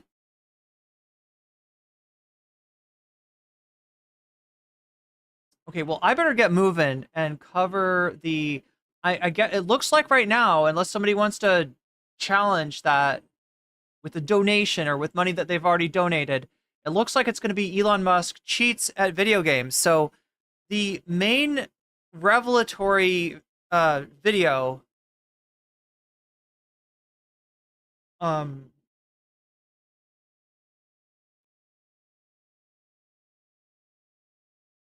trying to remember this guy's name. Quinn? Is it Quinn? I guess we can start off with the no, we got to start off with the Quinn video, don't we? Quinn 69. 8 days ago, Elon Musk is lying about... There's a lot to this, actually. There's like maybe even multiple videos explaining this. Think about like StarCraft, any game where a lot of people... Are we close on having both Elon cheats and Rodard in one night? We are very close. I want to see that. We are very, very close. Now, look, I set it up so it was like going to be like I don't know. That YouTube doesn't do the... We've got a super chat goal that says 20 super chats will get this result. But I also said that if we hit 200, it'll get this result. And it looks like we're really close to 200 right now. Yeah. We're at 198. So, yeah, very, very likely we're going to be watching some Rodard, some What If Alt Hist as well. Playing. To rise to the top, you have to be exceptional. Period. Yeah. Netanyahu does not speak for Jewish people, and Israel does not equate to Judaism. Yeah, and there's two groups of people that seem to want to imply that it does. One of those groups is straight up anti-Semites, and the other group are, you know, hard right, you know, the hard right in Israel, like not just Netanyahu, but the other parts of his coalition, Smotrich and Ben Gavir. Izzy Sanchez with the We got Izzy Sanchez. Thank you for the controller. GG indeed. And Davy Cliff with the 199 saying Rudyard Lynch. Okay, we're gonna do both of these.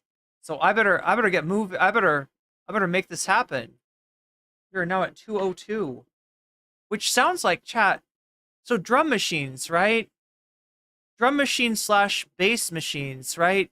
You got the 404, you got the 808, you got the 606. How come there's no 202? How come there's no Roland 202?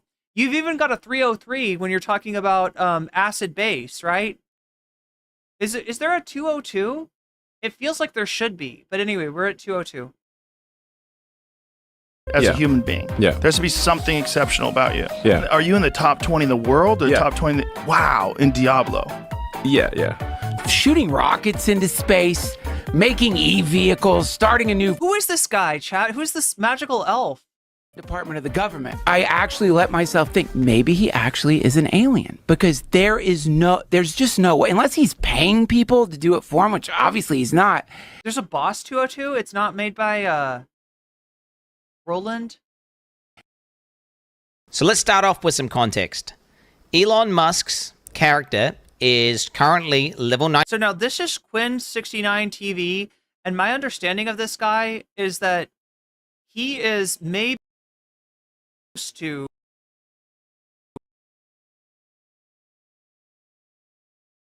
no, the character, I guess. This is hardcore. Since it's hardcore, that means that if your character dies. But yeah, Quinn69 TV, from my understanding, the kind of, by the kind of gamer dude that Elon would normally be a huge Elon fanboy. 202 was sold with and released alongside the SP202. Oh, I've heard of that, SP. The Boss DR202 was a sequencer and drum machine to make up for the sampler. God damn. Roland and Boss are the same? What? How did I never know this? Boss is Roland. I never knew this. Chat, I was only ever able to afford, what's it called? Behringer. Wait, we're not effing? Are we effing? Please tell me we're not effing. I owe you so much content. 97, aka rank 12 on hardcore, that's permanent death mode, Trade League. Let me try to give you a quick understanding as to how hard it is to get to that level. 2 weeks into the league, when people are playing the game, literally, they're staying up 40 to 50 hours without sleeping, only playing Path of Exile, and... God damn. I mean, what kind of breaks do they take? Do they take a break to eat? I mean, obviously, they gotta poop and stuff. Assuming they're not, like, streaming from a toilet. And they are the most... Like the fart psychic. We're gonna miss out on the fart psychic, chat. Do you remember the fart psychic? Quinn is kind of like the asthma. Yeah, that's what I'm saying. So it's kind of wild that Quinn is making this video. That Quinn is finding himself in a place of exposing Elon, considering that Quinn is the exact type of guy that you would normally assume would be an Elon fan. Try-hard guys in the world. The highest ranked player on the Hardcore Trade League was level 93.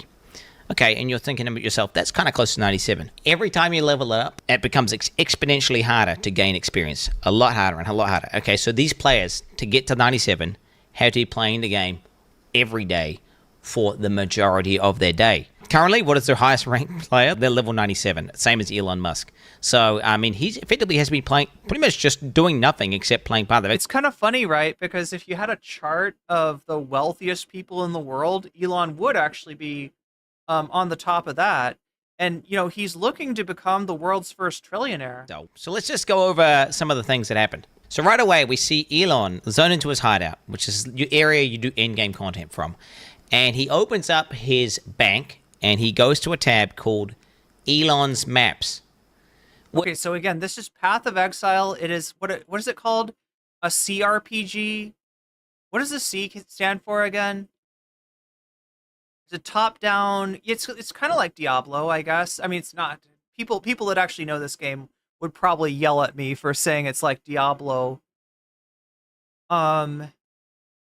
It looks to the untrained eye, which is to say my eye, very similar to Diablo, but probably people who know it better can tell me how it's different than Diablo. But they're playing a hardcore version of it where your character dying means you re-roll your character, you re-roll your you re-roll everything, right? You go back to, it's an ARPG, not a CRPG. What is a CRPG? Is that like Fallout 1? Which immediately is a little bit of a red flag because I don't know why you would refer to yourself in third person, but okay, he does that. Elon Musk did. I could imagine Elon Musk referring to himself in third person.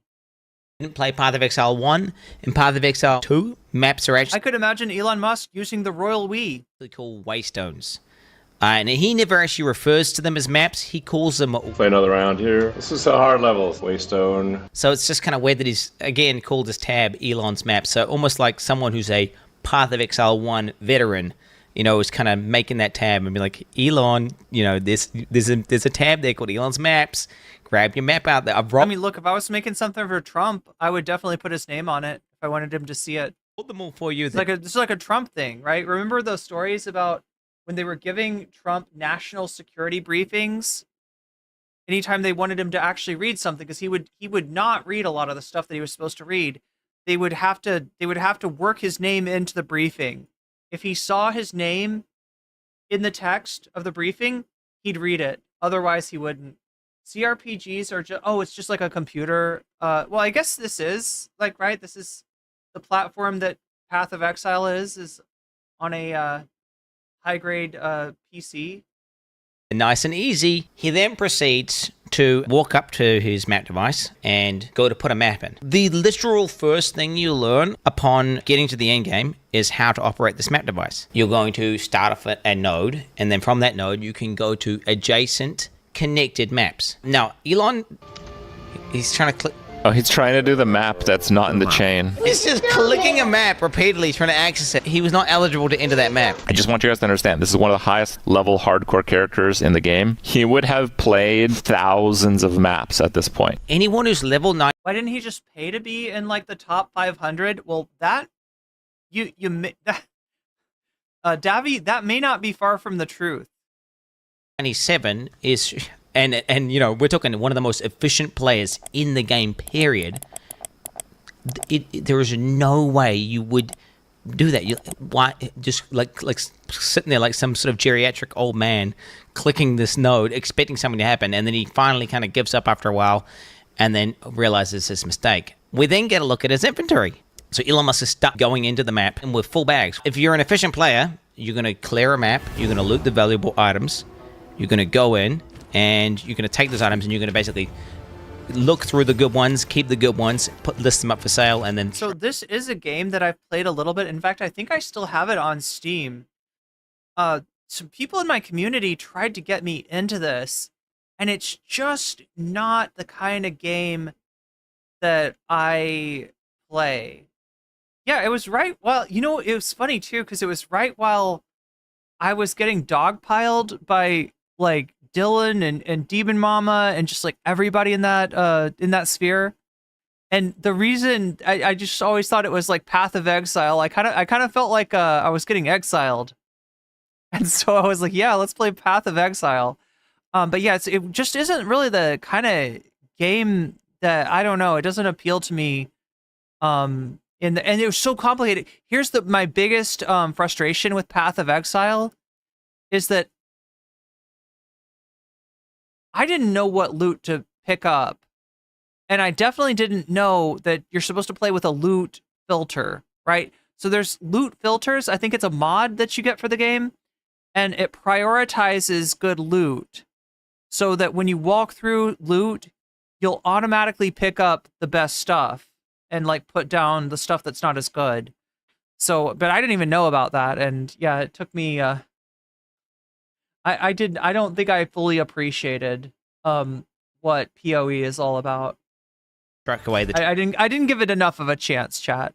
I should have given it longer of a chance. Once. It's almost like I was just looking for anything that I could play, you know, to I don't know, do something other than talk about like how all the streamers on Twitch hate my guts and stuff. Like he has no understanding as to like what what items are or what you're even supposed to do with them. So now Elon zones into the map. So what I'm doing here is just boosting my shield before battle via meditation. Meditation before battle is always good. And he starts killing monsters. He starts obliterating monsters. Oh. But what becomes it? Yeah. So, Davi, you're pointing out something really crucial, that, like, it's only because he had to, you know, put himself in the top 20, top 10, that anybody's even noticed this, that anybody's even looked into this, right? Very likely, had Elon not been so interested in cultivating an image of himself as a top-tier gamer, it's very likely that no one would have known that there's something funny going on with this account. And I've heard two different versions of what might have happened, right? I think the most common explanation is that people think that he paid one or more people to play his account while he's not on, to boost his account up, to get it to that high level, so that when he wants to go live, he can show a character that's in the top 20. And the other explanation is that maybe he had worked something out with the devs, you know, where they give him a high-level character with high-level gear in order for him to show off the game and promote it. So, yeah, I don't know if we know entirely what's going on. All we can say is that it is impossible, so near impossible, that anybody could play to this level without dedicating their entire life.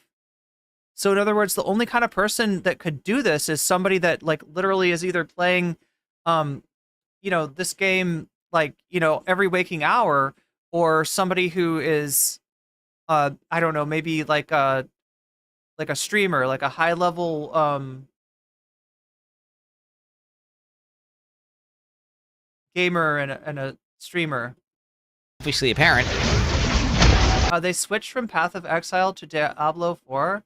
Wait, are we on? Which one are we on now? Path of Exile games are so freaking confusing for 90% of the people.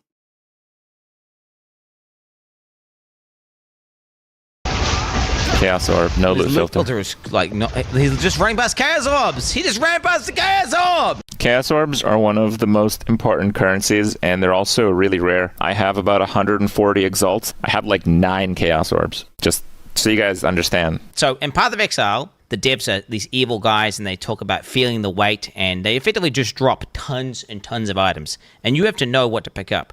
So what GGG have done, the people who make the game, they've made this system called loot filters, which gets rid of 90 to 95, even in some cases. Wait, no, so it's not a mod. It's made by GGG. The loot filters are... It's like, we're talking 98% of all loot that drops, because otherwise your screen is just cluttered. And you... That's what I noticed. That's what, I mean, I didn't see it that cluttered, but there's a lot of loot, and I just didn't know which loot I want to get. You won't even notice when you get a good drop. It's unfathomable for someone to be in the top ranks without a loot filter. Yet Elon Musk, the god gamer, he doesn't play with a loot filter. The only thing Elon does pick up are maps, because the default in-game loot filter highlights those. Those things are worthless. The actual items of value that he should be picking up, that he would have... So he's just clicking on stuff that's highlighted. He doesn't seem to know what he's doing here, right? And again, this is another sign that the guy playing it, Elon, is not the person who made this character. Anybody who had spent this much time in the game to make this character would have a loot filter on and would not be clicking on worthless shit. Had to pick up in order to get the gear, leave it on the ground. Anyone who's been playing the game and is a complete expert, we're talking he's cleared thousands of maps, he's been playing that character for hundreds of hours, he's going to be pretty damn good at, playing the character. He gets to the boss, he's fighting the boss, and I want to say for about 10 seconds, he sits there and he's out of mana. Mana is a resource in this game where you need it in order to use your abilities. He just sits there, default attacking the boss without activating his mana flask. Anyone who's played the game... So this would be like if you were playing Minecraft and you're just spamming attacks at enemies, right? You're not realizing that to do a strong attack, you've got to let it cool down. And understands the character would understand, like, oh, I'm not doing any damage because I'm out of mana. Elon Musk takes 10 seconds. He then goes on to loot items off the ground. He starts dragging them into his bag. Like, I don't even know how to describe to you how painful that is to anyone who actually plays the game. And his bags are full, and he just keeps clicking it over and over and over again. Nobody, not even people who are kind of noobs at the game, do this. I don't even think Elon Musk has done the campaign, honestly, like just based on what I'm seeing in terms of the gameplay. His settings on the map transparency are turned on by default. His life values are turned on. All these basic settings that anyone in the top 100 would do, he is not doing. Maps can effectively have different content on them, and that content will be signified by icons on the map. So it could be a map which has an expedition in it, a breach in it, or it could be corrupted. Elon starts looking through the atlas, and he finds a map with, I kid you not, 4 things on it. There are 4 things there.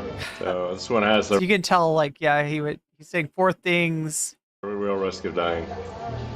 4 things. What are those things? God, dude, 4 things. It's 4 things, dude. So this one has a real risk of Not dying. this far in the game and calling it 4 things. Stop, bro. Narwhal underscore by super chatted $5. I'm going to be brave and ask what some people are scared to. Why in Gary's name would Elon bother with this hoax? Was this for politics? Okay, that's a good question. That's a good question. Now, my thought is this. Elon, although to some people, playing a game to the level in which you are not involved in, really do not have time to be involved in any other activity meaningfully, would not be a cool thing. That, you know, to some people would be. But Elon wants credit from the ultra gamer audience, I guess. Elon wants to be seen as somebody who's eccentric and really good at video games. Like, he's cultivating an image for himself, and the person that Elon wants to present himself as to the public is somebody who is, yeah, top 20, top 10 at this game. Right? It shows you who he's trying to impress. And it's kind of a strange subset, I guess. Is it that I don't care, or is this extremely niche? Well, you'll see what's going on later in terms of the revelations about Elon. So the first thing that we see about Elon is that he's gone to some pretty extreme lengths to portray himself in a certain way to a certain group of people. And because he's so adamant about doing this, he's going to end up revealing himself to be a fake gamer girl in the same way that people used to Devi Cliff says he could shill crypto to this very popular game fan base. I mean, the game being so niche, not that I don't care about the story. Oh, sorry, yeah. I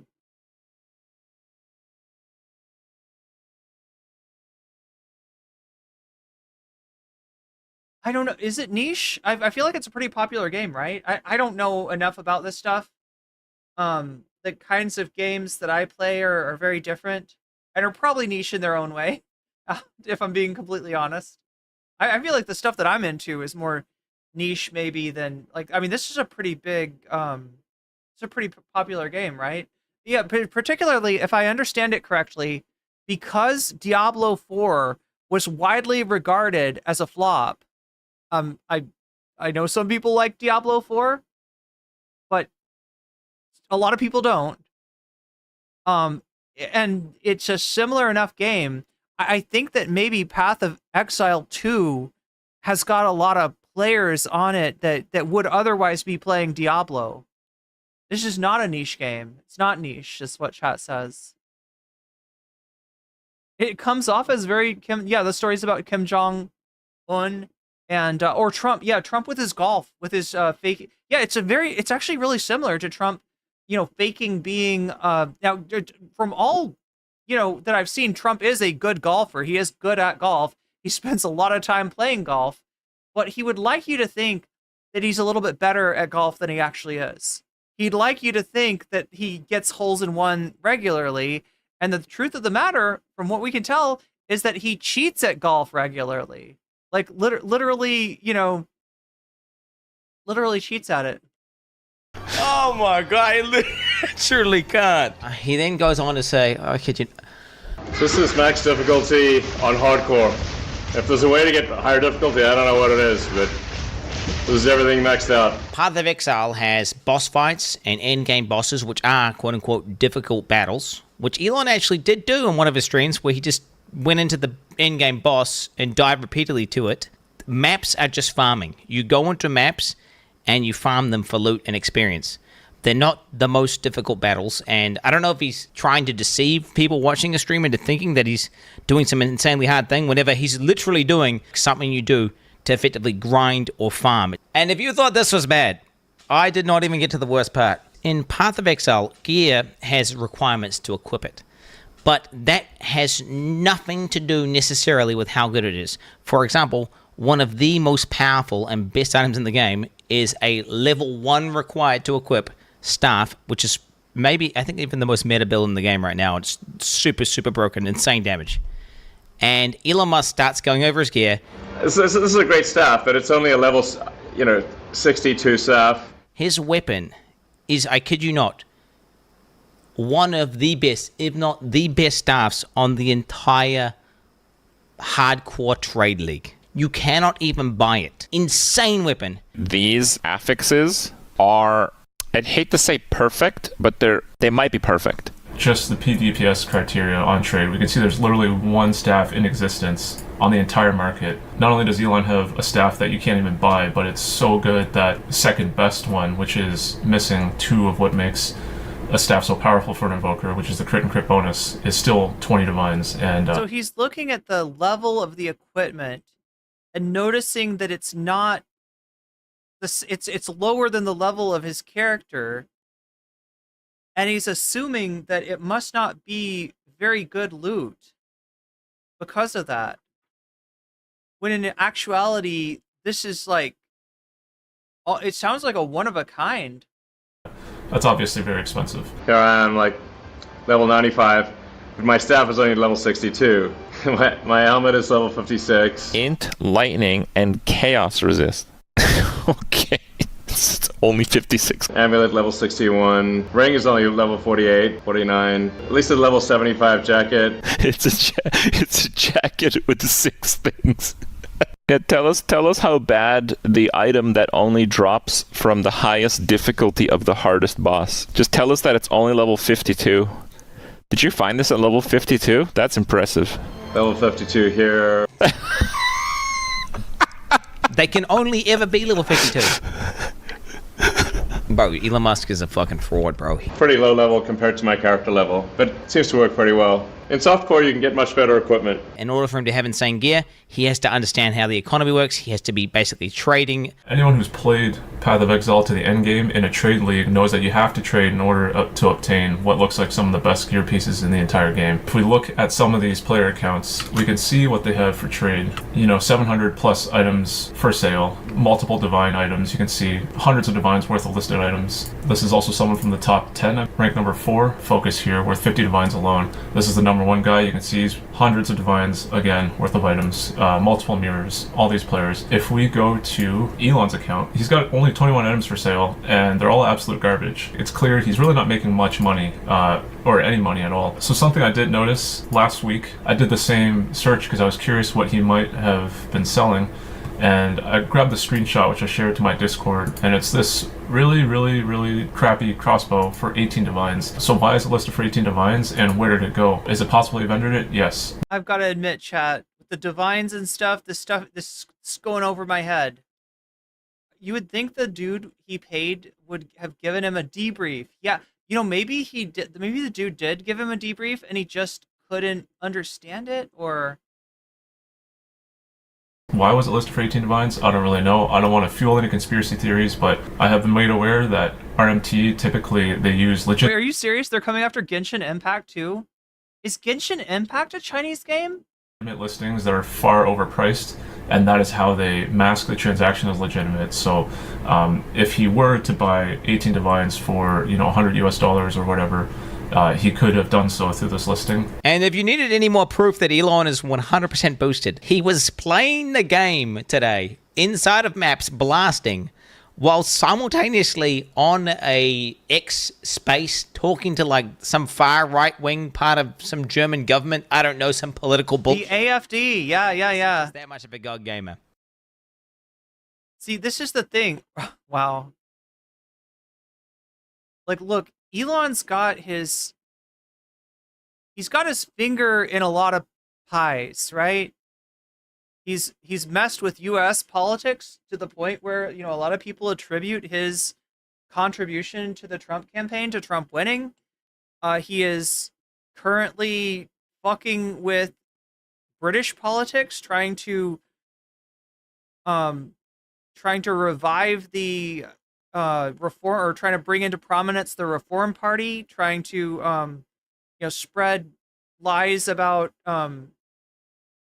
Pakistani, that somehow Pakistani people, Pakistani immigrants inherently are involved in like abuse of children. And yeah, in Germany, he is boosting the far-right AFD party, a party which other European far-right parties have disassociated themselves with because they are so... I mean, they're you know, this is... To a lot of people, this looks like a new Nazi party. All right, so now I've seen some of you in chat talking about the rat alarm clock, talking about AsmonGold.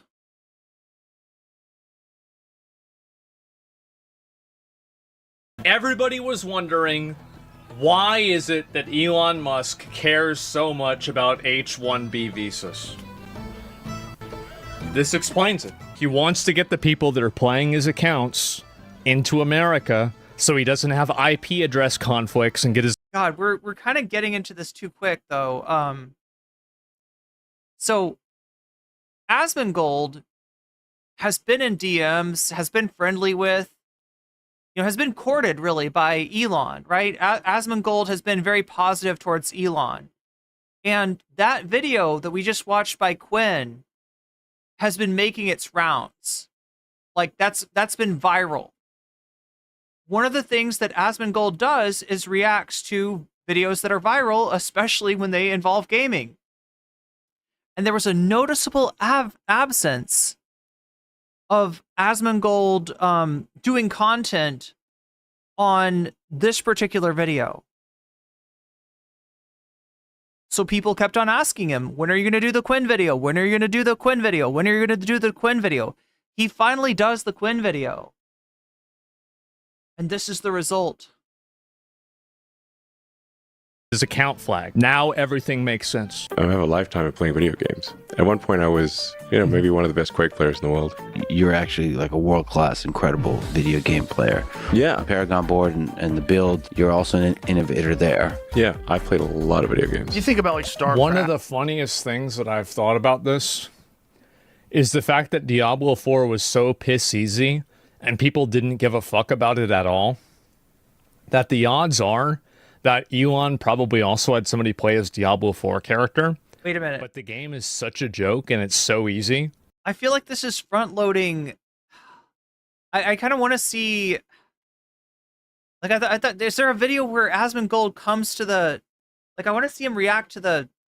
Oh, no, he is. He's watching Quinn. But it feels like he's already made up his mind at this point. I was assuming that it was going to be more of a process. Because, like, my understanding of AsmonGold is he's pretty popular. He's pretty positive to Elon Musk. He's pretty popular with the crowd of Elon Musk fans.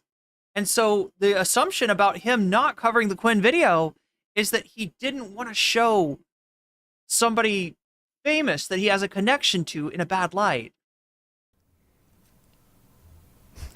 But I kind of assumed that there would be more of a Couldn't even tell the difference. of a development in this video, as far as AsmonGold coming to the understanding that his hero, his famous and rich friend, was actually a fake gamer. Nobody noticed. Here we go. Any game where Sorry, it's a possible. lot of people are playing, to rise to the top, you have to be exceptional. Yeah. Period. As Yeah. a human being. Yeah. There has to be something exceptional about you. Yeah. Are you in the top 20 in the world? I love this. Wow, in Diablo. Yeah. Yeah. To rise to the top at any game, there has to be something exceptional about you. Shooting rockets into space, making e-vehicles, starting a new department of the government. I actually let myself think maybe he actually is an alien, because there's just no way, unless he's paying people to do it for him, which obviously he's not. Really? Well. So let's start off with some context. Okay. Look. Like, I don't like the fact that I'm going to kind of agree with AsmonGold on this, right? I'm not a fan of this, right? I know that AsmonGold is going to get to the point where he says shit about Elon that I'm going to be like, yeah, no, that's true. That's right, AsmonGold, right? But like, I'm even more surprised that he's getting to that point like right away. Like, I really thought he was going to take some convincing. I really thought that he was going to try his best to do some sweeping. This guy swept for pirate software, right? This guy defended pirate software roaching out on his WoW party. And a lot of people say that it's because, you know, they're both roaches. AsmonGold and AsmonGold never met a roach that he didn't like. So But no, I guess he's not starting off defending Elon Musk. Elon Musk's character is... I think one of the funniest fucking memes now is people were doing this in PoE, is that every time somebody died on the ladder, everybody would be spamming Rip Elon. Currently level 97. Rip Elon. AKA rank 12 on hardcore, that's permanent death Invoker. mode. Trade League. Let me try to give you a quick understanding as to how hard it is to get to that level. 2 weeks into the league, when people are playing the game, literally, they're staying up 40 to 50 hours without sleeping, only playing Path of Exile. This guy, Karn, got the world first Diablo 4 level 100 character in hardcore, and then he disconnected, and ghouls in Act 1 killed his character while he was offline. They are the most try-hard guys in the world. The highest ranked player on the hardcore trade league was level 93. Yes. Okay, and you're thinking about yourself, that's kind of close to 97. Every time you level up, it becomes exponentially harder to gain experience. A lot harder, a lot harder. Okay, so these players... And it's also, it multiplies because the mob level stays the same at a high level. And so the higher level you get, the lower the multiplier is on the experience that you get. 27 had to be playing the game every day for the majority of their day. Currently, what is their highest ranked player? They're level 97, same as Elon Musk. So, I mean, he effectively has been playing, pretty much just doing nothing except playing Path of Exile. So let's just go over some of the things. You know what would be the funniest fucking thing about this? Is if Elon Musk actually was playing the game the entire day, and he just wasn't running any of the companies. He actually, like, imagine if like the end of this is that he actually wasn't a fake gamer, he was a fake CEO. That's Look, I would love it if we woke up and this was all a dream and Elon was not any sort of important person in society. He was just a cringe lord. But that's not the timeline we're in, AsmonGold, unfortunately. That's also possible. It would be lovely to wake up and be like, no, Donald Trump is just a cringe reality star, right? No, he's not anywhere close to the levers of power. He's been revealed to not even be a billionaire. It would be lovely, chat. It would be lovely indeed.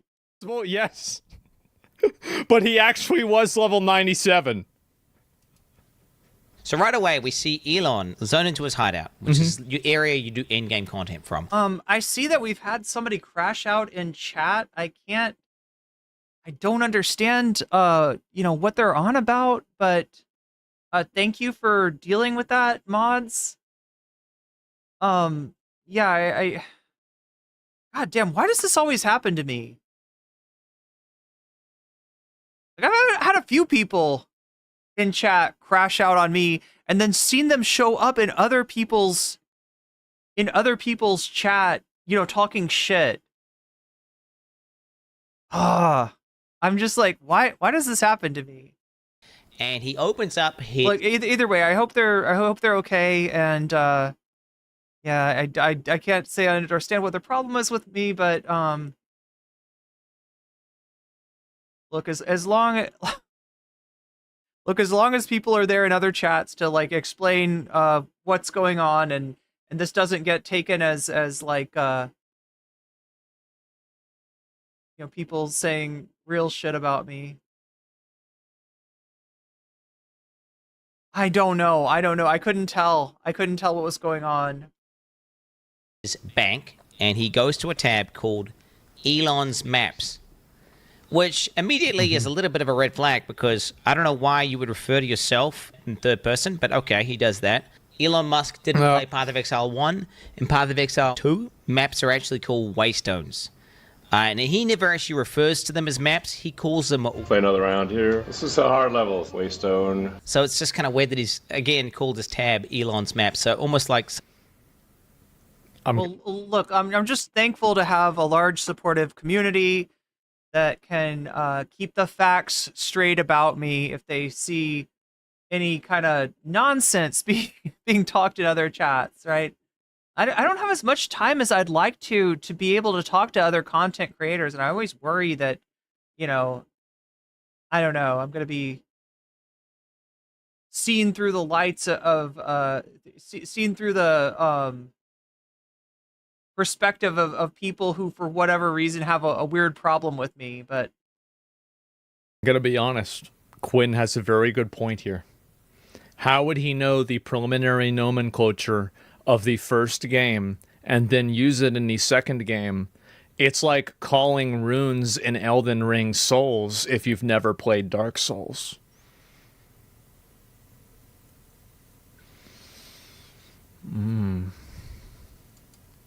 Someone who's a Path of Exile 1 veteran, is kind of making that tab and be like, Elon, this... Which, oh, by the way, I'm completely convinced he didn't play the character. I was convinced before this video. I feel like everybody just knows this, right? There's a tab there called... Yeah. Okay, I'm like losing it here, chat. What is the... I want to make sure I want to show you some what default hist as well. Maybe the Penguin Zero video on AsmonGold will be better than watching actual AsmonGold. I was an extra in the Hunger Games. Yes, you were an extra in the Hunger Games. And that's why we love you.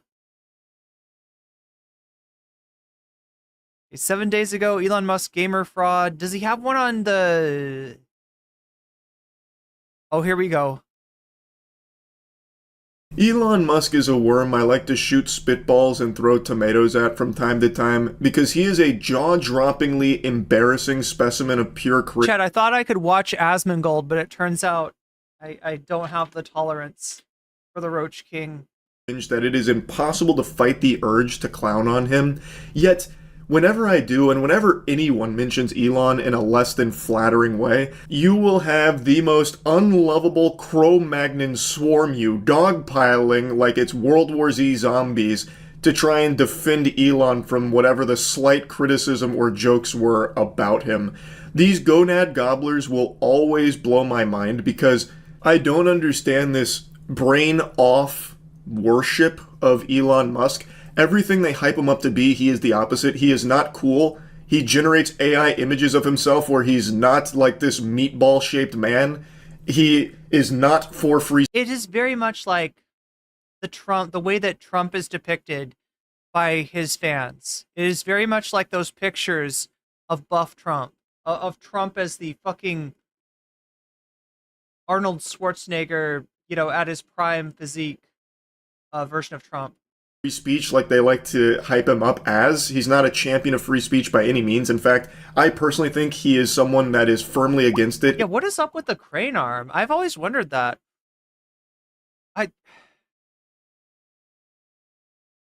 Is it fun to play with? Like, look, crane arms are cool.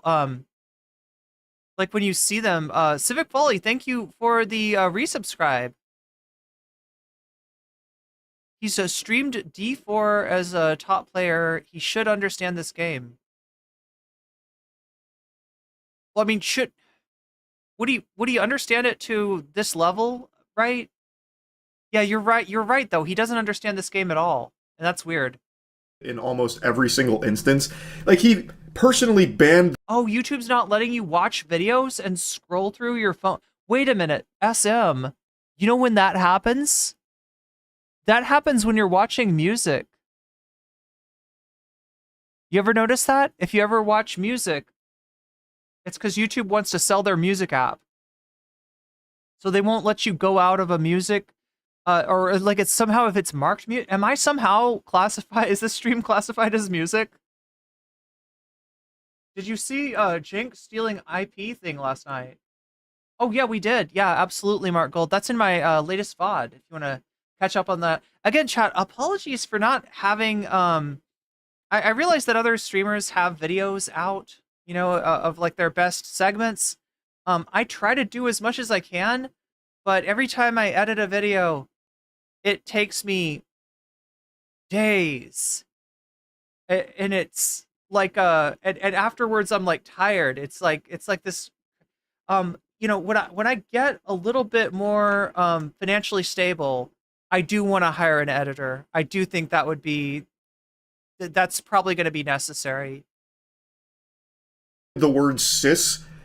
He actively bans things that hurt his feelings, and today I think is a great example of that, and hopefully will be a mask-off moment for a lot of people, and open their eyes to the fact that this is not a guy who's for free speech and is not... So, the funny thing about Penguin Zero / Moist Critical Charlie is that he's often accused of being a fence sitter. He's often accused as not wanting to drive away either side of his audience by letting them know too much about what his politics are. But lately he's been, it's pretty clear. It's pretty clear like what side of things he's on, right? He debated Sneeko about trans rights and age of consent. That was a messy debate. And here he's complaining about, like, I mean, you could kind of tell what he's not, right? When he finds it strange that Elon Musk bans the word cis, you can tell what kind of gamer Charlie is not. If you get my point.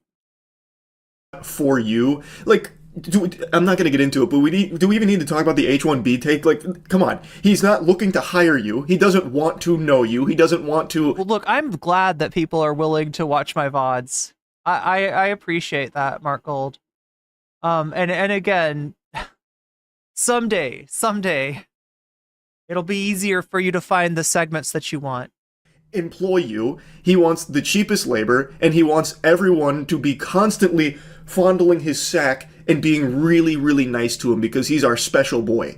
It's so embarrassing. So, what I want to talk about today is what I think should be a very clear example of how Elon uses his power and where he actually stands on free speech. He is having a textbook crash out over... Oh yeah, that's right. Yeah, you're not the only one who's noticed this, SM. Yeah, his lighting, I don't know what happened, but maybe he just lost maybe one of his LEDs burned out. I don't know. Earlier this week, he doesn't strike me as big of a streamer as he is. He doesn't strike me as somebody who spends a lot of money on his setup. It's pretty bare bones. Quinn made a beautiful video. If it was any more bare bones, chat, he would be Gokanaru with the oh my god, what is that thing called? The Blue Yeti. The Blue Yeti. Which I still have one of. That's breaking down the fact that Elon Musk is not the one who piloted his... Aren't Charlie's fans also Elon fans? I mean, my understanding SM is that he appeals to kind of a broad audience. That there are people like you know, what you're talking about in his audience, and there are people that say trans rights in his audience. And like, he's been sometimes criticized for not, you know, signal for avoiding any topic that would signal to either of those you know, parts of his audience that he is not one of them. But yeah, he's definitely doing it today. Path of Exile 2 account to the top of the leaderboard. It's not a conspiracy, it's not grasping at straws. When you finish that video, and I highly recommend you watch the whole video, it will be very clear, beyond a shadow of a doubt, Elon Musk was not the one who actually got the account to where it was. Mark Gold, are you familiar with this story? You seem to be making a very sophisticated joke right there. But I can't tell. I can't tell. We're going to be talking about editors. We're going to be talking about the authoritarian power that editors have over streamers.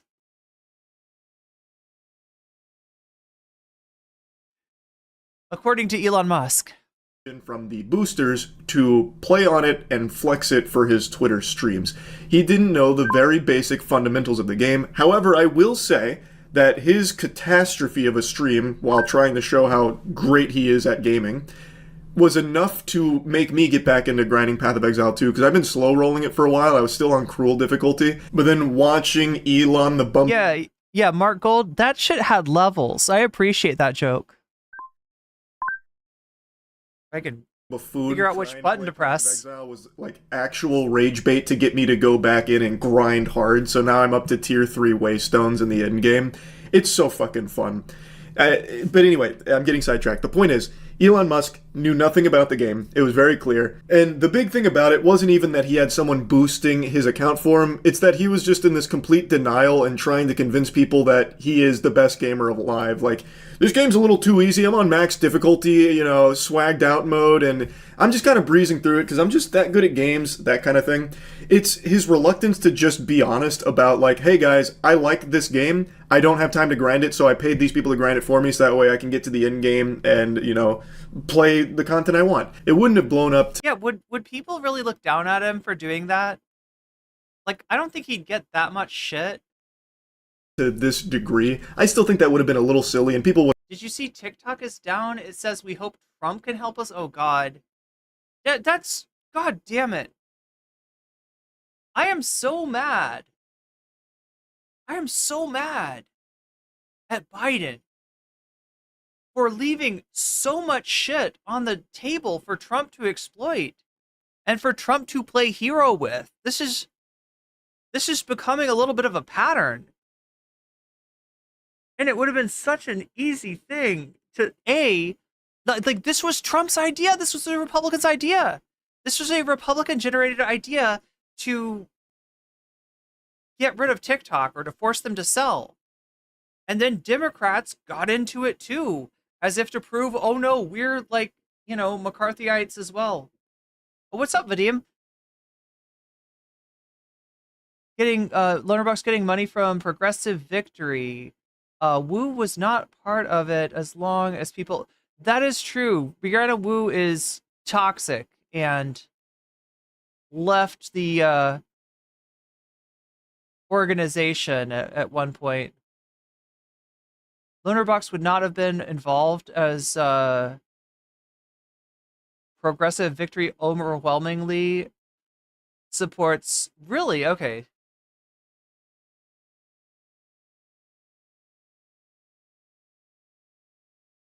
He was involved in Progressive Victory, though. Maybe not in terms of getting the sort of support that Xander Hall and company did. Would have still absolutely made fun of him. But yeah, no, I will not deny. That's a lot of money. That's a lot of money to, you know, Xander Hall was, and it's Xander Hall, right? So, you know, everything kind of scales.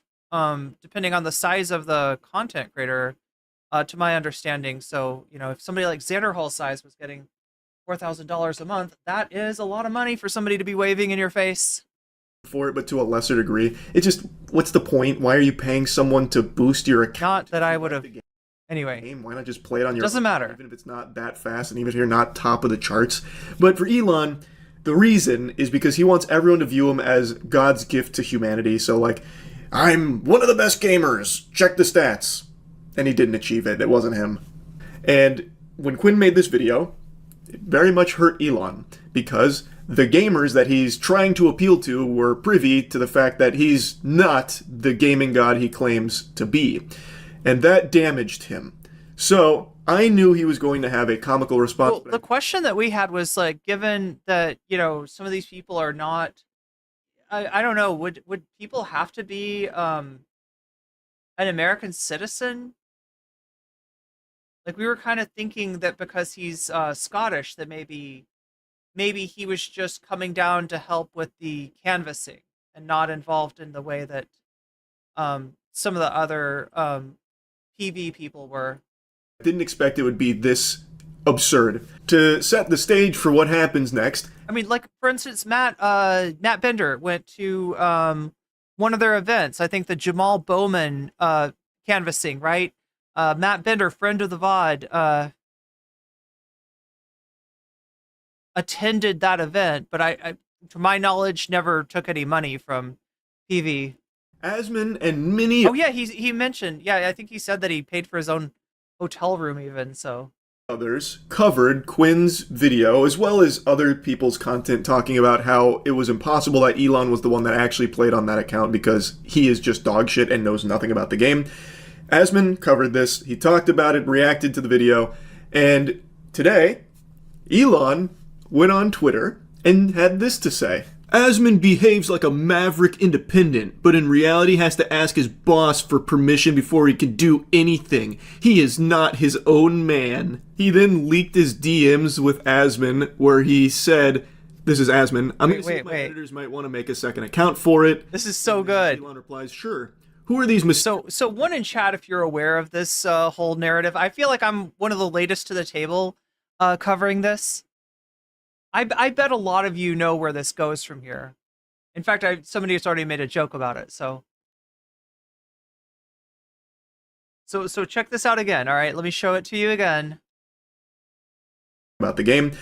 Asmon covered this. He talked about it, reacted to the video, and today, Elon went on Twitter. I was really hoping that he would react to a little bit of AsmonGold, so we get the AsmonGold, because AsmonGold does end up saying some funny things about Elon Musk by the end of this. And had this to say. Asmon behaves like a maverick independent, but in reality has to ask his boss for permission before he can do anything. Okay, so now what does that mean? Dan, are we talking about Dan Clancy? Is that Asmon's boss? Dan Clancy, CEO of Twitch? Who does he have to ask permission? Who's the boss? What's Elon talking about here, chat? He is not his own man. He is not his own man. He then leaked his DMs with Asmon, where he said, this is Asmon, I'm going to see if my editors might want to make a second account for it. And then Elon replies, sure. Who are these mysterious editors? Who are these mysterious editors? Jeez.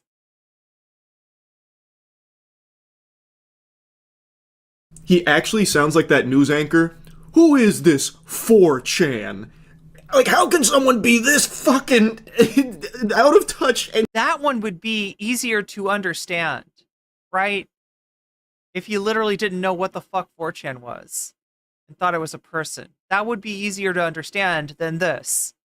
Stupid.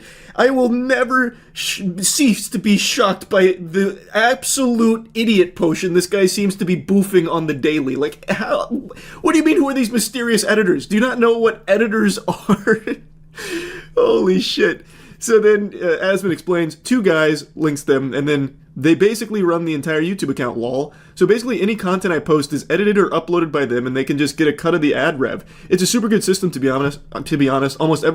So, yeah, this is like, so I don't want anybody to confuse this with the Hasanabi Industrial Complex. These are people that AsmonGold employs And by employees, the arrangement is such that they take Asmon's VODs, they find the segments they think are good, the segments they think will do numbers, they cut those out, they edit those, and then they put a thumbnail on it, and they upload them. So it is as if this is a YouTuber who uses AsmonGold's stream content as their content, but it is no, it's not. That's more like a industrial complex channel. They're getting a percentage of the ad revenue. So when they put out the videos, they get a certain amount of ad revenue. Since AsmonGold gets a lot of views, that ad revenue is significant. They get a percentage. So they're incentivized to post the best clips that they can, to do the best jobs on the thumbnails, to give the videos the best titles. But they are not telling AsmonGold what to say. In case anyone's missing that, Elon's misconstrued the situation entirely. These are two people that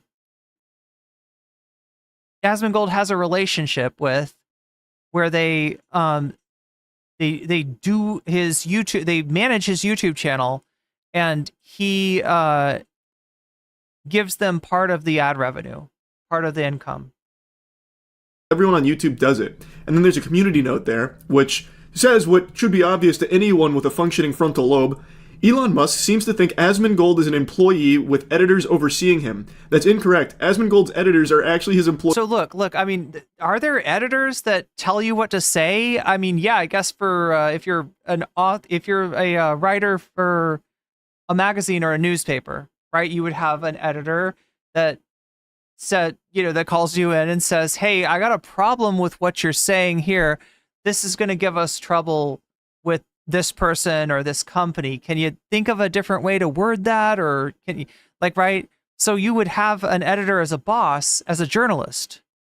You do not have an editor as a boss as a streamer.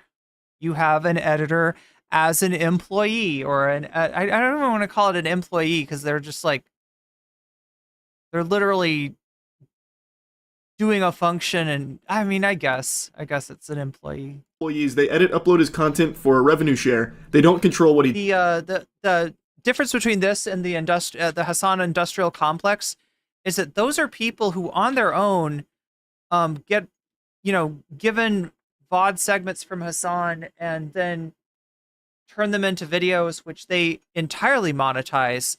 And for Hasan, it's the benefit is his content being pushed out through a ton of different channels and reaching more people that way.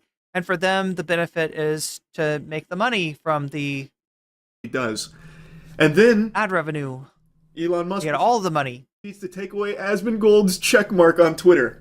You remember that thing Elon was... He gets community noted regularly. Yeah, he got... I mean, this one is brutal. Really adamant about, how check marks were kind of weaponized. Hey, Elon, you're doing that. So the free speech guy, you're taking away his check mark because he hurt your feelings, fundamentally shadow banning him because... It's full of AI accounts. I feel like I've seen a couple of those. I feel like I know what you're talking about, Mark Gold. Without a check mark, his replies... Did you ever used to watch the one that cut out... what it would do is it would sense words that might be sensitive, automatically. And it, instead of just muting Hasan when he said those words, it would cut that video out. Right? So there'd just be a gap and a cut. And it was really annoying. And his engagement go way down and you won't really see it anymore. You're shadow banning someone who hurt your feelings. Elon is just that fucking sensitive. In fact, sensitive doesn't even really cover it. Uh-oh. Was I saying something bad about Hasan there? Oh no. My cock gets sensitive when it gets sucked for too long. I'm like, ooh.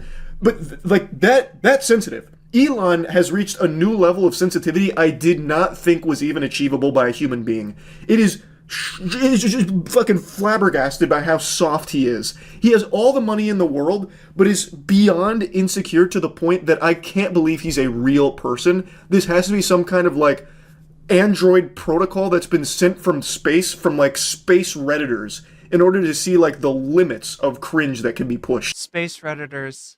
Come on. He's talking about editors and then saying Asmon needs his editor's permission to post things.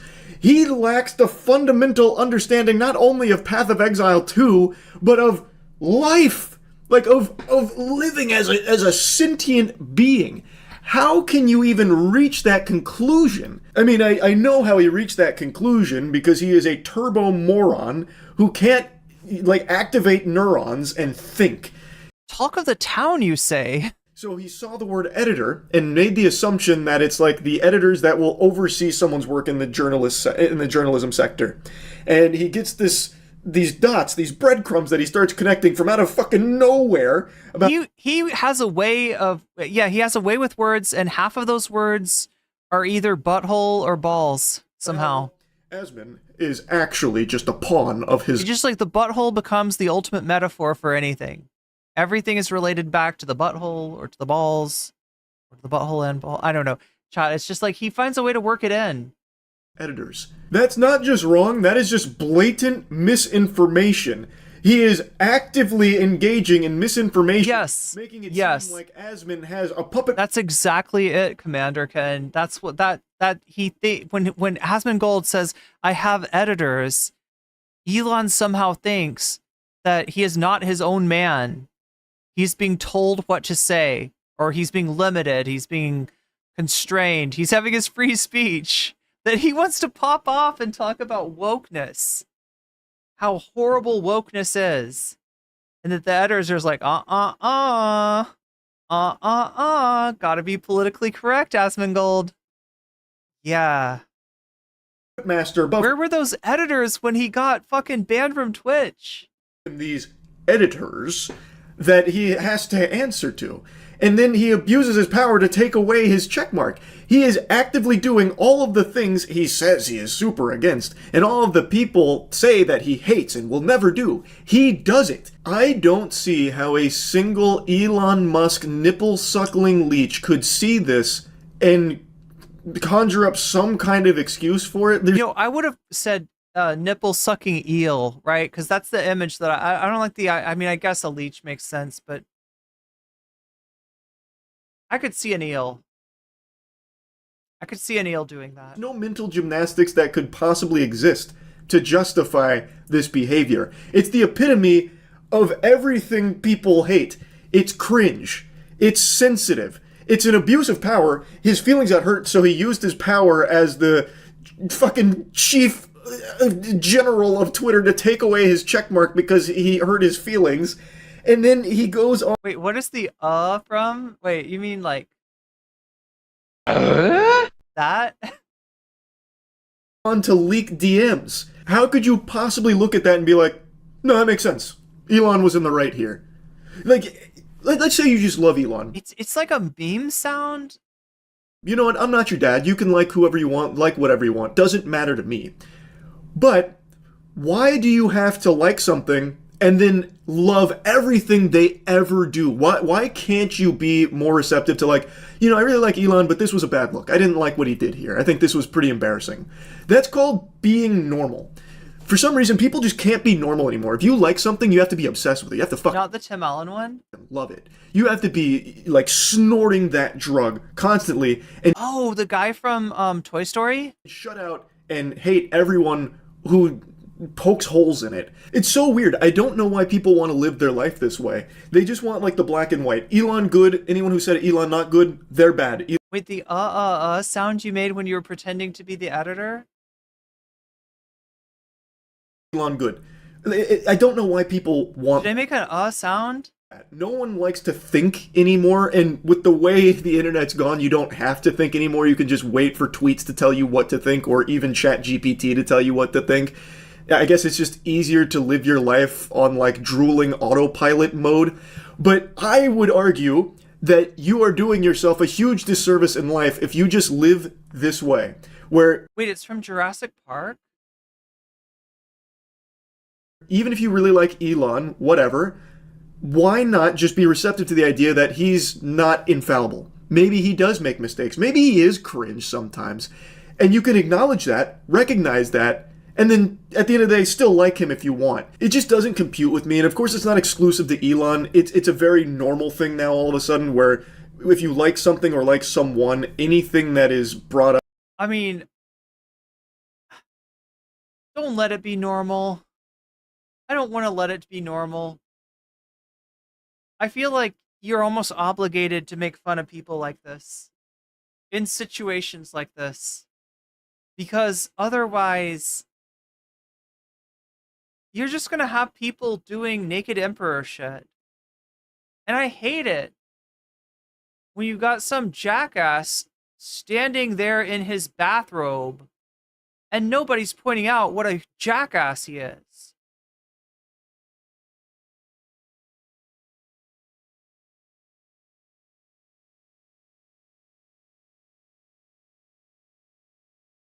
I feel like there's a line from a movie on this.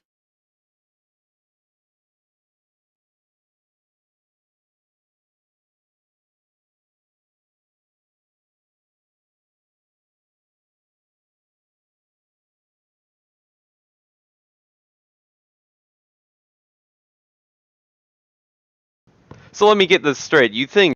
No. God, of course it's an edit. I'm trying to find this. I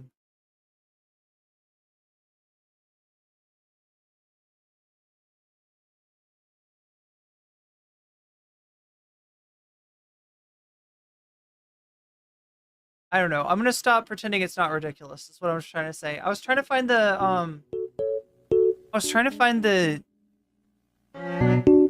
Omega Star with the hours a day arguing with bots on Twitter about. Oh my god, chat, are we good? Are we still good? Had a little event. Are we still good? I just need to hear back from chat. Looks like Twitch needs to refresh. YouTube is good. YouTube is good. We held on. Oh my god. I'm so glad. I'm so glad. We are. That's a great line from the One Piece theme song. Yes, we are. That's the only line that I know, actually, because I think it's... Wait, no, it's we are on a cruise. We are. About it and defending the thing you like. I just don't get it. Elon Musk, I think, is just the best example of this phenomenon because his fan base does PR for him as if it's their actual job. Like, they are professional. Yeah, that was scary. Hopefully Twitch will refresh and get back. It may break the VOD in half, but PR drones for Elon that he doesn't even have to pay because they are in the trenches every single minute of every single day. Underscore by super chatted $10. This is what Mark and I heard. Wait, what is this?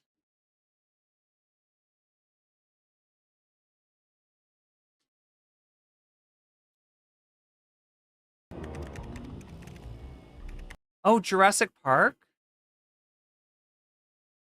You didn't say the magic word?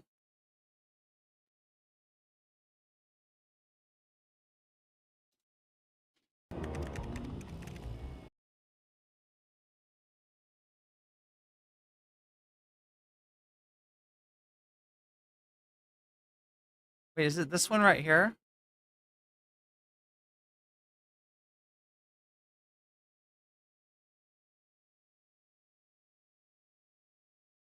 I gotta be really careful if this is from the actual movie. That I don't play too much of it. Magic word. Ah. Ah.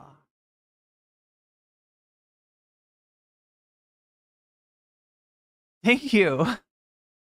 And thank you for the super chat. On him, arguing on his behalf, shutting down any criticisms against him. It's just so embarrassing. Oh my god, I'm so glad that YouTube made it back. You made it back, right, YouTube? You figured out how to do the thing. You hit reset on that. What's up, Hack All the Things? embarrassing. Almost as embarrassing as Elon himself. So yeah, anyway, I had to talk about this. Because what an incredible response from Elon to just take away Asmon's check mark and then leak his DMs where he completely misunderstands that editor. Yo, I feel like Twitch really appreciated the One Piece lyric. Aren't like his overseers. It's just like, I can't help it, chat. Anytime somebody says we are, I automatically think of the One Piece theme song. Oh my god. So yeah, anyway, that's really about it. See ya. Whoa, okay, that's so that's the situation. The only thing that I think we might be missing is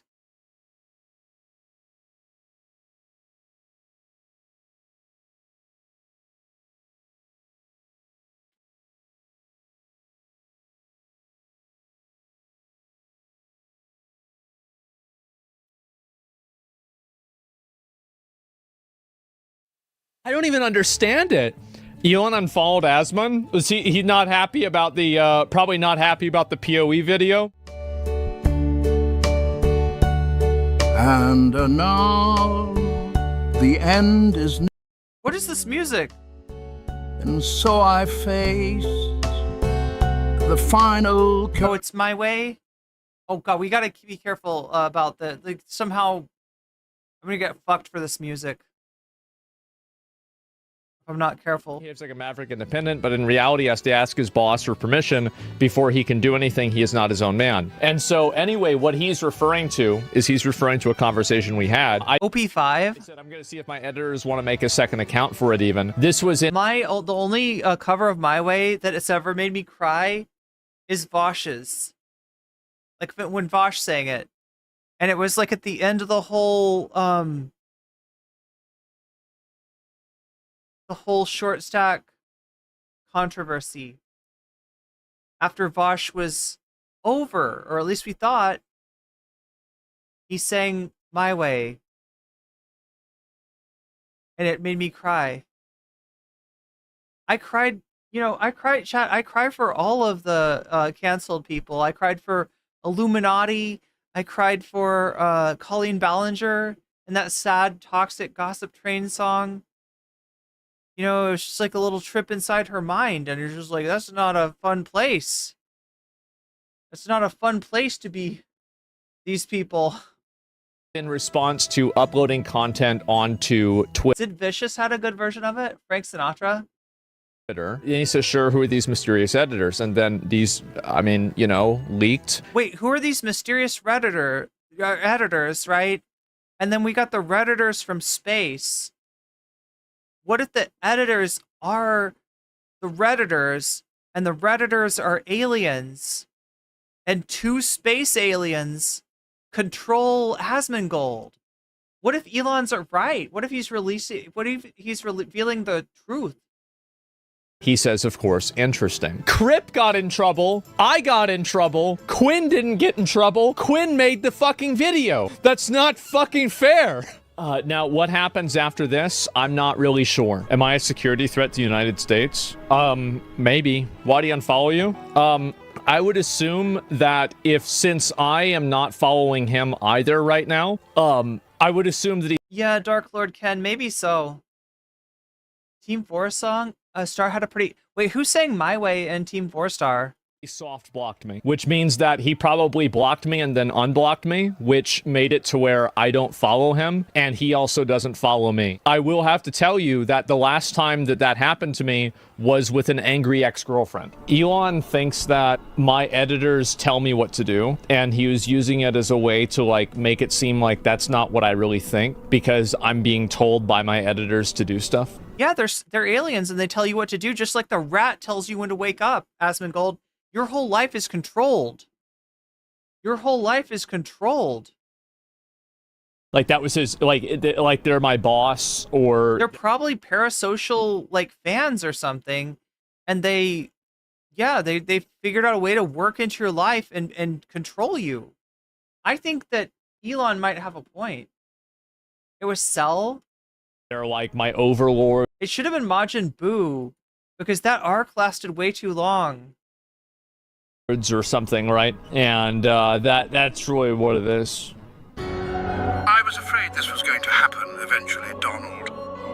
discovered. Deploy protocol mollusk B.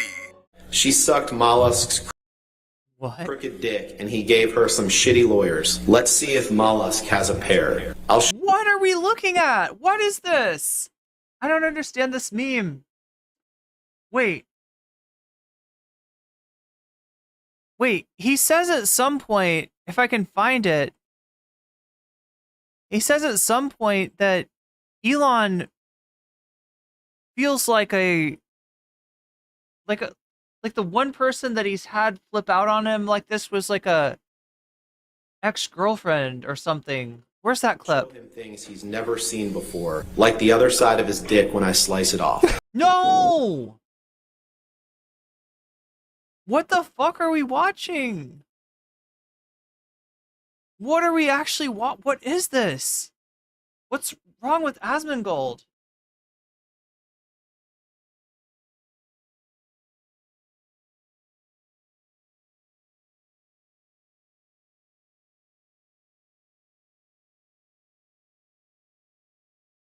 Okay, what am I supposed to be looking for? The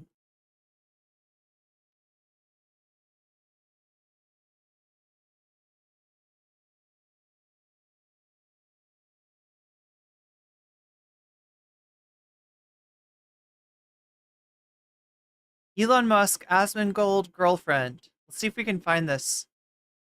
Didn't Grimes, like, pop up? Didn't Grimes pop up after all this?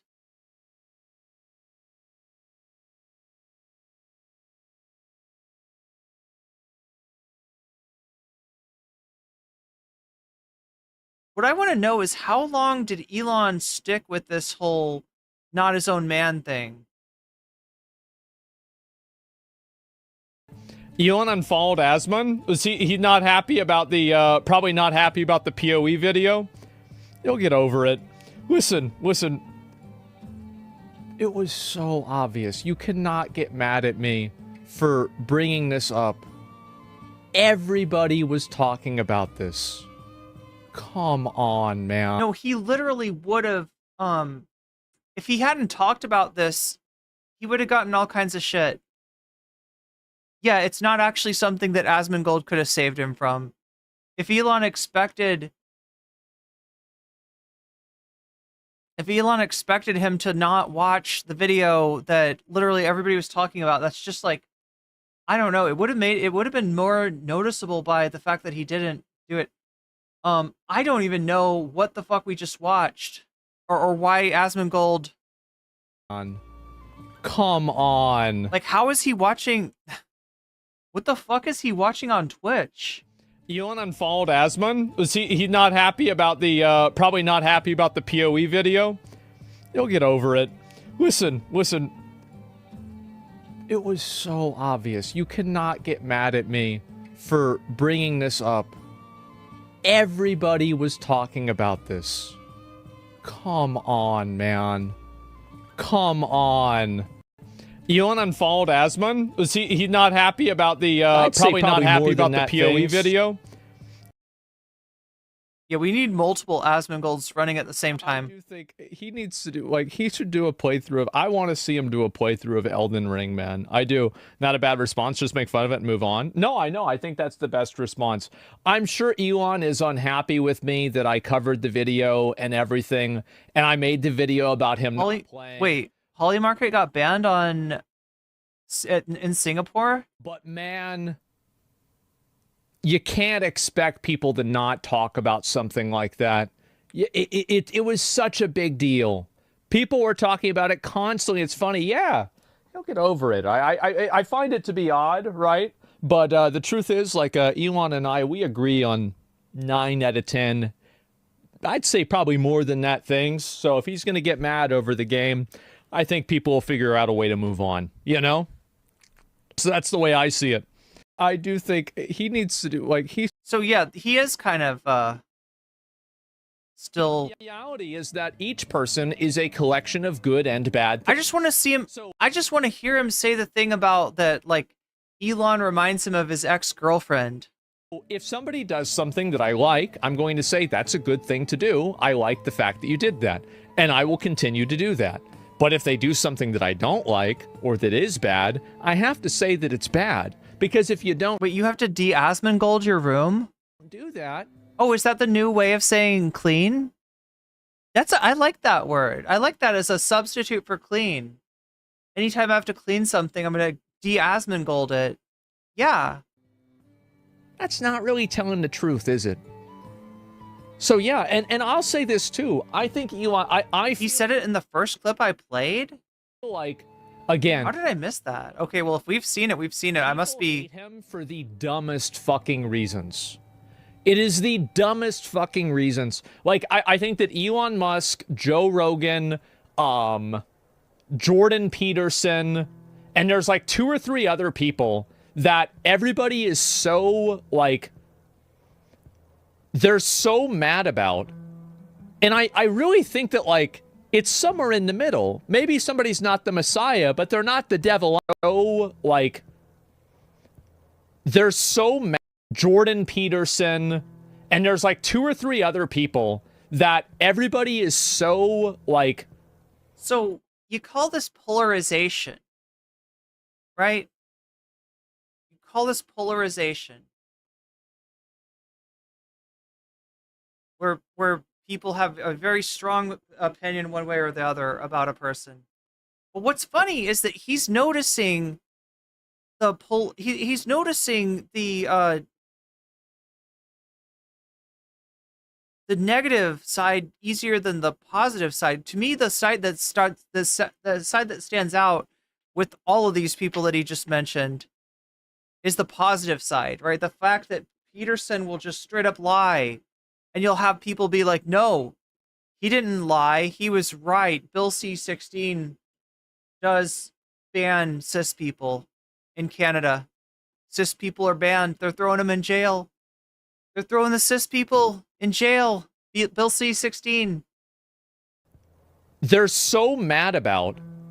And I really think that, like, it's somewhere in the middle. And then these guys will just be like, no, he's absolutely, yeah. Maybe somebody's not the Messiah. This guy got my life back together, right? I just needed to make my bed. I just needed to clean my room. Everything fell into place there. But they're not the devil either. Ben Shapiro? Yeah, Mr. Beast, right? Exactly, Mr. Beast. Reality. I honestly don't actually have, like, a strong opinion about Mr. Beast. I just haven't, like, I feel like I don't care about him. He might be unfollowed Asmon? Really bad, but I just don't know enough about him to know that. Oh no, what the fuck is this? Oh no, oh no. Somebody went in a very... Oh no, there's a lot of people going in a very... Okay, we're done. We're done. What if alt hist? Okay, what if alt hist? Because that's... I can't take anymore. No, I think there's like a bunch of anti-Semitic weird stuff on here.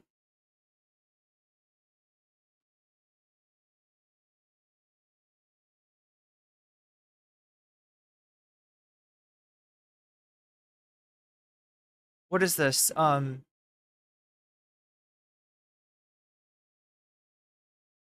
yeah, that's right. It's on a... I've got it on a playlist.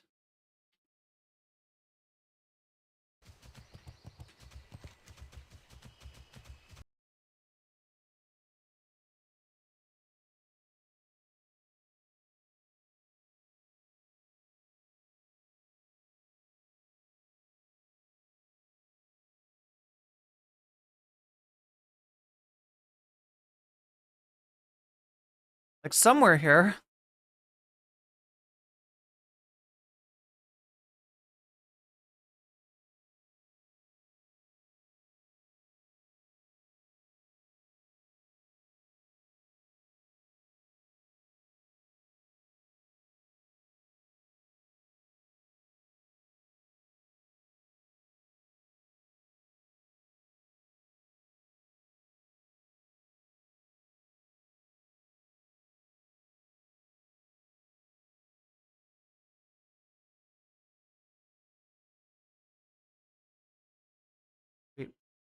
Let's look at the other playlist. I'm sorry, chat. Making up a false. I should have. Whoa. Watch later playlist. No, not that one. Making up a false reality that he saw on TV. I'm all about making up a false reality that I saw on TV.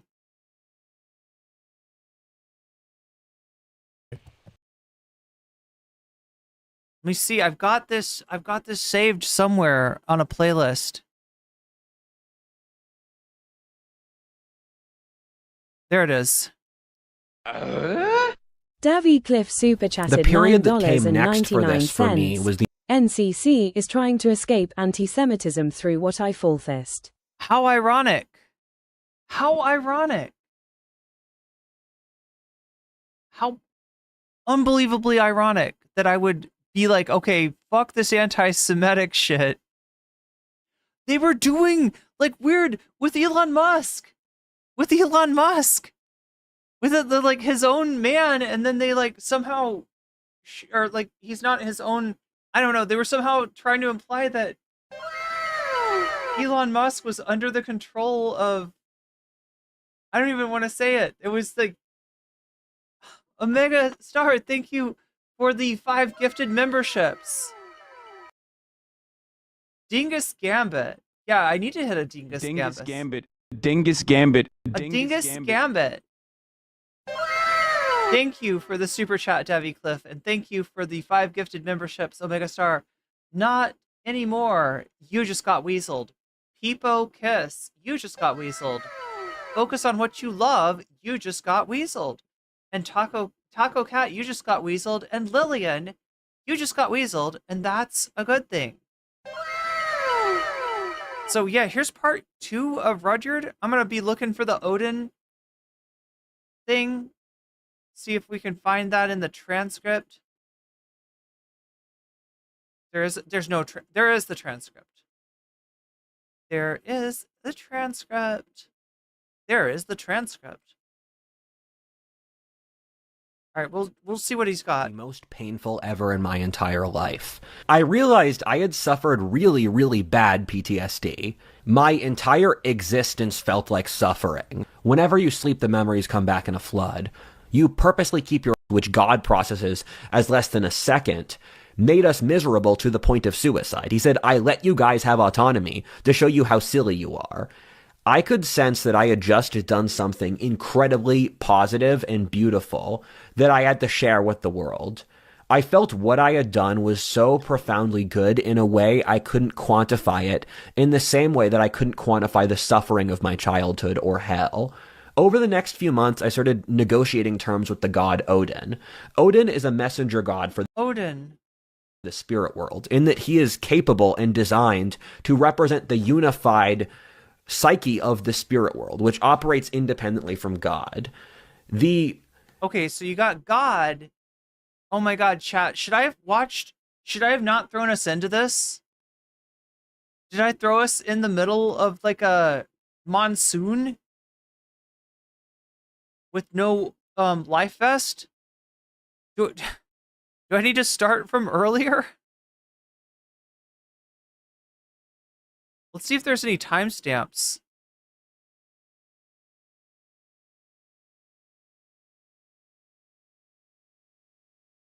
There's only 2 timestamps. He's been playing God of War. Do we need more context to understand what the fuck bro is talking about? I just don't know where to start him. Like, this is an hour. Oh, wait, no, he does talk about Odin more.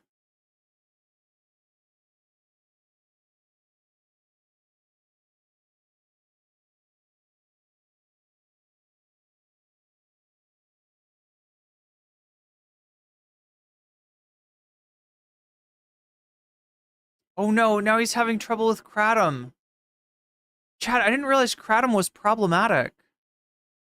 I thought it was chill. Is Kratom not chill?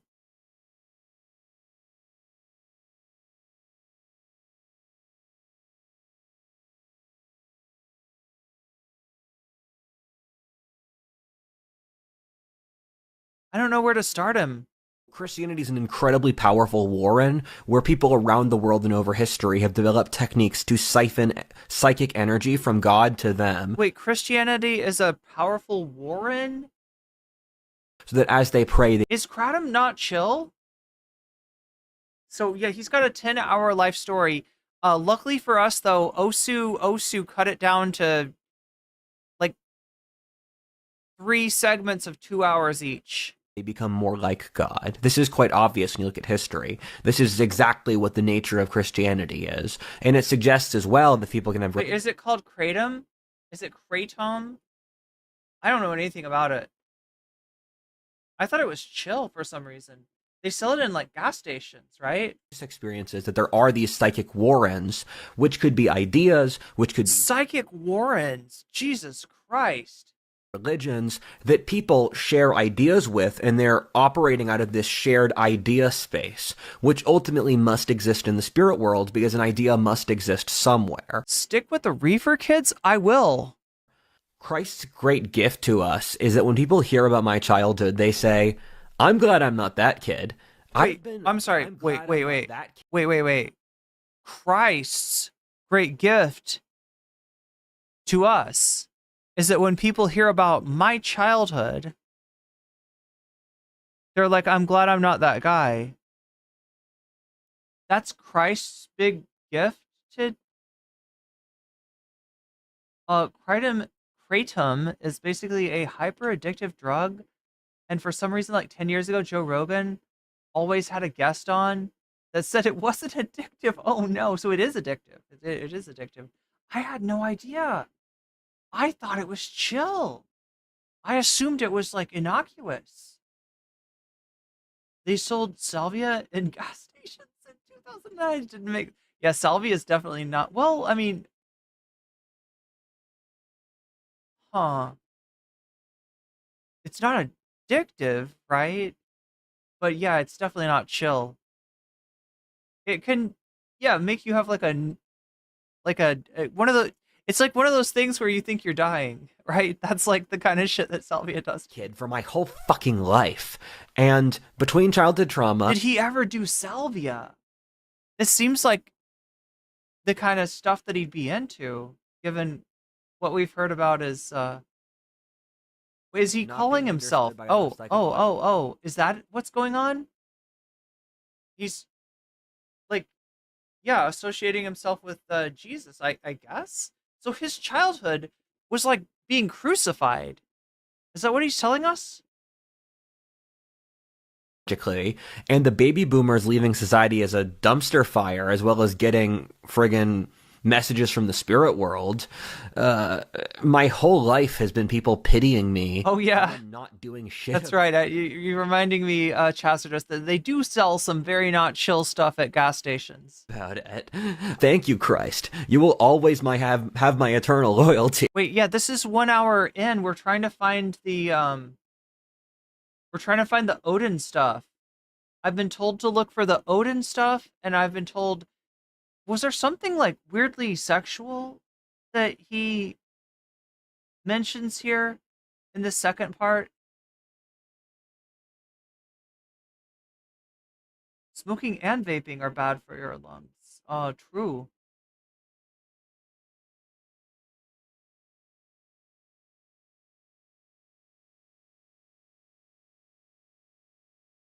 Kind of fun if you're... Yeah, if you're into... I mean...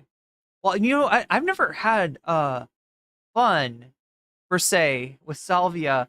I have had deep introspective moments that felt life-changing. That's the kind of effect that it has on me. And I think it's because the Jews have been that people of history. Oh no, here we go. We're gonna say weird stuff about Jewish people now, according to this is the time in the What If Alt Hist where they're the people that people keep taking pot shots at. Yeah, that's all pot shots. That's... And Christ is great for those who have been unfairly nailed to the cross. And so I'm eternally grateful for Christ for giving me a way to get out of PTSD. I wrote this video since my life goal as a child and adult was to brag as much as possible. This is a video I wrote where I do get to brag, and there are a few accomplishments I'd like to briefly gloat over before I continue dictating. We're ready to brag. It's when he's speaking of as Odin. Oh no.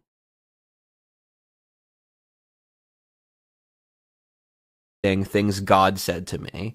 One time I went viral for posting a photo of me when someone posted a really nerdy photo as a caption to something I said. The real photo... I mean, that is pretty viral right there. As a contrast, that it got nearly 1 million views. I am going to hold the "I was so handsome I went viral" card over people for the rest of my life. So, I've just stopped caring, and I'm just going to tell you... One thing that I will say about this whole set of videos, his life experience that he's imparting to us, is that bro is really feeling himself. Like in a way I would not have expected him to do. Rodard is really feeling himself here. Right? He's like, I'm actually very attractive. So attractive I went viral. Folks, the total truth. I've been using a cocktail of supplements to survive physical suffering of PTSD. That's not an exaggeration in that without... I thought he was going to start speaking backwards for a second there. These supplements to loosen up my amygdala or my emotional brain, my amygdala shuts my brain down, so I lose the ability to speak, move, or think. There have literally been dozens of times in my life And thank you, Davy, for the super chat. Lose the ability to speak or walk. The only way I ever sleep is with these supplements and relax. And now he's going to do the ad read. And now he's going to do the ad read. Right? That's why I appreciate having THC and Sebe Day from Sunset Creek. Wait, what is it called? Sunset something? Sense. Kratom is the substance that saved my life on PTSD. I'm not gonna lie, kratom is addictive and is not a perfect substance. It's a low-level opiate, which is a traditional remedy from Thailand, where among the local peoples, they take kratom to work their 12-hour shift. Oh, I forgot he lived in Thailand for a time. Sunset Lake, thank you. Rubber plantations. And Sunset Lake, Sebe Day. With hard factory work. Hey, Sunset Lake, if you're looking for someone else to sponsor, I feel like... up here, but now there are freaking communist Thank you for subscribing, Imposter Sus. I said before, it's literally saved my life. I would not be able to physically move for years without it. My life, I have gone through kratom withdrawal 6 times. Oh no. It's not that bad for It's not that bad? I didn't know there was a withdrawal. I just assumed it was like a leaf. Oh yeah, I guess there's other leaves that might cause the withdrawal as well. I know of another type of leaf that is known to cause withdrawals. Okay, I got it. It's not what I thought it was then. It's definitely not. Sunset Lakes do region agriculture, which is based. Oh my god. The other thing I want is like justcoffee.coop. NCC Void Coffee flavor, right? They've got some deep chocolatey coffee that, like a deep chocolatey blend. You know what I'm saying? There's no chocolate, but it tastes like there should be. That's the kind of coffee that would encapsulate what I am about. Although I know it's worse for other people. Where for me, the withdrawal is only a single day. For other people, it can Wait, you were joking? Wait. be weeks. And each time, after a few months, I relapse back onto kratom because something bad happened in my life, like a work issue or problem with family. Yeah. And I needed just to wake up and... No, I didn't know about this. I didn't know anything about this. I figured it was just like some, herbal, high or something. Job. Even with all the issues, I give kratom an overwhelmingly positive review. It's way better than taking antidepressants. We're doing a review? We're doing a review? You should have an ad read, Rodard, with it. Wait, he does. Wait, he has sponsors. I feel like, was it Ground News? What was sponsoring him, chat? Do you remember? I've seen him do ad reads before. I swear to God, I've seen What If All Hiss videos where he does have sponsors from time to time. I was looking at all of the alternatives that the regime wants you to take for PTSD, and they're benzos. Look at what benzos did to Peterson. That's a 6-month withdrawal, not a 2-day withdrawal. That's a real issue. And my home state of Pennsylvania got wiped out by way more powerful opiates. Times I talked to God, reading, traveling, it was powered off. Wait, is he wearing JD Vance's eyeliner? Green hay. I thought I saw some like kind of silvery eyeshadow, but maybe not. As I called it. And again, if you are watching this and you have made it this far, I trust that or else ellipsis and acids always liked me. Be responsible. You should use these supplements in a way that is responsible and you should in your life. And if you are addicted and it's bad, you should. What was that? Did he just say a word backwards? Is he doing some ancient eldritch god shit? This far, I trust that you should be responsible. You should use these supplements in a way that is responsible and you should in your life. And if you Oh, it's because I get it. Okay, so chat, let me explain something. All right. This video has been lovingly and fairly swiftly edited by one Osu. I believe one of I don't know if Osu is edited for Tyler, but anyway, there was a lot to edit. Some of the edits were a little rough.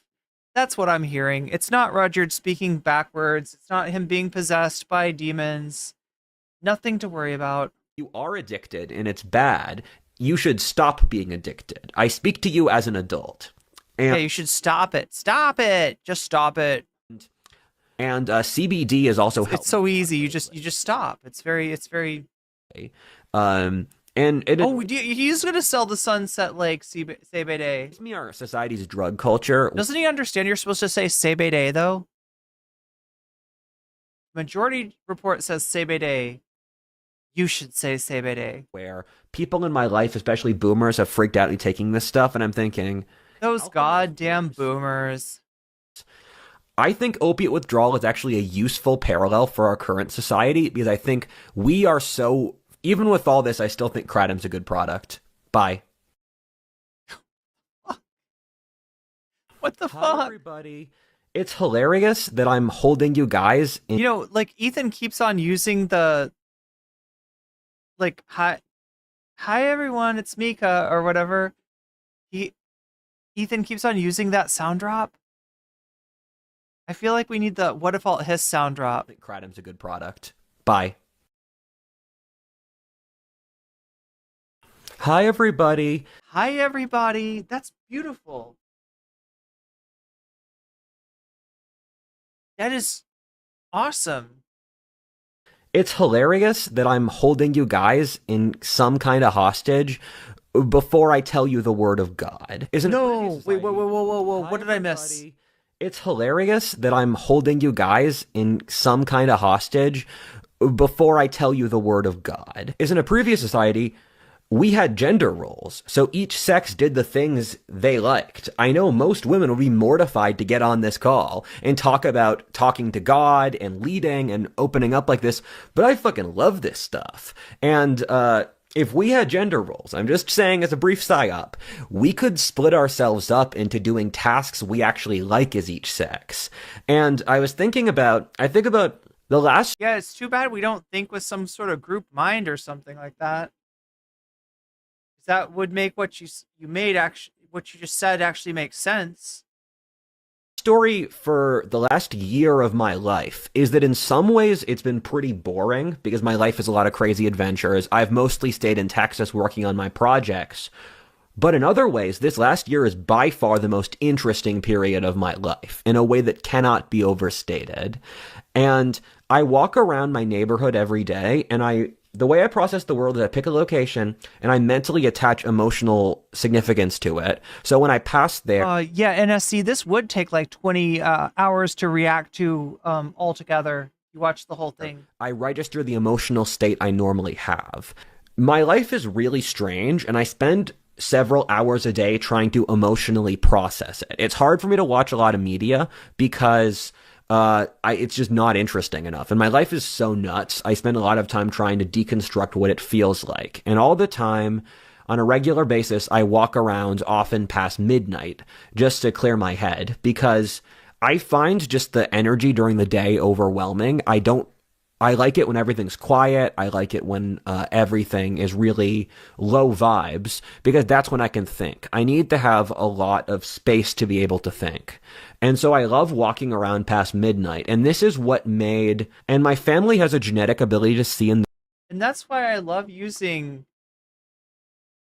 Philips flashlights. Philips flashlights help you see in the darkest night. They're able to shine the... And they use less batteries than the leading brand of flashlight as well. So if you want to save money on batteries, you can charge this flashlight up via USB. No, I'm just like, there should be an ad read in everything that he says. Even when he's talking about Odin, there should be an ad read. The dark. So my dad, for example, kept our house super dim, and it freaked his girlfriend out because my dad and I could see really well in the darkness and she couldn't. And so we had the flashlight that's our sponsor today. Yeah. She got triggered that we kept our house at super low lighting. So I'll just walk around at night and I can see everything. Even if there's no moon, I can see in the dark. So I don't really need a flashlight or anything. Thanks to Odin. The dialogues when I walk mostly consist of me talking to God, and Wait, sorry, the dialogues when you walk? The dialogues when I walk. What?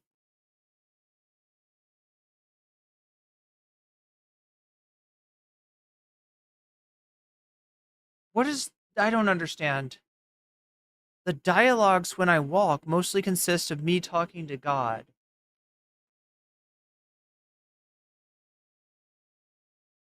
Mostly consist of... What is this? I don't understand this phrase. The dialogues when I walk. So is he saying he talks to God when he walks?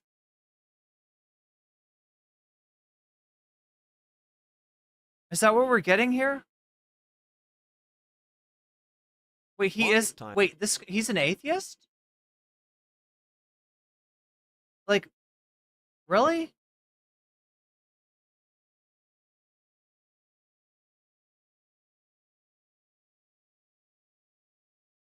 His pupils? That consisted of me complaining to God about how unfair it was he made me suffer this much, and then secondarily, me asking him about how the universe works. And I take CBD every single day. However, the CBD doesn't really get me high. I can think clearly. I mean, it is CBD.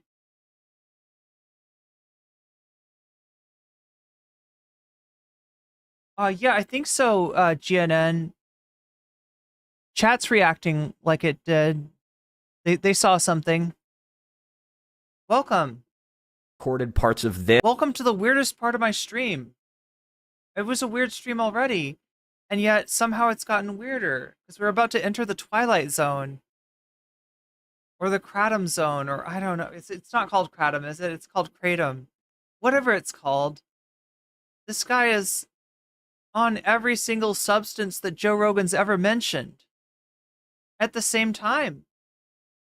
This on CBD, and there are certain areas of the trail, as I said before, when I look at them, I realize... Like, I have heard some people say that they feel something. I'm not sure what.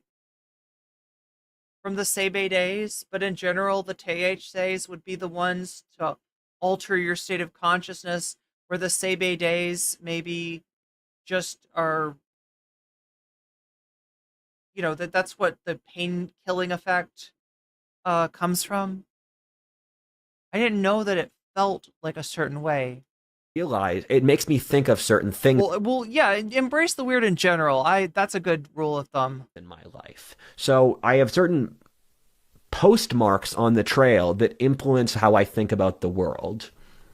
I was praying to God to end my suffering for like the 10,000th time, and God did reply this time. However, it was a different God than the ones I spoke to before. Oh, okay, we got a different God. You got to catch them all, chat. That's the key that I've when it comes to divinity, right? There's a lot of gods out there. You got to catch them all. That's what they invented Pokeballs for, right? Is to hold your SMT gods so you can do battle. This was the Norse god Odin. I will later explain to you over the course of this video why me communing with a pagan god does not Odin, an electric Pokemon, count as heresy. I've thought this through. He said my PTSD was a tool for him. He said my PTSD was a tool for him, and I had already completed the task he asked me to. I am a little scared here.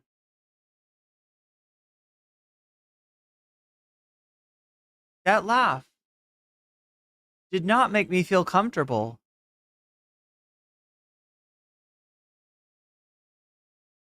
I'm worried. CBD definitely affects, CBD, sorry, it's called CBD actually. Actually affects how I feel when I, oh, it alters the effect of the THC maybe. So when you take them together, it's like a different thing. To do. He said that he had cleaned me out of my PTSD. There'd be some. He'd cleaned you out? He took all your PTSD? What? Damn it, you cleaned me out of PTSD. I've got none left. Ups and downs, but it was basically over. And that was right. This something that I don't think that's real. That's not what he's saying. Like 3 months ago, and I still don't it's an unsettling laugh for sure. It's the opposite of the Hasan laugh. You know, the Hasan laugh kind of sets you at ease, but this one is I'm anything but at ease right here. PTSD's gotten so much better. I feel happy. I feel relaxed. I feel so great. You sound happy and relaxed, yeah. Thank you, God. Thank you for healing me of PTSD. Yo, you just did the Randall from Recess shit with that. Wait, what was the teacher's name? From Recess?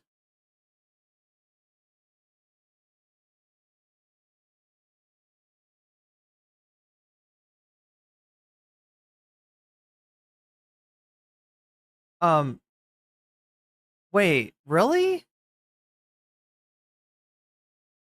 Her name was Miss... Wait. No, this isn't the right...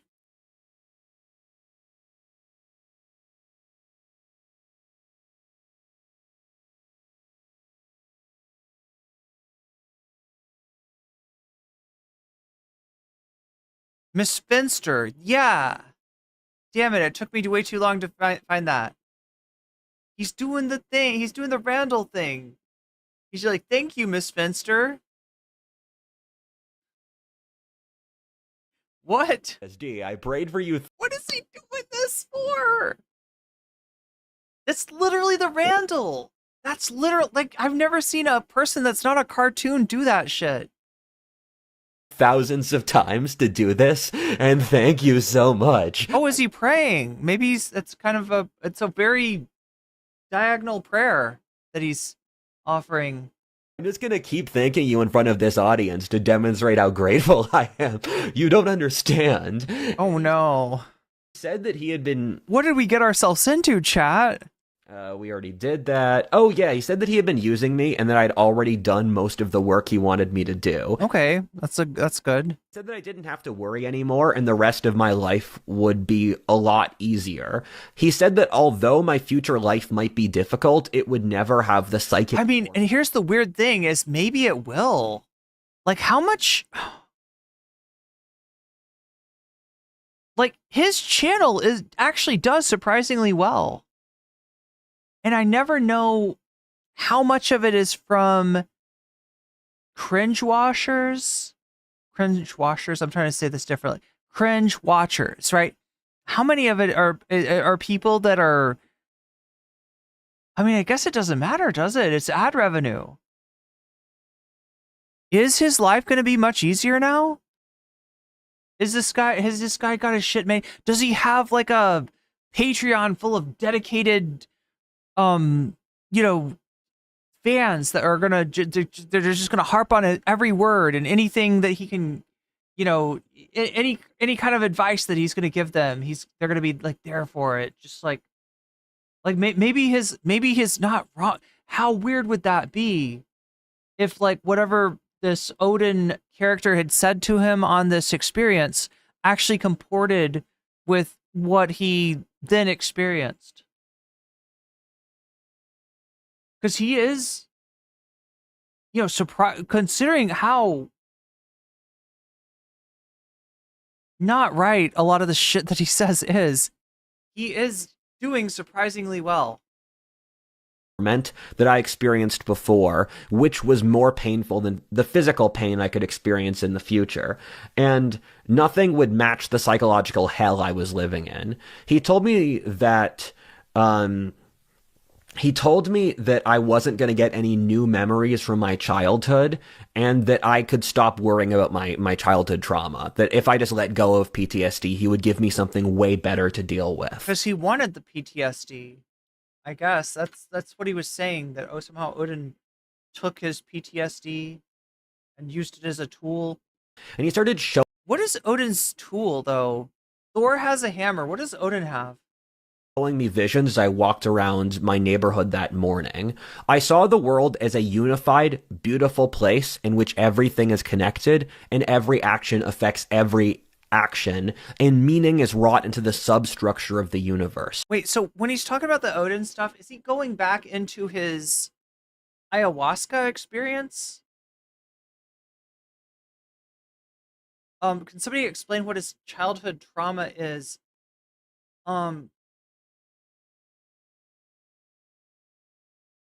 His father gave himself mercury poisoning. His mother was apparently a very disturbed person,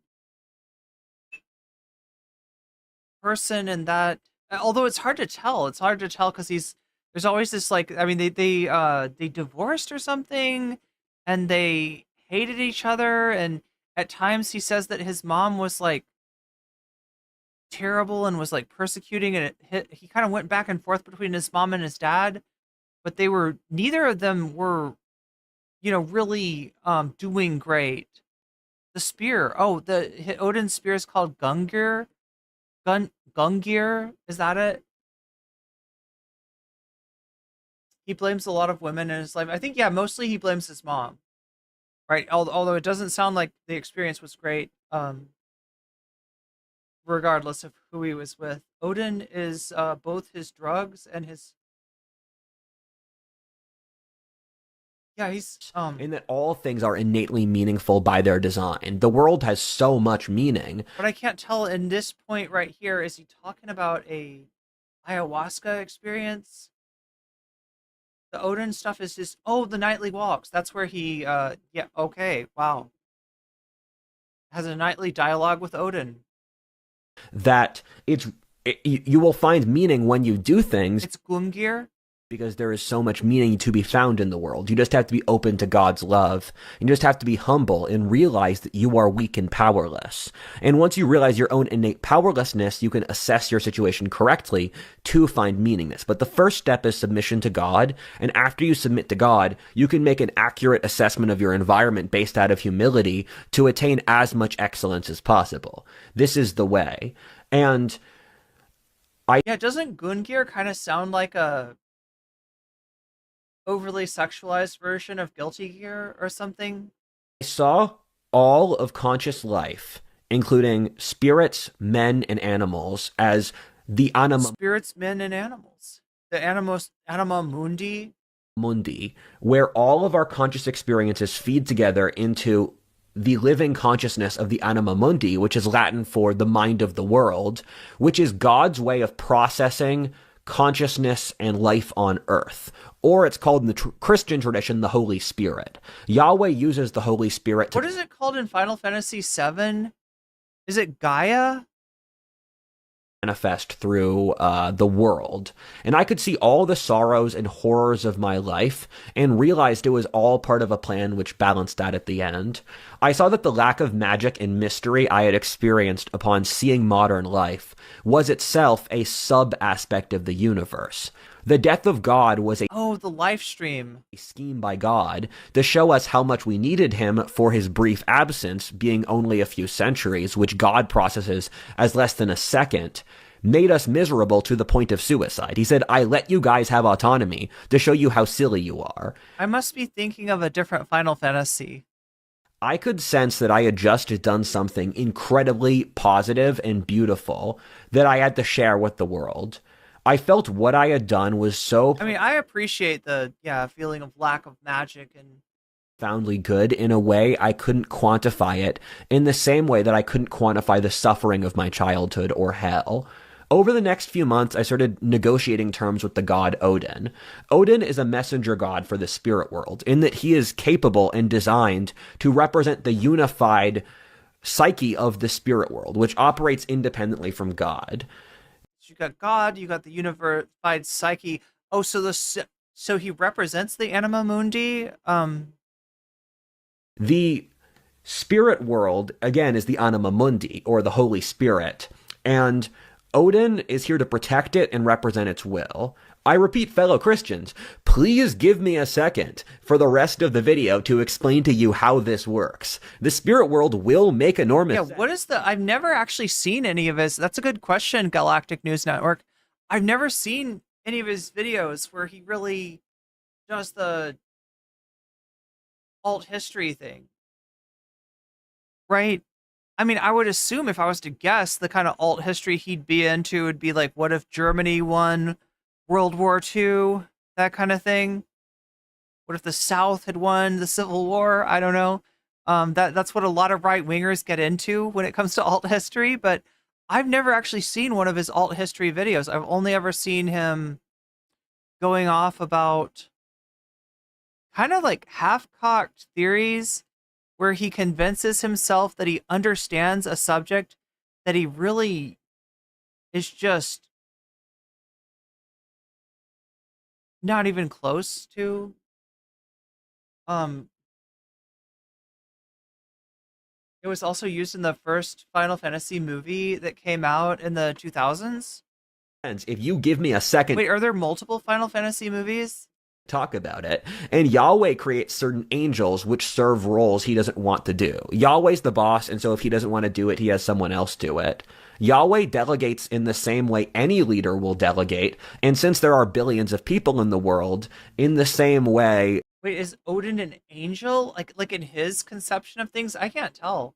He said that Odin is a symbol for the Anima Mundi, or the spirit of the world, and that he's different than the other god. Who was he? He was talking about, like, okay, what we've encountered several forms of divinity so far in this. One was YHWH. Another was Jesus, but it was specifically like a Zoomer brain rot version of Jesus, right? It is a Rizzler Jesus, as it were, that he encountered. And now we've got Odin, who is distinct from the Christian god, but Odin's not going to like being downgraded as to a messenger.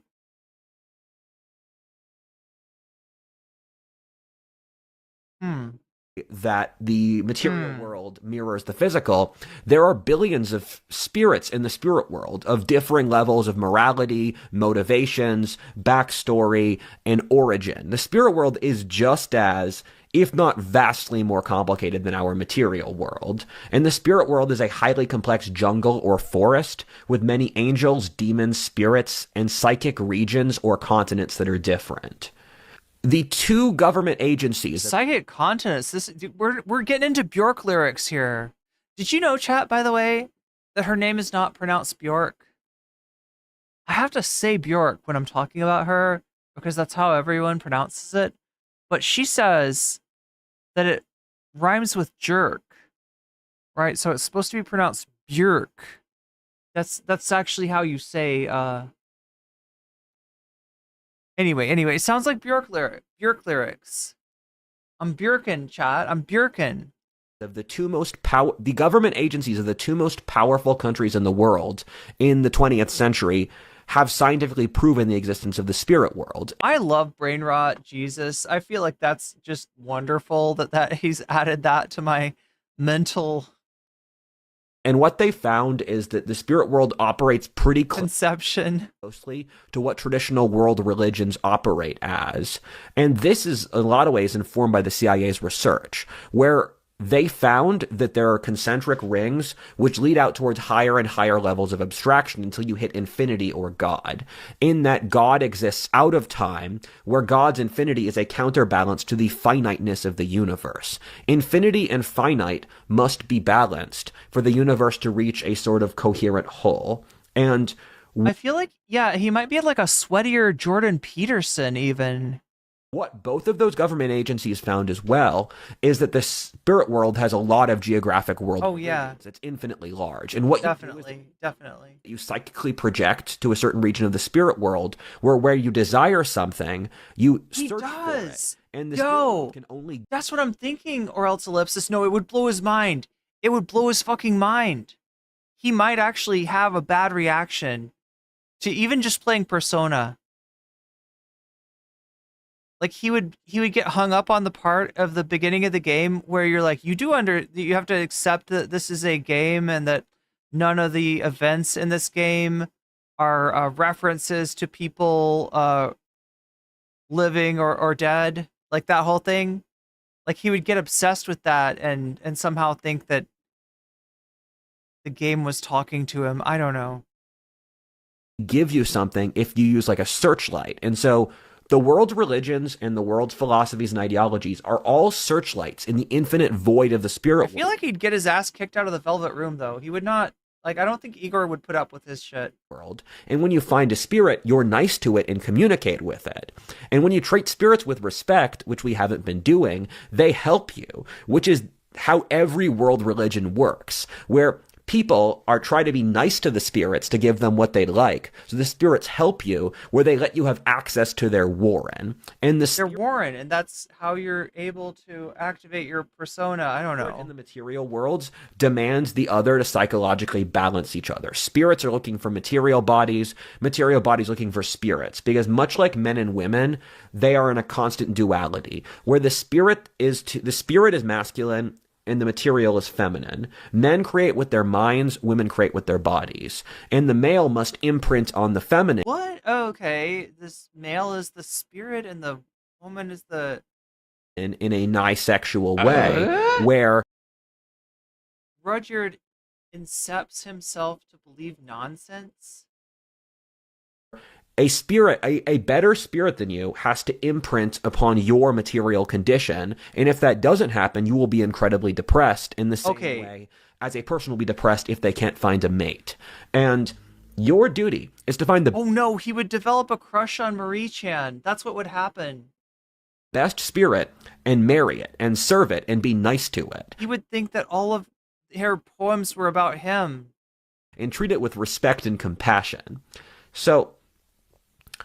the spirit world is both very complex but also very simple. Odin is both a messenger and lord of life. Odin uses different lower... As a practicing pagan of many years who has been part of a pagan community, it has been for many years, I can offer some insight here.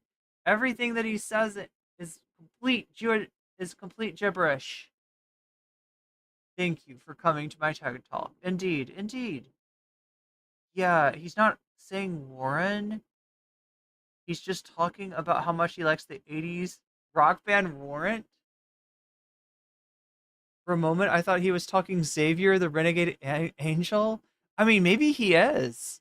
Maybe he's seen some shit, and it's like a mishmash of like all the case God, weird fantasy shit he's watched, or in the Christian tradition, angels to provide certain roles. In Odin's case, responsibility for Darwinistic evolution and being a messenger for God. If you read the Bible, you find it doesn't say other lowercase gods don't exist, but rather Yahweh is superior to them and the only one worth worshiping and revering, which we agree with due to his innate superiority.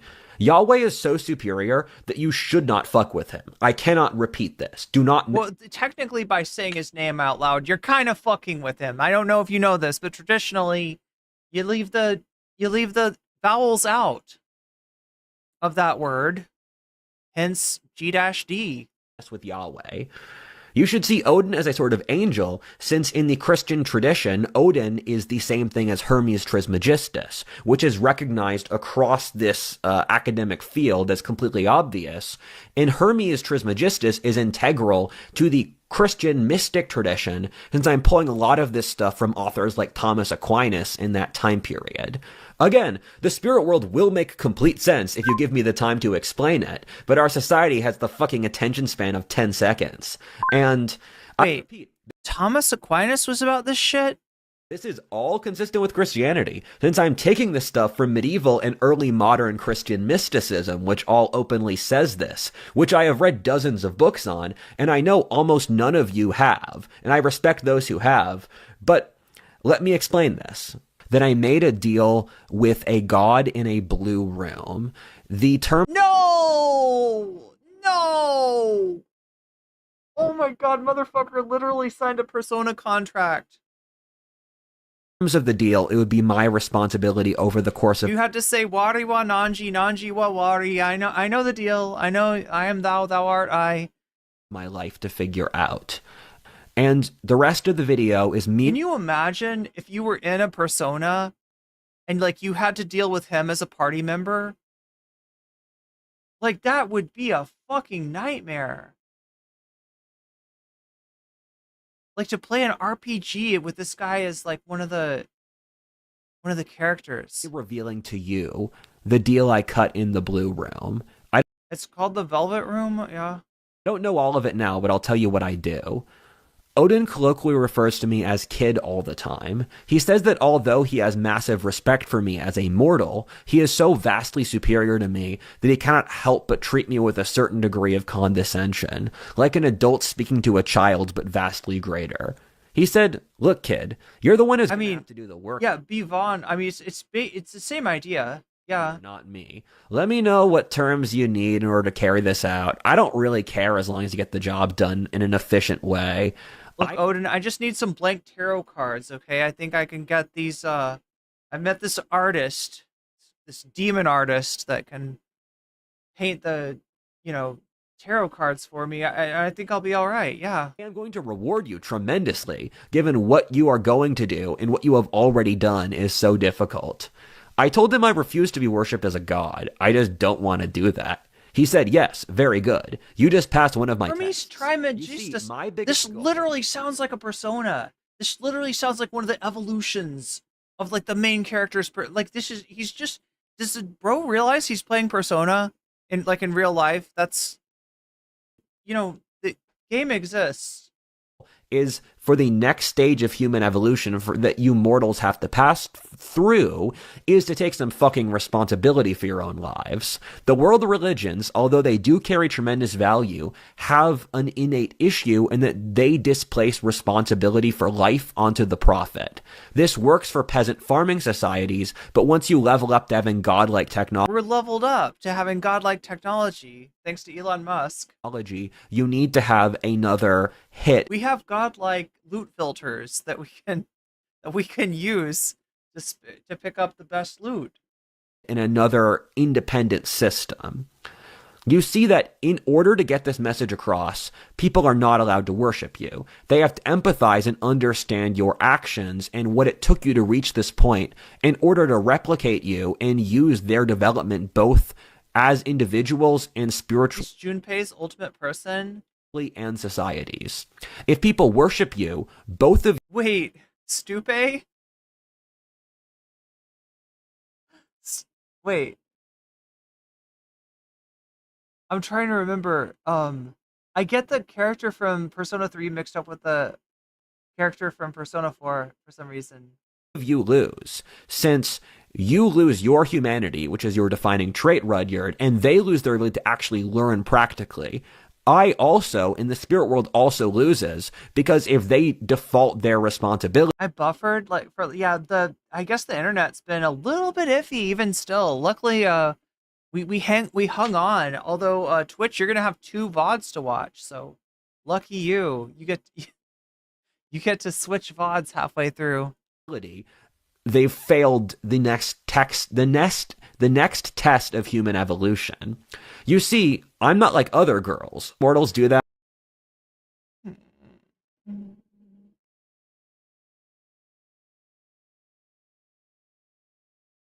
But it's not really needed, all things considered. Rather, I need the mortals to take some fucking responsibility for their own actions as fucking adults. You needed to pass this test, or look, if you had just said fucking one more time, I would have done it, okay? You almost had me there. Get more knowledge. I leave tests for mortals to see if they're mature enough for the next stage of their development. Wait, is he talking as Odin now? Somebody told me he goes into, like, Odin's voice. You see, when I call this a religion, that's not really true. The emotional connotations with religion in your culture immediately lead towards Islam and Christianity, which are prophetic totalizing religions. Really? Just Islam or Christianity? Those in specific? This isn't that. Those religions already won the game so hard that competing with them is sheer insanity. What Yahweh, the Christian God, said, and he's translating this through Odin, so it sounds like him, I already gave you guys a 1,000-page book where I said that this was the last book and that the Abrahamic tradition was sealed with either Christ or Muhammad, depending what tradition you're part of. Now you want me to ask for more stuff? We need to have new things. Well, yeah, we need the Trump Bible. Don't you know about this? We have added to the Bible. It is the Gospel of Trump. The I'm proud to be an American. YMCA's in there. You know, it's the... There's lines from Hannibal Lecter, the poem of the snake. Because the world keeps evolving. I did a great job with the Bible. I put a lot of work into that. And when I say I'm speaking through Yahweh's perspective here. I do not wish to insult Yahweh. That's a horrible idea. And he said, working with the Jews for thousands of years was really difficult. And oh no! Oh no! He's gonna complain about it. His Yahweh is about to get anti-Semitic, isn't he? And you know, I just have to say they're a little bit whiny. I find them a little bit like he's gonna get anti-Semitic. Yahweh's gonna what is he doing? What is he doing? This is no, Roger. Are you going where I think you're going? But I don't have to drop this again. Be grateful for what you got. And Odin says he really likes the Christians, which is why he forced his people, the Nordics, to convert to Christianity to make them stronger. When I say Rudyard is founding a religion, I mean something along the lines of communism, Confucianism, or Taoism, which is a philosophy of moral conduct. You should perceive whatever Rudyard's doing as anti-communism. This religion is meant to be the inverse. Taoism is a philosophy of moral conduct? I mean, there's a lot of Taoist texts, and I certainly have only read a small percentage of them, but that is not how I would characterize it. What are we doing with Marxism now? Oh my god, what is this guy gonna do? It was really difficult. I'm grateful. Wait. YHWH said that working with the Jews for thousands of years was really difficult. And I'm grateful I did, but I don't have to drop this again. Be grateful for... He's like... Anyway. That's just too much. I can't.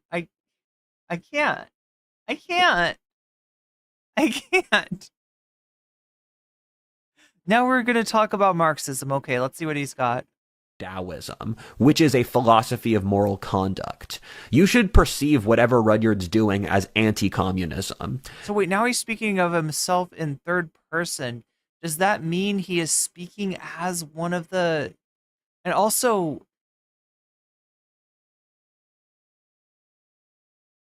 This religion is meant to be the inverse of communism, and so if you don't consider the inverse of communism to be a religion, then this isn't a religion. Marx also makes claims about how the universe and God, in his case, progress, works. In Marxism, progress fits all the character of a religion in its relationship with God.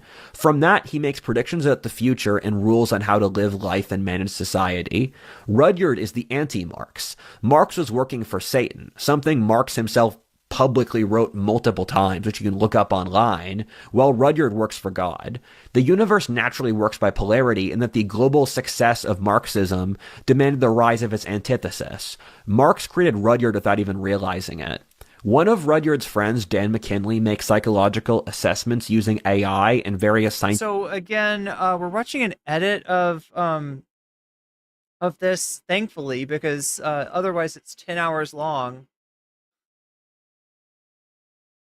And so there might have been some part that we skipped where he switched modes and went from speaking of himself in the first person to speaking of himself in the third person, or even speaking as one of these deities. Scientific measurements. You can choose not to believe in its accuracy if you'd like. In Dan's system, Rudyard has the exact same psychological type as Karl Marx, Confucius, and the god Odin. The way Dan's system works is that there are nearly 400 different personality types. Wait, I'm sorry. Is Dan's the friend? Okay, his friend's got 400 personality types. Gotta catch them all. An exact alignment like this nigh impossible in a purely probabilistic system. What that means is that you should perceive Rudyard as a philosopher or as a teacher, not a prophet per se. Rudyard is not perfect and is your responsibility to hold him accountable if he's wrong. Again, we mean that in the real way, not the BS lefty way. Let me say it this way. Knowing Karl... Can we, like, what, leave a comment card or something? What, are we supposed to leave a comment? Hey, Rudyard, I think you were right about everything, but it's one thing. Karl Marx. Actually, Marxism is really good, so we got to hold you accountable until you say workers of the world unite. Right? And knowing Rudyard to be his opposite is the best advertising Rudyard could ever have. Rudyard is successful, tall, celebrity from a Britannic background who supports heroism, is cultured, and loves God, while Marx was an envious, broke, atheist, racist Jew for his whole life. And we're right back into the anti-Semitism.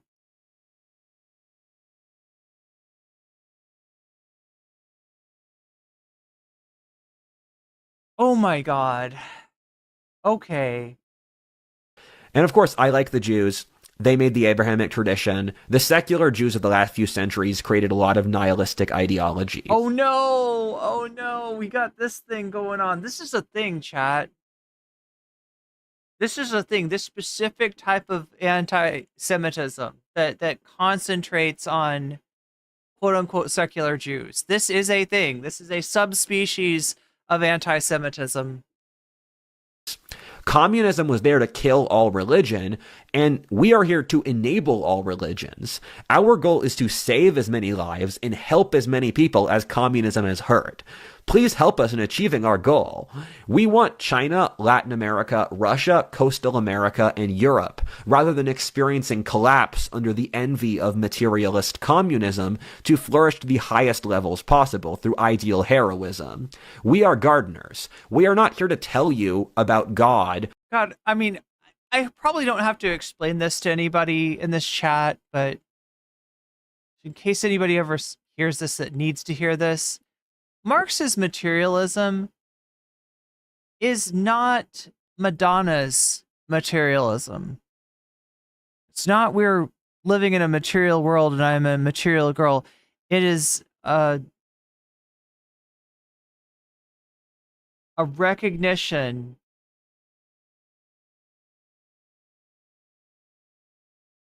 that if you want to advocate for your own best interest, best not take your eye off the ball.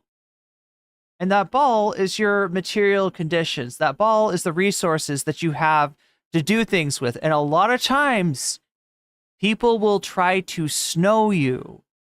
People will try to con you, and people will appeal to an ideal which they will claim trumps your material conditions. These people are trying to rob you. Do not let them. That's all. That's all Marxist materialism is. Right? Or how to worship him or how, we are here to help you realize your own individuality. This is a message that all religions can relate to, since Odin is the... Yeah, to differentiate exactly, or else ellipsis. Exactly. To differentiate it from idealism. Messenger god. So he's taking a hit for the team by showing the other religion that they can have organic communications with the spirit world in a happy, ethical, and fun way. We're not here to tell you what to believe, but to give you good advice. We're gardeners who want the world to grow into a stunningly beautiful forest. We love you, the animals, the trees, and the spirits more than we could ever say. You're not really selling that? What are you doing? Randall, what are you doing? Why is he doing the Randall? Does he think what does he think this looks like? Like, it's like he's trying to play a character that is being dishonest. But he's not doing a good job, because that's not actually what people act like when they are dishonest, unless they are a cartoon character. That's just... What does he do? There's no worshiping here. Wait, I haven't gotten to the meat of this. Will still be here to revere the Christian gods with your heart and souls. Sorry, you will still be here to revere the Christian God with your heart and soul. Go to church, pray to Christ, and all that. Yahweh is also my Lord, so I do this too. However, I'm here to be your cool older brother to teach you useful advice. You can ignore the spirit world stuff if you'd like, and then take the common sense stuff. The spirit world is using this young man. I haven't seen the common sense stuff yet, Rodard. I have not seen hide or hair of it. As a wake-up call to stage an intervention, since we're getting really worried about you. The simulation is talking to you. There is no sincerity. There is no irony here. This is completely sincere. The simulation is talking to you. This is real. Your society is the thing that's fake. Your society is the joke. 99% of human history thinks you are completely stupid, insane, and deranged, and they're getting really worried about you that you're killing yourself. You know, you guys are the crazy 1% that believes all the stupid stuff. Everyone else in history disagrees with you. They think you're really nuts. Wait, but does this apply to his audience, though? And they're scared, and they love you, and they I know he thinks this about like liberal society, but make sure you're fine. We'll get into this later. And if so, you may see this message, if you're part of modern civilization, as schizophrenic or autistic. So you are projecting your schizophrenia and autism onto us. This is just the reasonable message for all of human history. Rodard, the next stage of human evolution is called taking some fucking responsibility for your own actions. You mortals keep dodging it, but it's so central to the game, you can't ignore it. It's so hard to get mortals to take responsibility that we had to take a brilliant member of the aristocracy from the greatest empire in history, pick some deranged warrior ethnic minority with a deranged family, then beat and rape the kid over 40 times, have his entire society constantly insult him and berate him for... Is he talking about himself? He's talking about Rodard there, right? Am I... whole life, while lowering his reproductive odds to no! Now here comes the incel stuff. Level in human history to get any mortal to take some fucking responsibility. We'll explain the logic through which this operates better. You see that it's very difficult to maintain the universe for God, and thus he gets very resentful when you don't take responsibility. He's also super resentful you don't never appreciate the nice things he does for you. For example, your society is so cognitively a woman that we literally sent you a charming, handsome, 6'4", cook, adventurer, celebrity young man to teach your society wisdom. And his audience is still 96% male, so you're still not grateful as a female society. We normally send some short old guy who wanders around. Rudyard is a gift from God in the same way you all are, in that reality is itself a gift. Chat, I think we had some drama frogs in chat tonight. I didn't detect their presence, but I'm noticing the disparity between the viewership numbers and the likes, and that generally indicates the presence of drama frogs. Gift from God. When you see how improbable Rudyard's life is, all of our lives are just as improbable in the cosmic scale of things. One of the biggest realizations Rudyard had is that since his dad's a banker, he was stacking up probabilistically the chances his life could ever happen, and then he realized that's not how the universe works. Scientists will talk about how improbable life itself is, in that the odds that the Earth has the right temperature for life, that we have the right distance from the sun, that we have the moon, which balances out our tides and other very important things. Are we going to get to the aliens? I feel like the aliens have got to be somewhere in here, right? We've had gods. We've had Mad Hatters. We got to have aliens, right? That life itself evolved and that life didn't die out, or even that we have air to breathe and water to drink. Past a certain point, the idea that it's all chance just seems completely ridiculous. At the same time, divine design, free will, and evolution are all true, since the universe is a single mind, or the anima mundi. The anima mundi, we're back to that, yes. Certain parameters and goalposts through which evolution operates, in which the living people have to make choices in real time with archetypes that exist outside of time. The game is both in time and outside time at the exact same time. The more responsibility you take, the less work God has to do, and thus he rewards you exponentially, especially Darwinistically. The force evolution selects for is courage, creativity, cooperation, responsibility, and competitive ability. God thanks those who do these things, since they're intensely difficult, with sex, wealth, glory, and anything else. Look over history at the kinds of people the game Wait, Solomon Grundy? Is that the guy that was born on Monday? Whether the human species itself, the Romans, the Spanish, the Chinese, the dinosaurs, amongst others. They all fit into this underlying theme. Once you attain enough success, the tree of life will try its best to protect you, as we'll explain later. When you take responsibility, God and evolution rewards you. Women exist inside the shield men have established against the wild.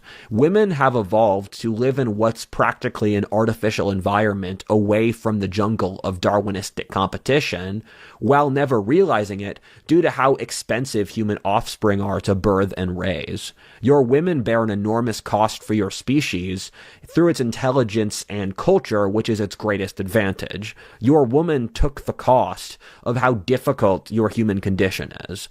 Women. How does one get rewarded Darwinistically? I'm guessing by a government-mandated trad wife?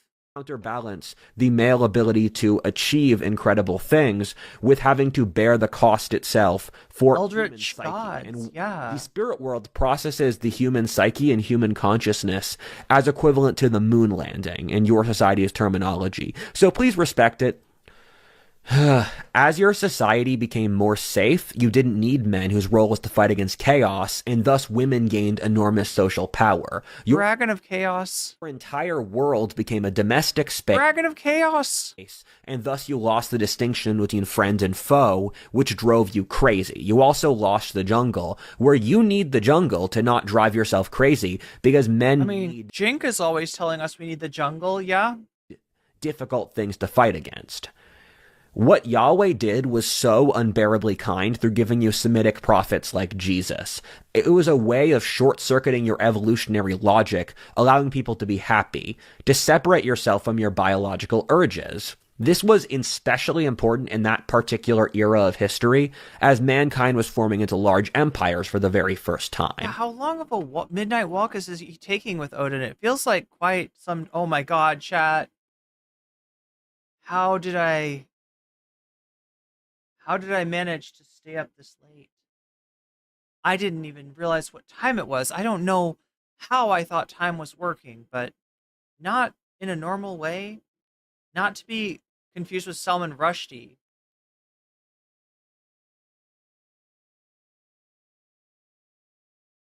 which were concentrated in the Middle East and especially Israel, where the Jews were a proud people who kept fighting every against time these great empires. And they realized the only way they could win the game was by communing with God, which founded the Abrahamic tradition. However, they wanted removal from their environment. The big thing there was to separate themselves from their feeling of powerlessness. The jungle is Guns N' Roses, not Warrant. Yeah. To let their souls reach heaven, which is why Yahweh is Lord of your soul. And he is ultimate Lord, and Odin does not mess with Yahweh. Yahweh is a good guy, to say the least. However, to a god, you mortals all appear as the worst kind of woman. You appear silly, childish, irresponsible, and ungrateful. Thus it goes without saying that your god did an act of stunning kindness to you against a brutal, uncaring, Darwinistic universe, and you threw it away for not being generous enough. What the hell is wrong with you? Your god literally did the best thing in history, and it wasn't enough for you. This is why mortals don't get nice things. Yeah, your god did the best thing for you, and you still manifested the Stay Puft Marshmallow Man somehow. I provide a different service in this game through Rodard. I am another name for Lord Hermes Trismegistus.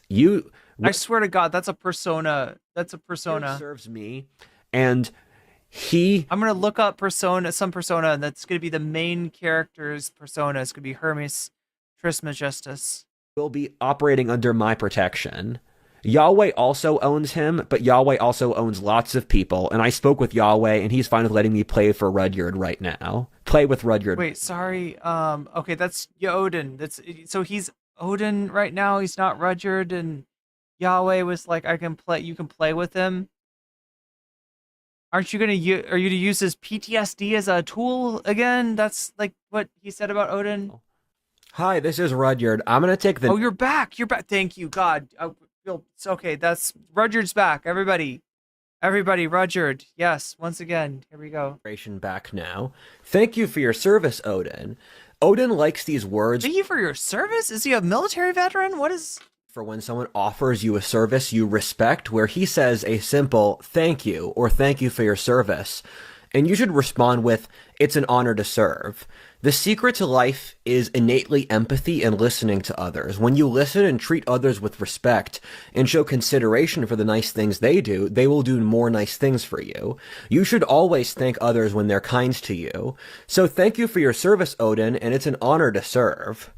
The spirit world operates outside of time, so as I've been having these visions over the last few months, I've been operating outside of time. I've basically downloaded 1,000 pages of lore from the spirit world. The good thing is I'm here for you for the rest of my life. That means the entire rest of our life. Oh, I thought he was going to do a heart. Until nearly the 22nd century, if I don't die, is a attempt to explain and articulate what just happened here. This is a historic what the fuck just happened moment that the spirit world unless they're women, he's got some strange was to show you that it's still real. The spirit world was getting really annoyed and resentful that the world war and nuclear war subplot, as well as demonic, suicidal death cults that are totalitarianism, was not enough to get you to realize the world is innately magical and incredible. Your society has no way to process magic, because if you can understand it, it's scientific, and if you can't understand it, then it doesn't exist. So your worldview is divided into things you understand, and that's it. Which is like you got a bunch of searchlights, but you can't actually see the stars. I'll explain that more. Part of the reason Odin reached out to me is that I love the act of leading so much. It's my favorite thing to do. Yeah, thank you, Odin, for reaching out to him, by the way. It's really great of you. I had always felt a profound sense of resentment about my life for what should be obvious reasons. However, after the first few visions at which it felt like my life had meaning, I started to realize I actually really like my life. The thing is, men don't shirk pain. They shirk meaningless pain. There's a huge amount of actual lived difference between the Crusaders walking 1,000 miles to the Holy Lands from England and a conscripted czarist peasant walking a quarter of the distance to fight for a regime that Wait. Isn't Toth the god that the spirit science people are obsessed with? Or no. I feel like, doesn't the spirit science do... Wait, this kind of reminds me of spirit science. I never really made the connection until just now. Well, I mean, like, okay. I guess spirit science is less disjointed than this. The thing that's driving us insane isn't the suffering itself. People live way harder lives in the third world, but rather the meaningless ennui and loneliness.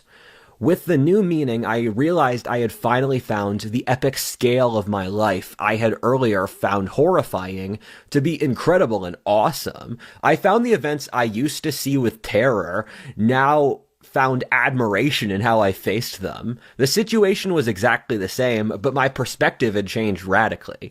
I realized that the suffering I had faced in the past was only there to make my life more epic, since hardship is the wood that powers the fire of an excellent life. The horrible foes I had faced in my dying civilization suddenly seemed more like Mordor, the Empire of Star Wars, or the Lannisters.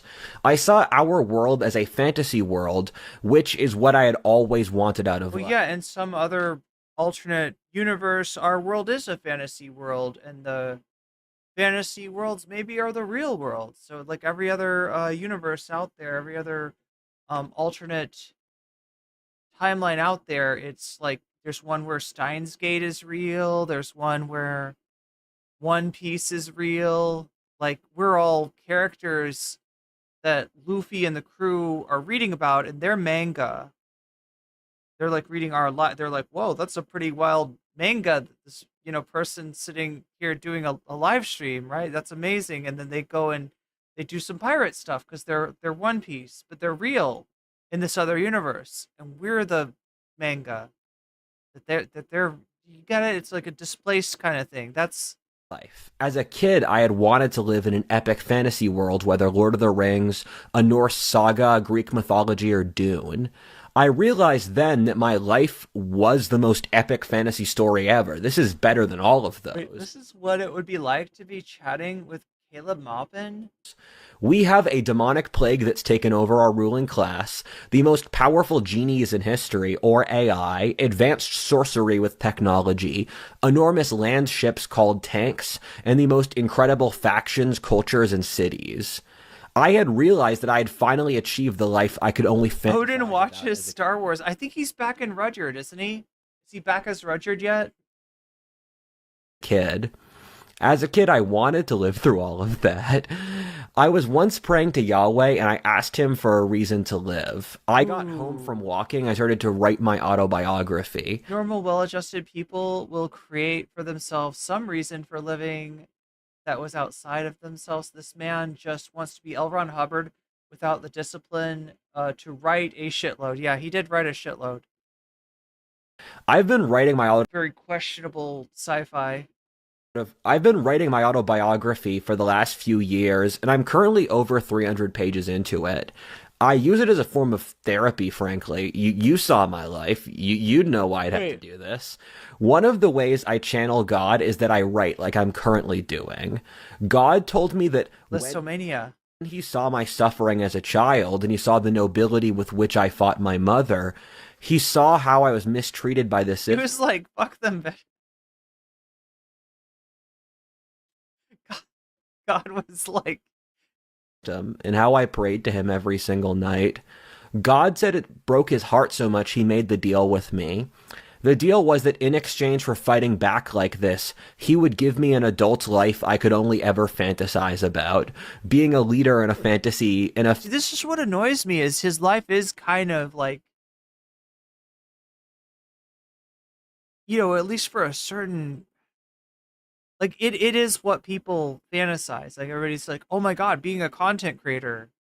It's so cool. Fantasy world. And it is cool. When I was on ayahuasca, and one of the things my mind whispered to me at least a dozen times since I was a child is especially, yeah, you're successful, and he is this is what freaks me out, right? is that, like, considering how disjointed this content is, what a fucking mess this whole thing is, he is actually doing fairly well.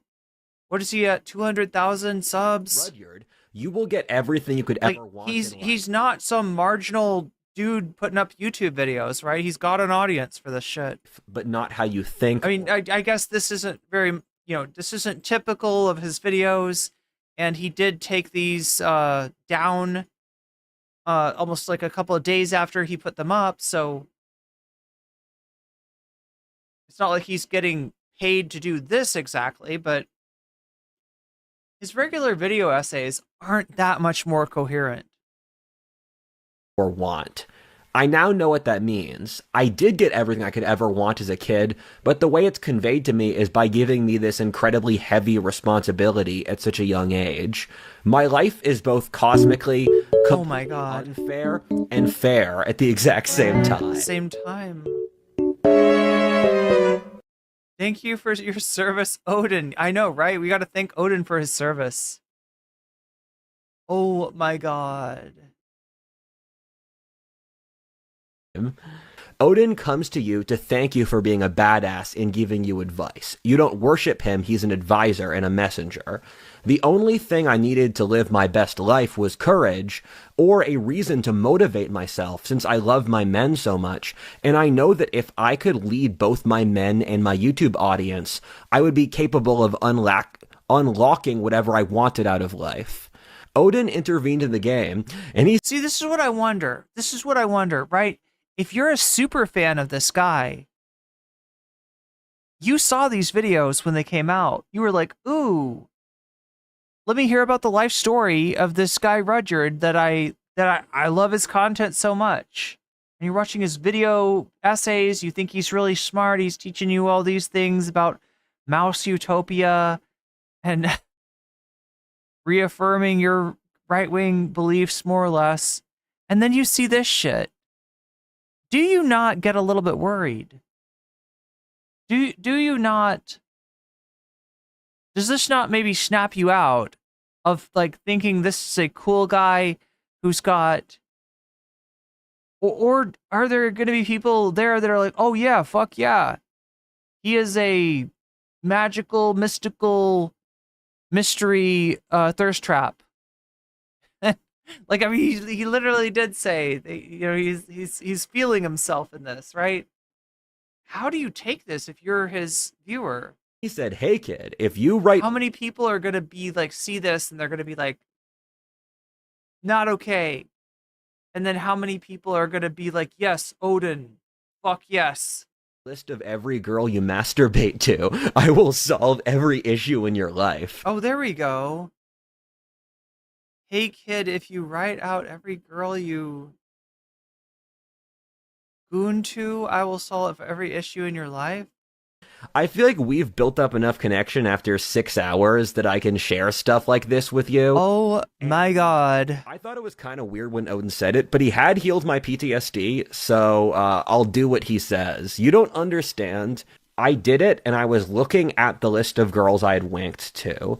I had been feeling lethargic before I started writing the list, as PTSD has a nasty tendency to. This might be too much information, but we're past that stage, where every single girl... You're acting like you have a relationship with us. Right? This is... it's weird that a guy like... a content creator... seems to have developed a weird parasocial relationship with his audience. Like, he's imagining his audience out there. I don't know.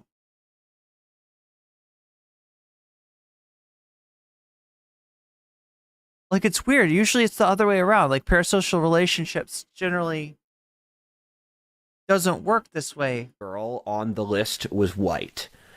And I'm only really attracted to white girls. I also find porn innately... Oh no! Oh no, it's the John Mayer thing, chat. Remember, I do have empathic abilities where I can look at the porn girl and then figure out her mental state and figure out what she's about. And they're all clearly addicted and really depressed. Is he a dark empath, do you think? And I just find them really sad to watch. I don't know how you folks enjoy this or find this fun. Thus, I only look at old school artistic nudes, like the kinds you'd keep at a museum's art. I find the female form irresistible, and thus I keep nude art. At a museum's art? The kind you'd keep at a museum's art? Wait, what does that mean? Around my house. Like in an art museum, is that what he's trying to say? Alongside my collections of artisanal leather, antique maps, and Chinese watercolor. I try to only use images of women who seem happy and psychologically stable. I really like it when there's nature in the background. This actually stems... Oh, so we're gonna talk about gooning. We're really gonna talk about gooning. We're sharing goon. Wow, we're on that basis. We're on that basis. Desire. I'm going to rationalize for why it's fine to you now. So in the Western tradition, if you look at early modern and ancient art, and even in medieval art in certain cases, the nude form has a special predominance.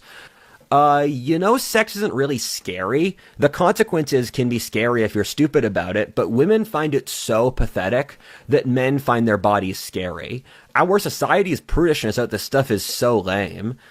Seeing a pair of tits just won't kill you. You do have to be responsible for your own sexual desires, in that sex itself is pretty innately stupid. Sex is not to be glorified, but rather is itself symbolic for life, in that the strong, masculine, subduing Mother Nature, allowing there to be children and growth out of it, as men have done for all of history. Implicit in sex itself is the process of evolution working through. In the ancient Greek, Christian, mystic, and Hermetic traditions, the nude female form is symbolic for the potential of nature, in that a beautiful woman, if she gets the right sperm, the thirst trap, the best baby. We're gonna see the thirst trap again. It's gonna hit us with the thirst trap. Which is whatever you'd like. An incredible artist, an incredible conqueror, an incredible inventor. And this is why the Greeks and Renaissance artists emphasized the nude female form. The inverse is also true with the jacked male form, but I'm straight, so we're going to talk about girls now. I heard that the way to convey sex Okay then. That rather than imagining some disgusting OnlyFans girl prostituting herself out, when you think of sex, imagine this instead. A man getting back from war with his beautiful young wife. She's so happy to see him, and after they have a few glasses of wine, he goes at it. He's getting back from war. His arms are dripping with blood. He's like, honey, how was your war today? And afterwards, they fall asleep together. Premarital sex is objectively not good, but sometimes we're not perfect. Adultery cannot be tolerated at any level, though, since men are so innately possessive of women. I studied the anthropology here. Adultery will kill a civilization. Once you have a husband, you have to stay with him.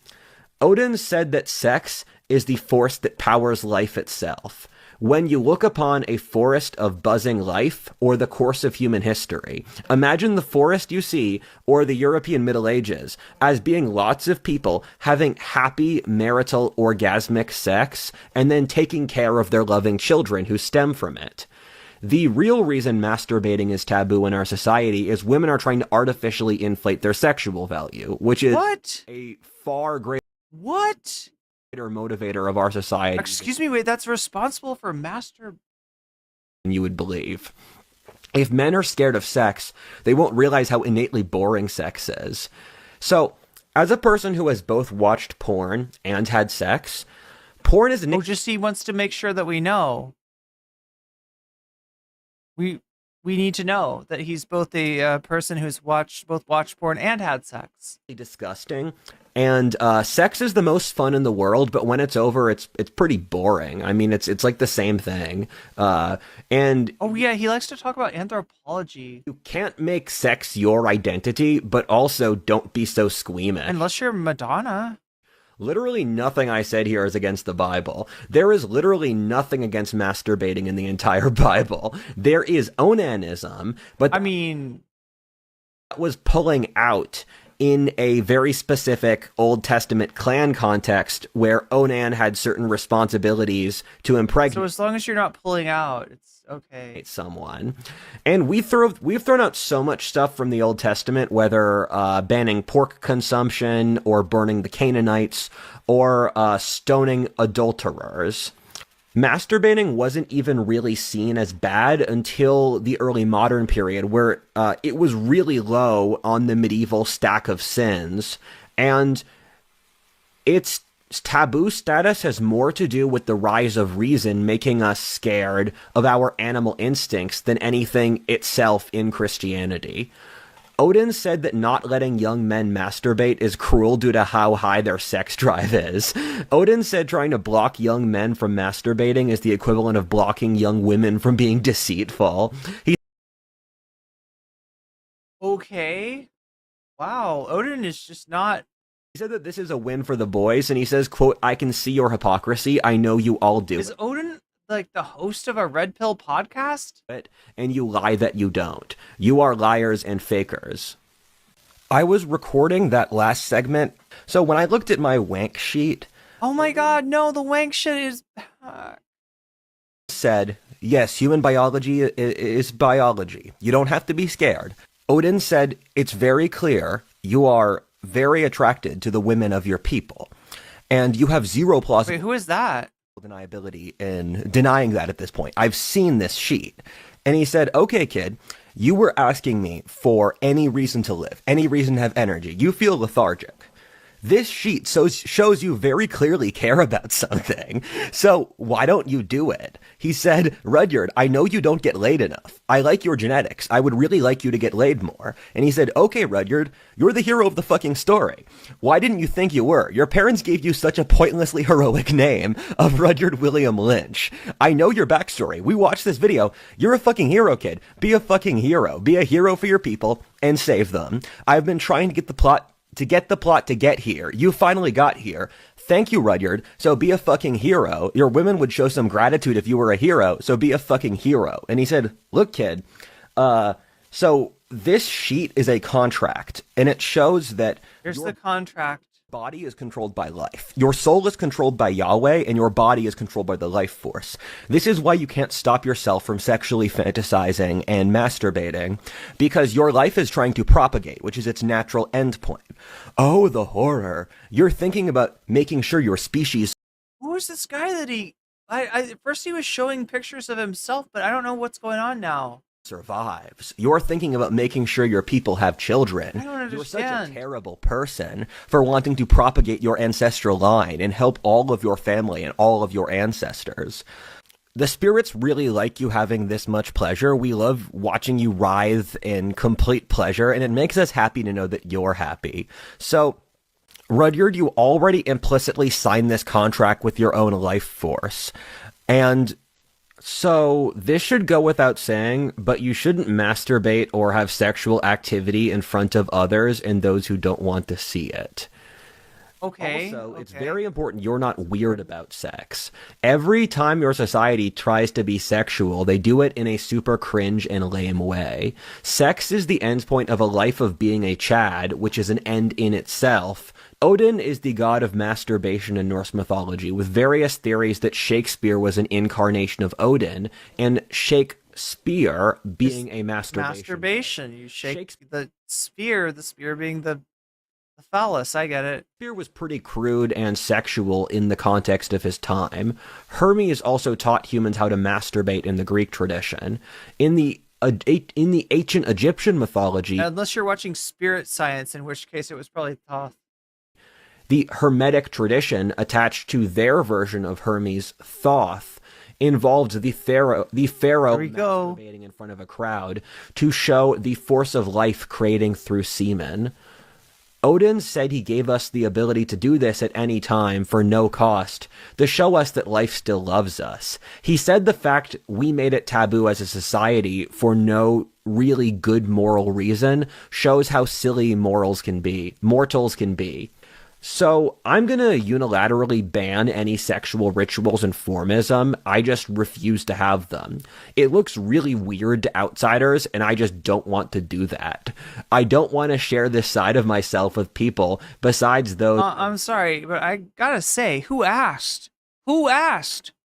Vetted for trust. It's why I'm relatively spare about these details in my life. If anyone tries to take this message and put it into weird sex stuff, I will immediately reject them. Once you venerate sex, it stops being fun. All I'm saying is that it's your duty to make sure your wife is happy every day. Odin said, "I'm calling your bluff, mortals. I can see inside your soul, and I can see that you don't get laid. This is a message so that your people fuck each other, which is what you need to survive. I care more about your people's survival than you do, apparently." No. Yeah, so WB, I was just talking about how many of his viewers are like watching this and they're like, yeah. Like, how many of them are just like, yeah, this is right on, Rodard, right? And now you're making me wonder, and of those super fans, is like maybe one of them a woman, perhaps? Is there a femcell in there too? Maybe attached to your blood. You know, would there be a femcell? Reason Rudyard's attracted to white girls. I programmed him to be that way. Your entire people are dying since you don't fuck your women hard enough. Your women desperately want... And there it's a picture of what we think of when we think about fucking you hard. They can't respect you since you don't do enough manly stuff. Your Why? So weak that we see you as completely disgusting and lame. The rest of history views your society as unbearably pathetic. If you were real men, you could fuck your women so they're satisfied. Your women need to know this, but the dance of life won't allow them to tell you as part of their part. Women aren't responsible for men. You are. If you were actually men, none of this would be an issue. The meaning of life is to forcibly love others, to compel... Forcefully, I believe you meant, instead of forcibly. I'm gonna assume that he meant forcefully. I really hope he didn't mean forcibly. I really hope he didn't mean that what he said. That's really bad. It's the most time I've ever heard the word Odin used in such a short period of time, excluding the Marvel Cinematic Universe. Others and use your own excellence to dominate and awe them, to see others with empathy and treat them as people as you dominate them. They won't say they like this, but your woman loves it when you take initiative. Your woman loves it? The guide to sex is to be good at it, and the way to be good at it is to be a Chad. To be clear, I, Rudyard, am not an enormous sex god or ladies' man or player. When you look at history, when empires did a good job of conquering their former colonies, they constantly simp after them and look for daddy's approval, whether the British in India or Rome and Gaul. When you dominate others, you should take into account the whole tree of life. Darwinism and war is innately brutal, but it's also the mechanism we use for advancement.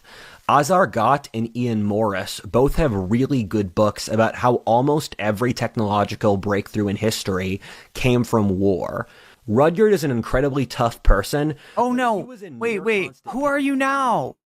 Who are you now, bro? You're not Rudyard again? For years, because we wrote that into the plot. It's not his fault. If Rudyard can't handle the suffering of the world, we don't think you can either. Once you accept your powerlessness, you can truly be happy and live. That's the first step. The spirits think your entire society has its head up its ass 1,000 miles. Don't worry too much. Keep your cool. You're the smartest species your planet has produced so far that you know of. Isn't life fun? You know the game keeps changing, and the map keeps changing. Stay tuned, and don't get too scared. The force that powers excellence is suffering. This is why so much greatness comes out of war. I think part of this is like the best he's at is where he sounds like he's doing an aphorism, right? He sounds like some bacchanal, I don't know. But yeah, most of this is just pure cringe. I guess, is that what he's trying to go for? He probably is. Doesn't he have a thing about Nietzsche? Yeah, he's probably trying to do an aphorism. War. This is why the greatest empires in history were formed on fault lines with enemies who attacked them brutally for centuries. The left believes you can just choose to have a revolution and change to bring about— Are we back to the left all of a sudden? Utopia. That's not true at all. You and your society are organic organisms, and your story is who you are. You don't get to run away from your story. You are the things you do to others. If you do bad things to others, those actions reflect inside you over time. Those who live by the sword die by the sword. In Hermeticism, the transmutation of forms is that which allows excellence. Only through pronounced horror and suffering can you become a better person. The post-war golden age only came about due to the horror of the world wars. Rudyard suffered so much, but healed and went through all of this, so see where he is now. You are about to— For somebody who claims to care about history, he's got a very limited view of, yes, in the United States, experienced a golden age post-World War II. A lot of other places that were the site of World War II was not so great. To experience suffering as a species on a horrible level, but we need to tell you that we still love you, and at the end of this evolution is something more beautiful than you could ever possibly imagine. If you make it, things will be so good. Both you and the deer fell apart since you lost your predators. Enjoy being a fucking deer. You're always gonna be a deer. Even when you evolve into being a better deer, you'll still be a deer. What is this mob utopia or mob civilizations? Some weird Minecraft You're a deer. video. Life involves eating grass, playing around, and mounting the female deer. The deer is happy, and you aren't. Well, he's definitely not talking to the female deer, I guess. Right? He's got a certain audience in mind. The deer knows what it is. You don't. Being a human is way cooler than almost any other species, so— And he may be right for the most part. Please be grateful your ancestors worked so hard to get here, that your species is so dope. You could have been a cockroach. Like me. You're a really cool animal that can talk to God, but you're still 100% an animal. Chimps have the same political and class structure as humans for a reason, because you're basically an overgrown chimp. And there we go. That is part 2 of What If Alt Hiss autobiography as edited for us by Osu Osu, who obviously controls us by virtue of the fact that they're doing the edits, right? That's what we learned about editors tonight. Editors control everything. Chat, Odin did indeed say dope. I've got to get to bed. I stayed up way too late. I am supposed to be up early, streaming earlier, sleeping at a normal time, and somehow I have fucked this up. I just lost complete track of time, but I've pushed it as far as I possibly could. Thank you everybody for supporting me. Thank you to my Patreons. My patrons, thank you for let me give you the shout out once again.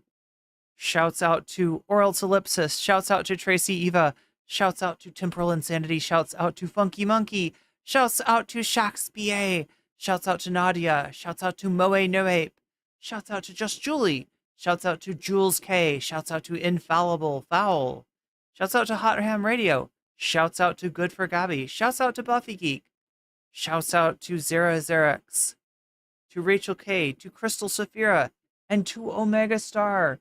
Thank you for all the support tonight, Chad. If any, if any of the content creators I talked about tonight come by, they can feel free to get mogged because my community stands by me, and I appreciate that. And with that, I bid you adieu because it's 3 o'clock in the morning for me. Nothing that I say further is likely to make much sense. Other than one thing. Moe Kyun, chat. And good night. And thank you, mods. You had a lot to deal with tonight. Anyway, good night, everyone. I will see you when I see you.